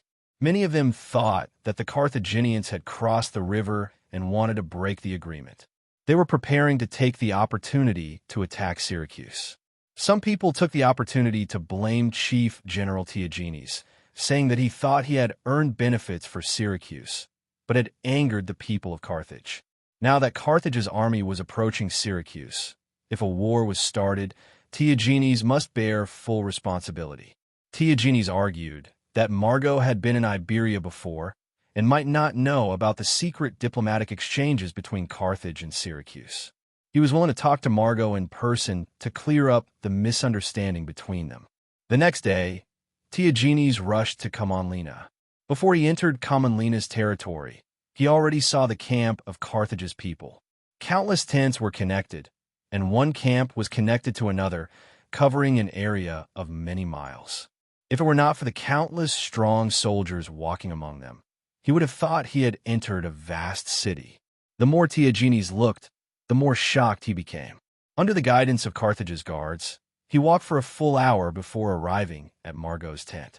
Just as Tiagenes expected, after he saluted Margot and said his name, the rough-looking Carthage general did not show enough politeness and enthusiasm. Instead, he said casually, "It seems that you people of Syracuse are taking this matter very seriously. You actually sent your chief general to negotiate. This will save us some time. After we reach an agreement, we can implement it immediately. Syracuse and Carthage have already reached an amicable agreement. General Margot may not know much about it," Tiagenes explained. "No, I know it very well. Someone in the Senate told me." Margot raised his eyebrows and looked straight at Tiagenes.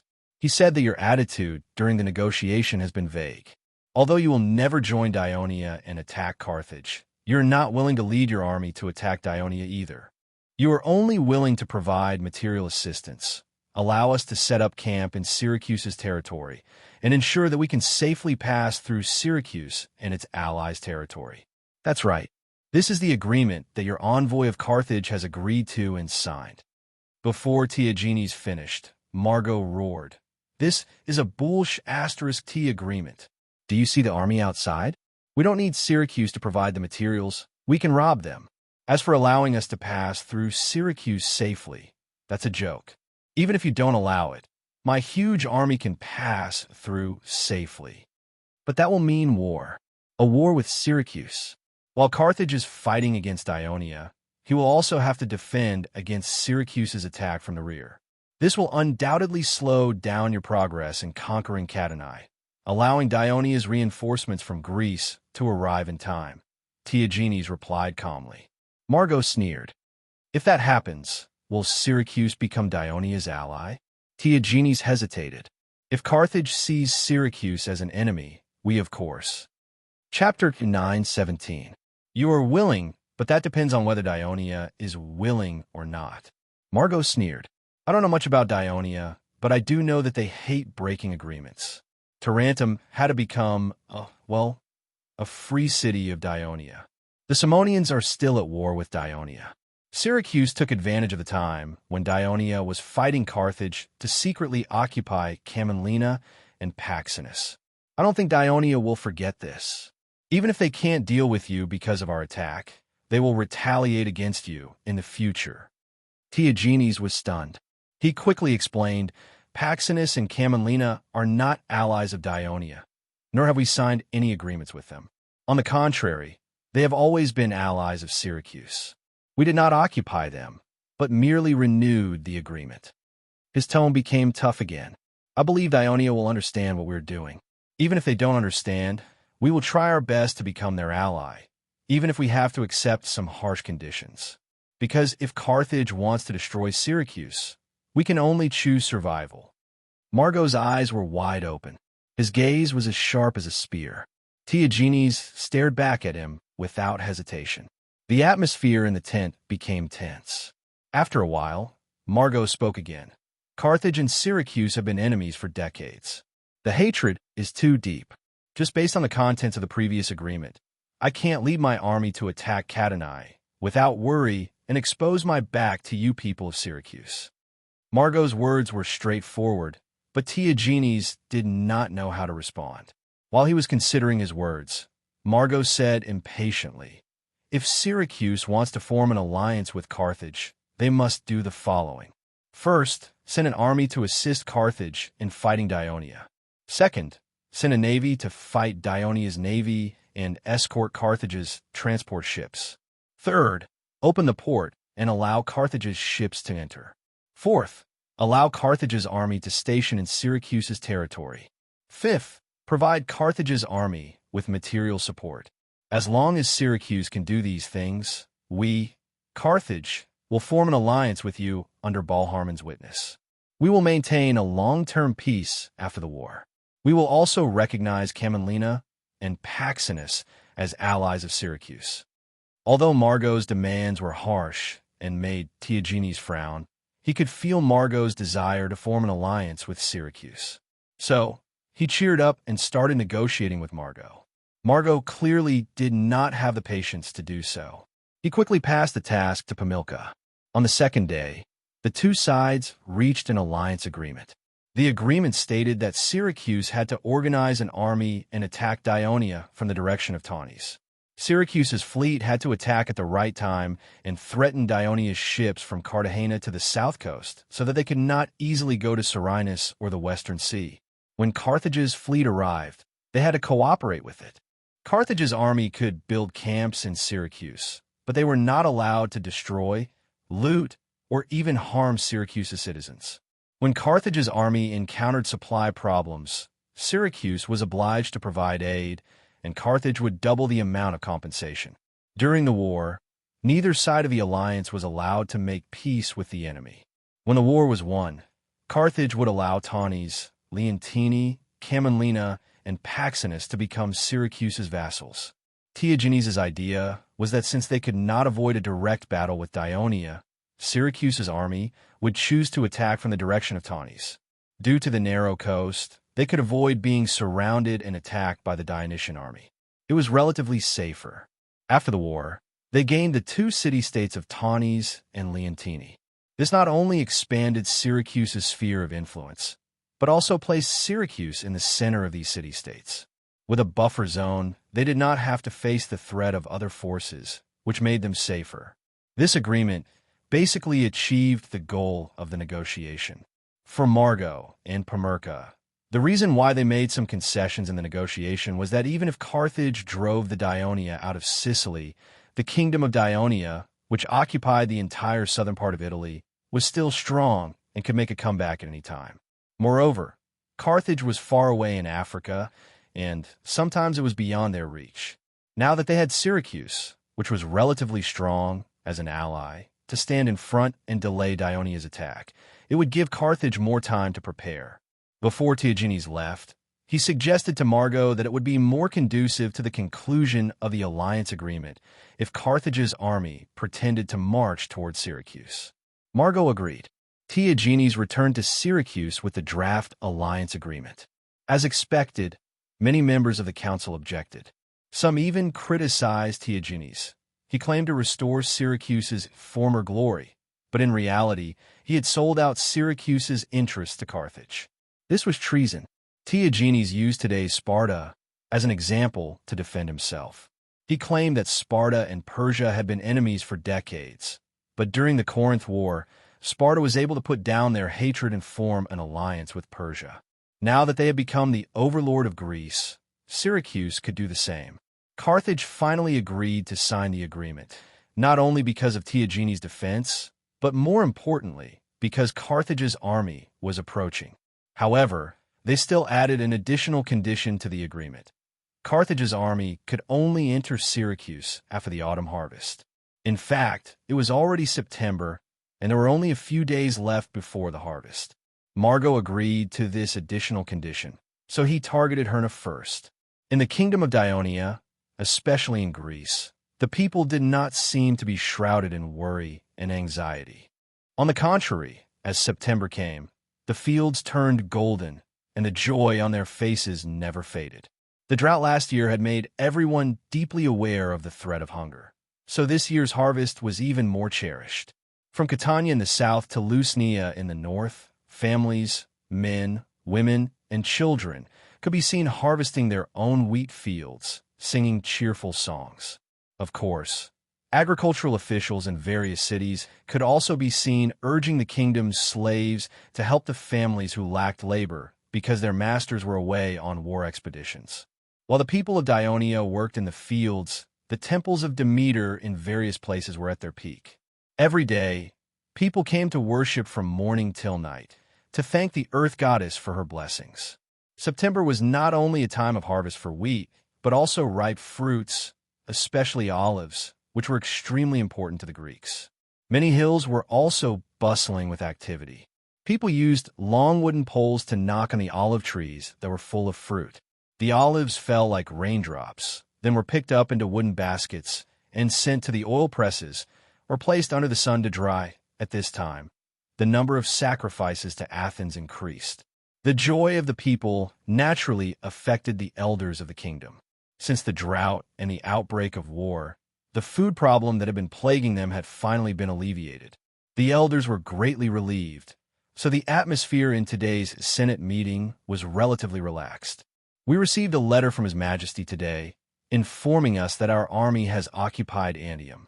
The war in Latin will probably end within a month, said Vespa, who was on duty in the middle of the hall with a smile on his face.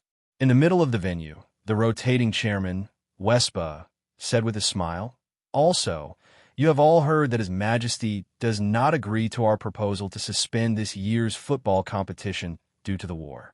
He requests that it be held as usual. Does anyone have any objections?" After a whispered discussion, Cornelius stood up and said, "We originally made this proposal because everyone considered that the kingdom has to deal with 3 wars at the same time. A large number of citizens have been transferred to fight, and the officials of various cities are also working intensely for these wars. The Kingdom Rugby Finals is a grand celebration.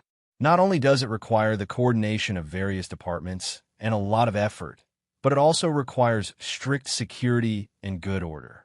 Under the current circumstances, everyone is worried that our officials do not have more energy to organize this celebration, and it may even attract hostile countries to cause trouble. The chaos during the Hades celebration more than 10 years ago is a lesson learned. Lord Cornelius is right. We are thinking the same thing." Some of the elders immediately agreed. Cornelius coughed twice and continued, "But His Majesty is thinking long-term. The war has been going on for almost a year, and the war with Carthage will continue. in a state of war for a long time. The people will become more and more anxious and fearful, and eventually become war-weary. This will have a great impact on us, trying our best to achieve the final victory. So, at this critical time, a grand celebration can show the people the belief that the kingdom will win, dispel their concerns, and make them more enthusiastic to support this war to determine the hegemony of the Western Mediterranean. So, I support His Majesty's decision. Looking at Cornelius sitting down shakily, some elders cursed in their hearts, "What a slippery old man." At this time, Scepter Priest Plesinus stood up and said loudly, "His Majesty's decision is absolutely correct. When you made this proposal before, I did not agree with it. Now, I solemnly repeat that the Kingdom Rugby Finals is not an ordinary game. Since Hades became the patron saint of the Kingdom of Dionia, the Kingdom Rugby Finals has become the most important part of Hades' celebration, and to please this great god. It has never stopped all these years, and the kingdom has never lost in war. This is the result of His Majesty's wisdom and the blessings of Hades. If the game is suddenly stopped this time, once it angers Hades, who will bear the consequences? Ancient Greece, Lord of the Mediterranean. Ancient Greece, Lord of the Mediterranean. Chapter 9:18. The senators' hearts tightened, but no one refuted. Over the years, the faith of Hades had become more and more deeply rooted in the hearts of the people. 2 years ago, a judge in Crotone suddenly died in his sleep. His widow turned herself in at the city hall the next day, saying that her husband had accepted bribes several times and made unjust judgments. As a result, he was severely punished by Hades. This matter was widely spread throughout the kingdom, and the people respected the just and strict Hades even more. This made the officials even more respectful towards this gloomy and solemn god, including the senators. At this moment, Plesinus saw someone standing up not far away. It was Marigi. He thought that Marigi was going to object and was surprised. Marigi smiled at him and said, "Of course, I also support His Majesty's decision. However, from the perspective of trade, I want to say that His Majesty's decision is correct. Due to the 3 wars that broke out one after another, especially the war with Carthage, even though the flames of war have not spread to our main territories, it has already caused the number of foreign merchants that used to come to Dionia to do business has decreased. The commercial taxes of various cities have also decreased in these few months. This is because these foreign merchants are not optimistic that Dionia will be able to obtain the final victory in these 3 simultaneous wars, so they dare not come into contact with the kingdom again. We dare to hold a grand celebration like the rugby finals during the war precisely to show them our kingdom's confidence in victory, thus allowing trade to return to prosperity. Furthermore, the rugby finals itself can increase a lot of tax revenue, improving the tight state of the treasury. Finance Minister Merzes interrupted while using his fingers to forcefully knock on the armrest of the wooden chair. He reminded in a dissatisfied manner, Everyone, you must now understand that the biggest problem in the kingdom is no longer food, but the treasury. It's the treasury that is running out of money." Wespa asked in surprise, "Sir Merzes, during this period of time, His Majesty has already transported a large amount of wealth obtained from Rome and other conquered cities to the port of Turiae. In the end, it has all been placed into the treasury. I heard that there are at least a few thousand Talienis. Also, after Alexis's army occupied Cudim, Beneventum, Lola, and other Samanese towns, they have also transported a lot of wealth back. How can the treasury still be short of money? Sir Vespa, you only see the treasury collecting money. Why don't you see the treasury spending money?" Mercies snorted coldly and complained loudly. The previous drought had already depleted a lot of the national treasury savings.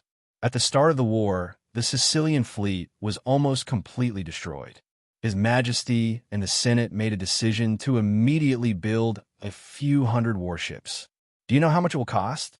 Tens of thousands of soldiers and sailors died in battle or drowned. There were also many citizens who were severely injured and disabled. Do you know how much compensation will be needed? 11 legions were fighting with nearly 100,000 people. How many javelins and arrows would be used in a battle? How many spears were broken? How many short swords, shields, and war horse were destroyed? How many weapons and armors do I have to buy to ensure that the soldiers can continue to fight? Doesn't this cost money? His Majesty and Alexis's spoils of war have only just wiped out the previous expenditure on the treasury. But the war is far from over, and the treasury will continue to be depleted. Therefore, we should not let go of any measures that are beneficial to the treasury. Vespa laughed dryly. It seems that the war has a huge impact on the kingdom's trade and finances. But the autumn harvest is about to end. Once the citizens pay the land tax, the finance department should feel a little more relaxed. A few elders in the hall sneered. They felt that Vespa did not understand the kingdom's finances at all. The land tax money was simply a drop in the bucket for this war. And Terry stood up and looked around with a dignified gaze. He could not allow anyone to look down on the authority of the rotating chairman. Although he despised Vespa's incompetence as the rotating chairman, they were on the same side on this issue. Are there any objections? And Terry said loudly, if there are no objections, then hurry up and carry out His Majesty's decision. It will be September 9th in a few days. We must start preparing immediately. The hall returned to silence. Vespa nodded to Antares to express his gratitude. He then said loudly, since everyone agrees with His Majesty's decision, then this year's football finals will continue. After saying that, he raised a small hammer and knocked on the small bell on the table, making a crisp sound. He then turned his gaze to one of the 5 rotating chairmen in the front row, the governor of Turin. Lord Lucius, you are still in charge of the football tournament this time. What difficulties do you need us to solve? Lucius pondered for a moment before saying, I also support His Majesty's decision. You know that during this period of war, many citizens of Turin have died or been injured. The people's emotions are quite depressed. Holding a football tournament will help them release their emotions. And on the day of the Hades celebration, I hope that the ceremony to pay respect to the fallen soldiers at the Hall of Valhalla can be grandiose to appease their families. That's how it should be. I will arrange it. Lord Lucius, you can rest assured. Plazinas responded. In order to prevent accidents, I hope that the Department of Inspection can send more patrols to maintain the security inside and outside the city of Turin. Also, the Ministry of Military Affairs can send more soldiers to maintain the order in the city square and the temple on the day of the celebration.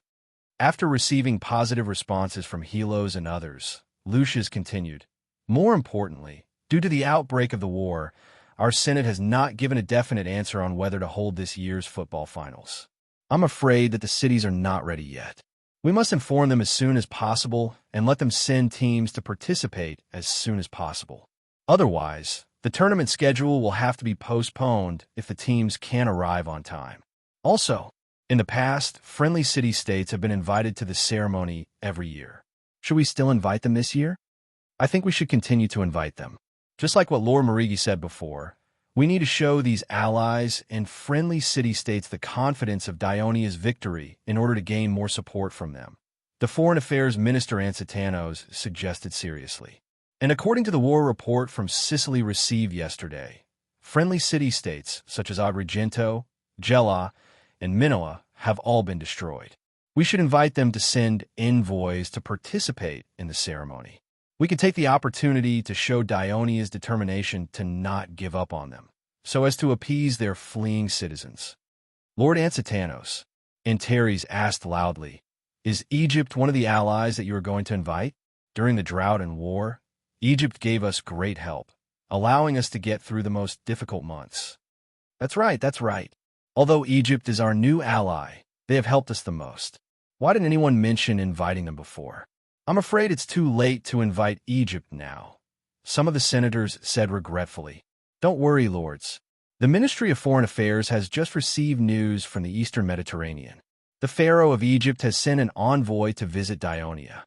It is estimated that he will arrive in Turiae before the ceremony. Ansitanos immediately responded. Why didn't you mention such an important thing earlier? Cornelis complained. Lord Ansitanos, Egypt is our important ally. The Ministry of Foreign Affairs is responsible for receiving the Egyptian envoy. If there is anything that you need the Senate to do, just say it. In short, make sure they're satisfied. Also, inform His Majesty immediately and let him know about this." Ansitanos nodded in agreement. After Cornelius gave his instructions, he said to Vespa, who was in the middle of the hall, "Since everyone has agreed to host the rugby finals, quickly send messengers to inform the governors of each city. Invite the alliance and friendly city-states to attend the ceremony as in previous years." Vespa nodded and called the clerks who were in charge of taking minutes of the meeting. He asked them to immediately start writing letters. After stamping them with the seal of the Senate, they were handed to the messengers who were waiting in the side hall to be sent to various places. As the Senate of Dionia held meetings almost every day, some proposals could be passed at any time. Therefore, the Senate had fixed messengers to accurately convey the decisions of the Senate to the people who should be conveyed in a timely manner.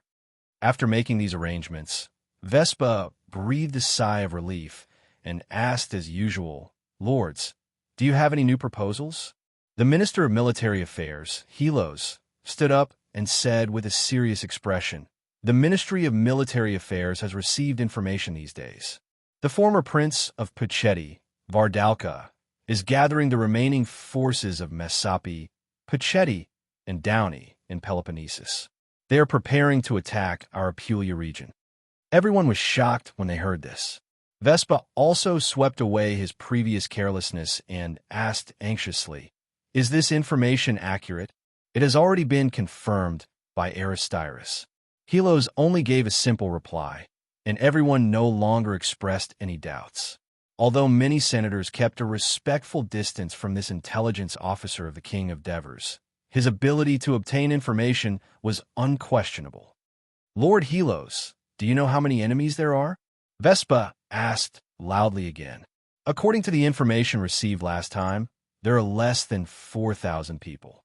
Helos said seriously, "It is estimated that they will land in Apulia in the near future. These stray dogs are really good at choosing the right time. They took advantage of the time when Alexis led the army expedition to the Samonine Mountains. The Fourth Fleet left the Adriatic Sea for Sicily, and the entire Apulia region was defenseless." Chapter 919. Before Sidorum's voice trailed off, Felicius interjected, "The Ninth Legion is still stationed in Apulia." Because of His Majesty's reminder, the Ministry of Military Affairs specifically asked the Ninth Legion to stay in Uda and not follow Alexis to the Samony Mountains. This is to prevent such a thing from happening. I believe that Commander Tectinos will be able to defeat the enemy easily. I believe that our legion can easily defeat the rabble, but I'm worried that these former fugitive leaders of Messapi, Puchetti, and Downey will cause unrest in this region when they return to Apulia, just like what happened in Britti during the Southern Italian War. Sidorum spoke of the past with mixed feelings. The chaos in the Britti region gave him the opportunity to show his talents, laying the foundation for him to become the rotating president of the Senate. However, the turmoil and riots also caused the entire Britti region to fall into war. The population was greatly reduced, and many tribes disappeared. Please rest assured, my lords, the Puchetti region has been annexed to the kingdom for almost 10 years. The people there live in freedom, prosperity, and pride themselves as citizens of Dionia. It is impossible for them to be incited by these long-forgotten stray dogs to start a riot and return to the era of poverty under the rule and control of the king-in-chief. On the contrary, they will cooperate with the kingdom's army to drive out these thugs who are trying to take away their happiness. The speaker was the former leader of the Silvam tribe in the central town of the Puchetti region, Prince Adorus's future father-in-law, Torlex. Not only was he the leader of the Puchetti elders, but he also had a lot of prestige among the people of Puchetti, so his words made the elders feel a lot more at ease. Then, another influential elder of Messapi, Aparosia, who was also the father-in-law of Henneborus, the court clerk, stood up and said loudly, "We, Messapi, have been annexed to Dionia for a long time. I can assure you here that the people of Messapi will only see these former Messapi people as outsiders, as thugs who want to destroy their peaceful lives. The people will fully support the kingdom's army to defeat them." Puccetti and Masapi's words made the other elders unconsciously focus their attention on another elder, Luger Sembrin. The identity of this elder from Downey was not to be underestimated. He was the former king of Downey. For years ago, during the war between Dionysia and Downey, he had surrendered early in Lusnia, allowing Alexis to conquer the Downey region without any problems.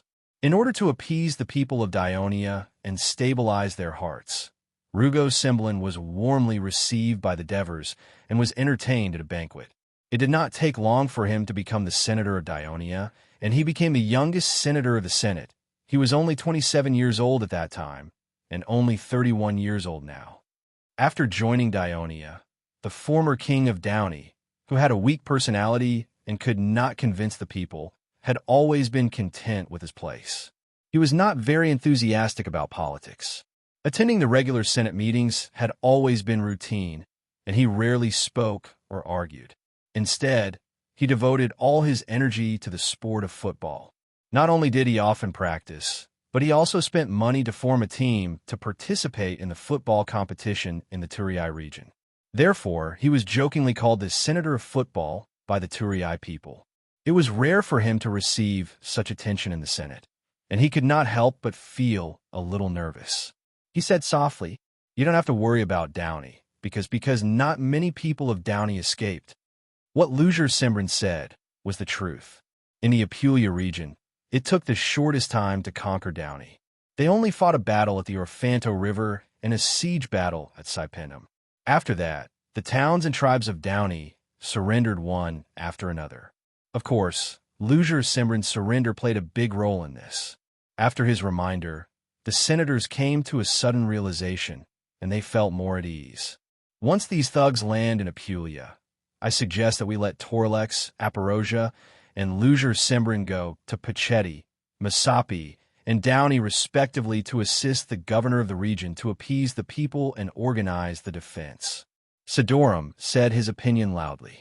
Most of the senators agreed to this proposal, and Torlex and Aparosia did not object either.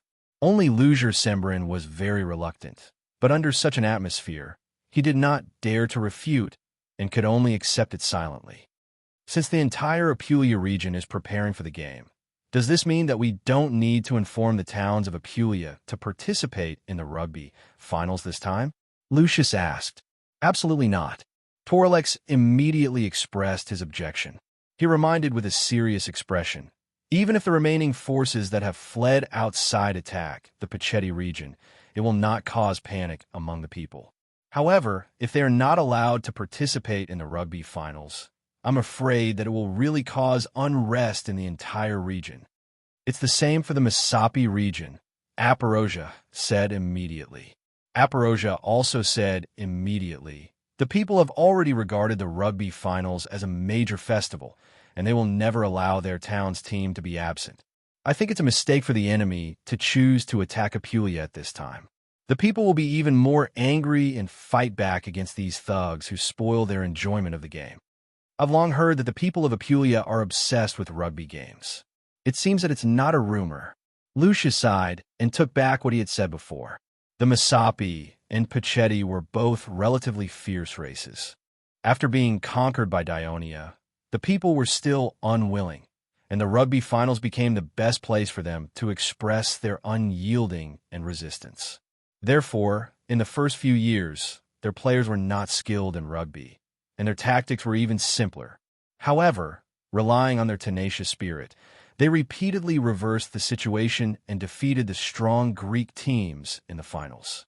After the winning team returned to the city, the players would be pursued by the people, which further promoted the development of rugby in the region. Although in recent years, as the people of Apulia had completely integrated into Dionia, this kind of antagonism no longer existed. However, rugby had become the most popular sport in the region, even more so than Turii. Just when some senators who still did not know much about the Apulia region were listening to the senators who had served as the governors of the towns in the region whispering about the reasons why the people of Apulia loved rugby, they suddenly heard Sidorum ask Helos, "Did the remaining forces of Apulia attack us with the support of Sparta? If so, did Sparta also send troops to participate?" Many of the senators were nervous. Helos said with a smile, "The rebels led by Vardalka could gather troops in the Peloponnesus region, which means that they must have gotten the consent of Sparta. But so far, there is no information that shows that Sparta or other cities of Peloponnesus have joined in. I think the most important reason is that Sparta is now busy fighting against the new alliance formed by Athens and the Thebes." After hearing this, Vespa let out a long sigh of relief and said repeatedly, "That's good. That's good." An elder in the meeting hall teased, "Lord Vespa, don't worry. Lord Bagul is not satisfied. I'm afraid he still wants to capture a few Spartans in Udir." As soon as the people in the hall laughed, Anteri stood up and said with hatred, "Sparta is now in a difficult situation, but they still don't forget to cause trouble for us. It seems that their hostility towards the kingdom has never changed. When we get rid of Carthage, we must let the people of Sparta know how powerful we are." These words received the unanimous approval of the elders. After the Senate's regular meeting ended, Vespa did not accept Hemont's invitation to have a few drinks at Christoia's restaurant in the city. Instead, he went straight back to his mansion. As soon as he entered the backyard, he met his daughter-in-law, Andrea. "Father, you're back." Andrea came up to him and said with concern, "Today's Senate meeting ended much later than usual. You must be tired." Vespa looked at her and said naturally, "There were more topics today, and everyone's debate was more intense. One of the topics had a lot to do with Bagul." "What is it?" Andrea asked immediately. When the kingdom conquered Apulia, the people of Massapi, Pachetti, and Donadori who fled to the mainland of Greece had already assembled an army. Vespa did not hesitate at all to tell Andrea the secret that should have been kept a secret. Even though the kingdom of Dionia was more tolerant towards women, it rarely allowed women to participate in politics. This was even more so in the tradition of Lucania. Andrea was also a daughter-in-law of a different race, so Vespa's requirements for her were relatively strict. The reason why there was such a drastic change was that his sense of superiority as the leader of Lucania was no longer there. Dionia was getting stronger and stronger, and there were many new people in the Senate, which made him constantly feel threatened. On the other hand, as the right-hand woman of the former queen, Christoia, Andrea had received great training over the years. Since Bagul was working outside all year round, Vespa often had to rely on his daughter-in-law to analyze the situation for him and listen to her advice. After listening, Andrea did not show the same worry that Vespa had when he first heard about it. Instead, she comforted him, "Father, don't worry. Since the Ministry of Military Affairs has made sufficient preparations, and the Senate has made meticulous arrangements, there will be no trouble in Apulia. Bagul will be very safe, and I think this is a good thing. The kingdom can take this opportunity to catch all the fugitives and completely stabilize Apulia." Vespa looked at his daughter-in-law's calm and confident face and was stunned for a moment before murmuring, "Yes, yes, you're right.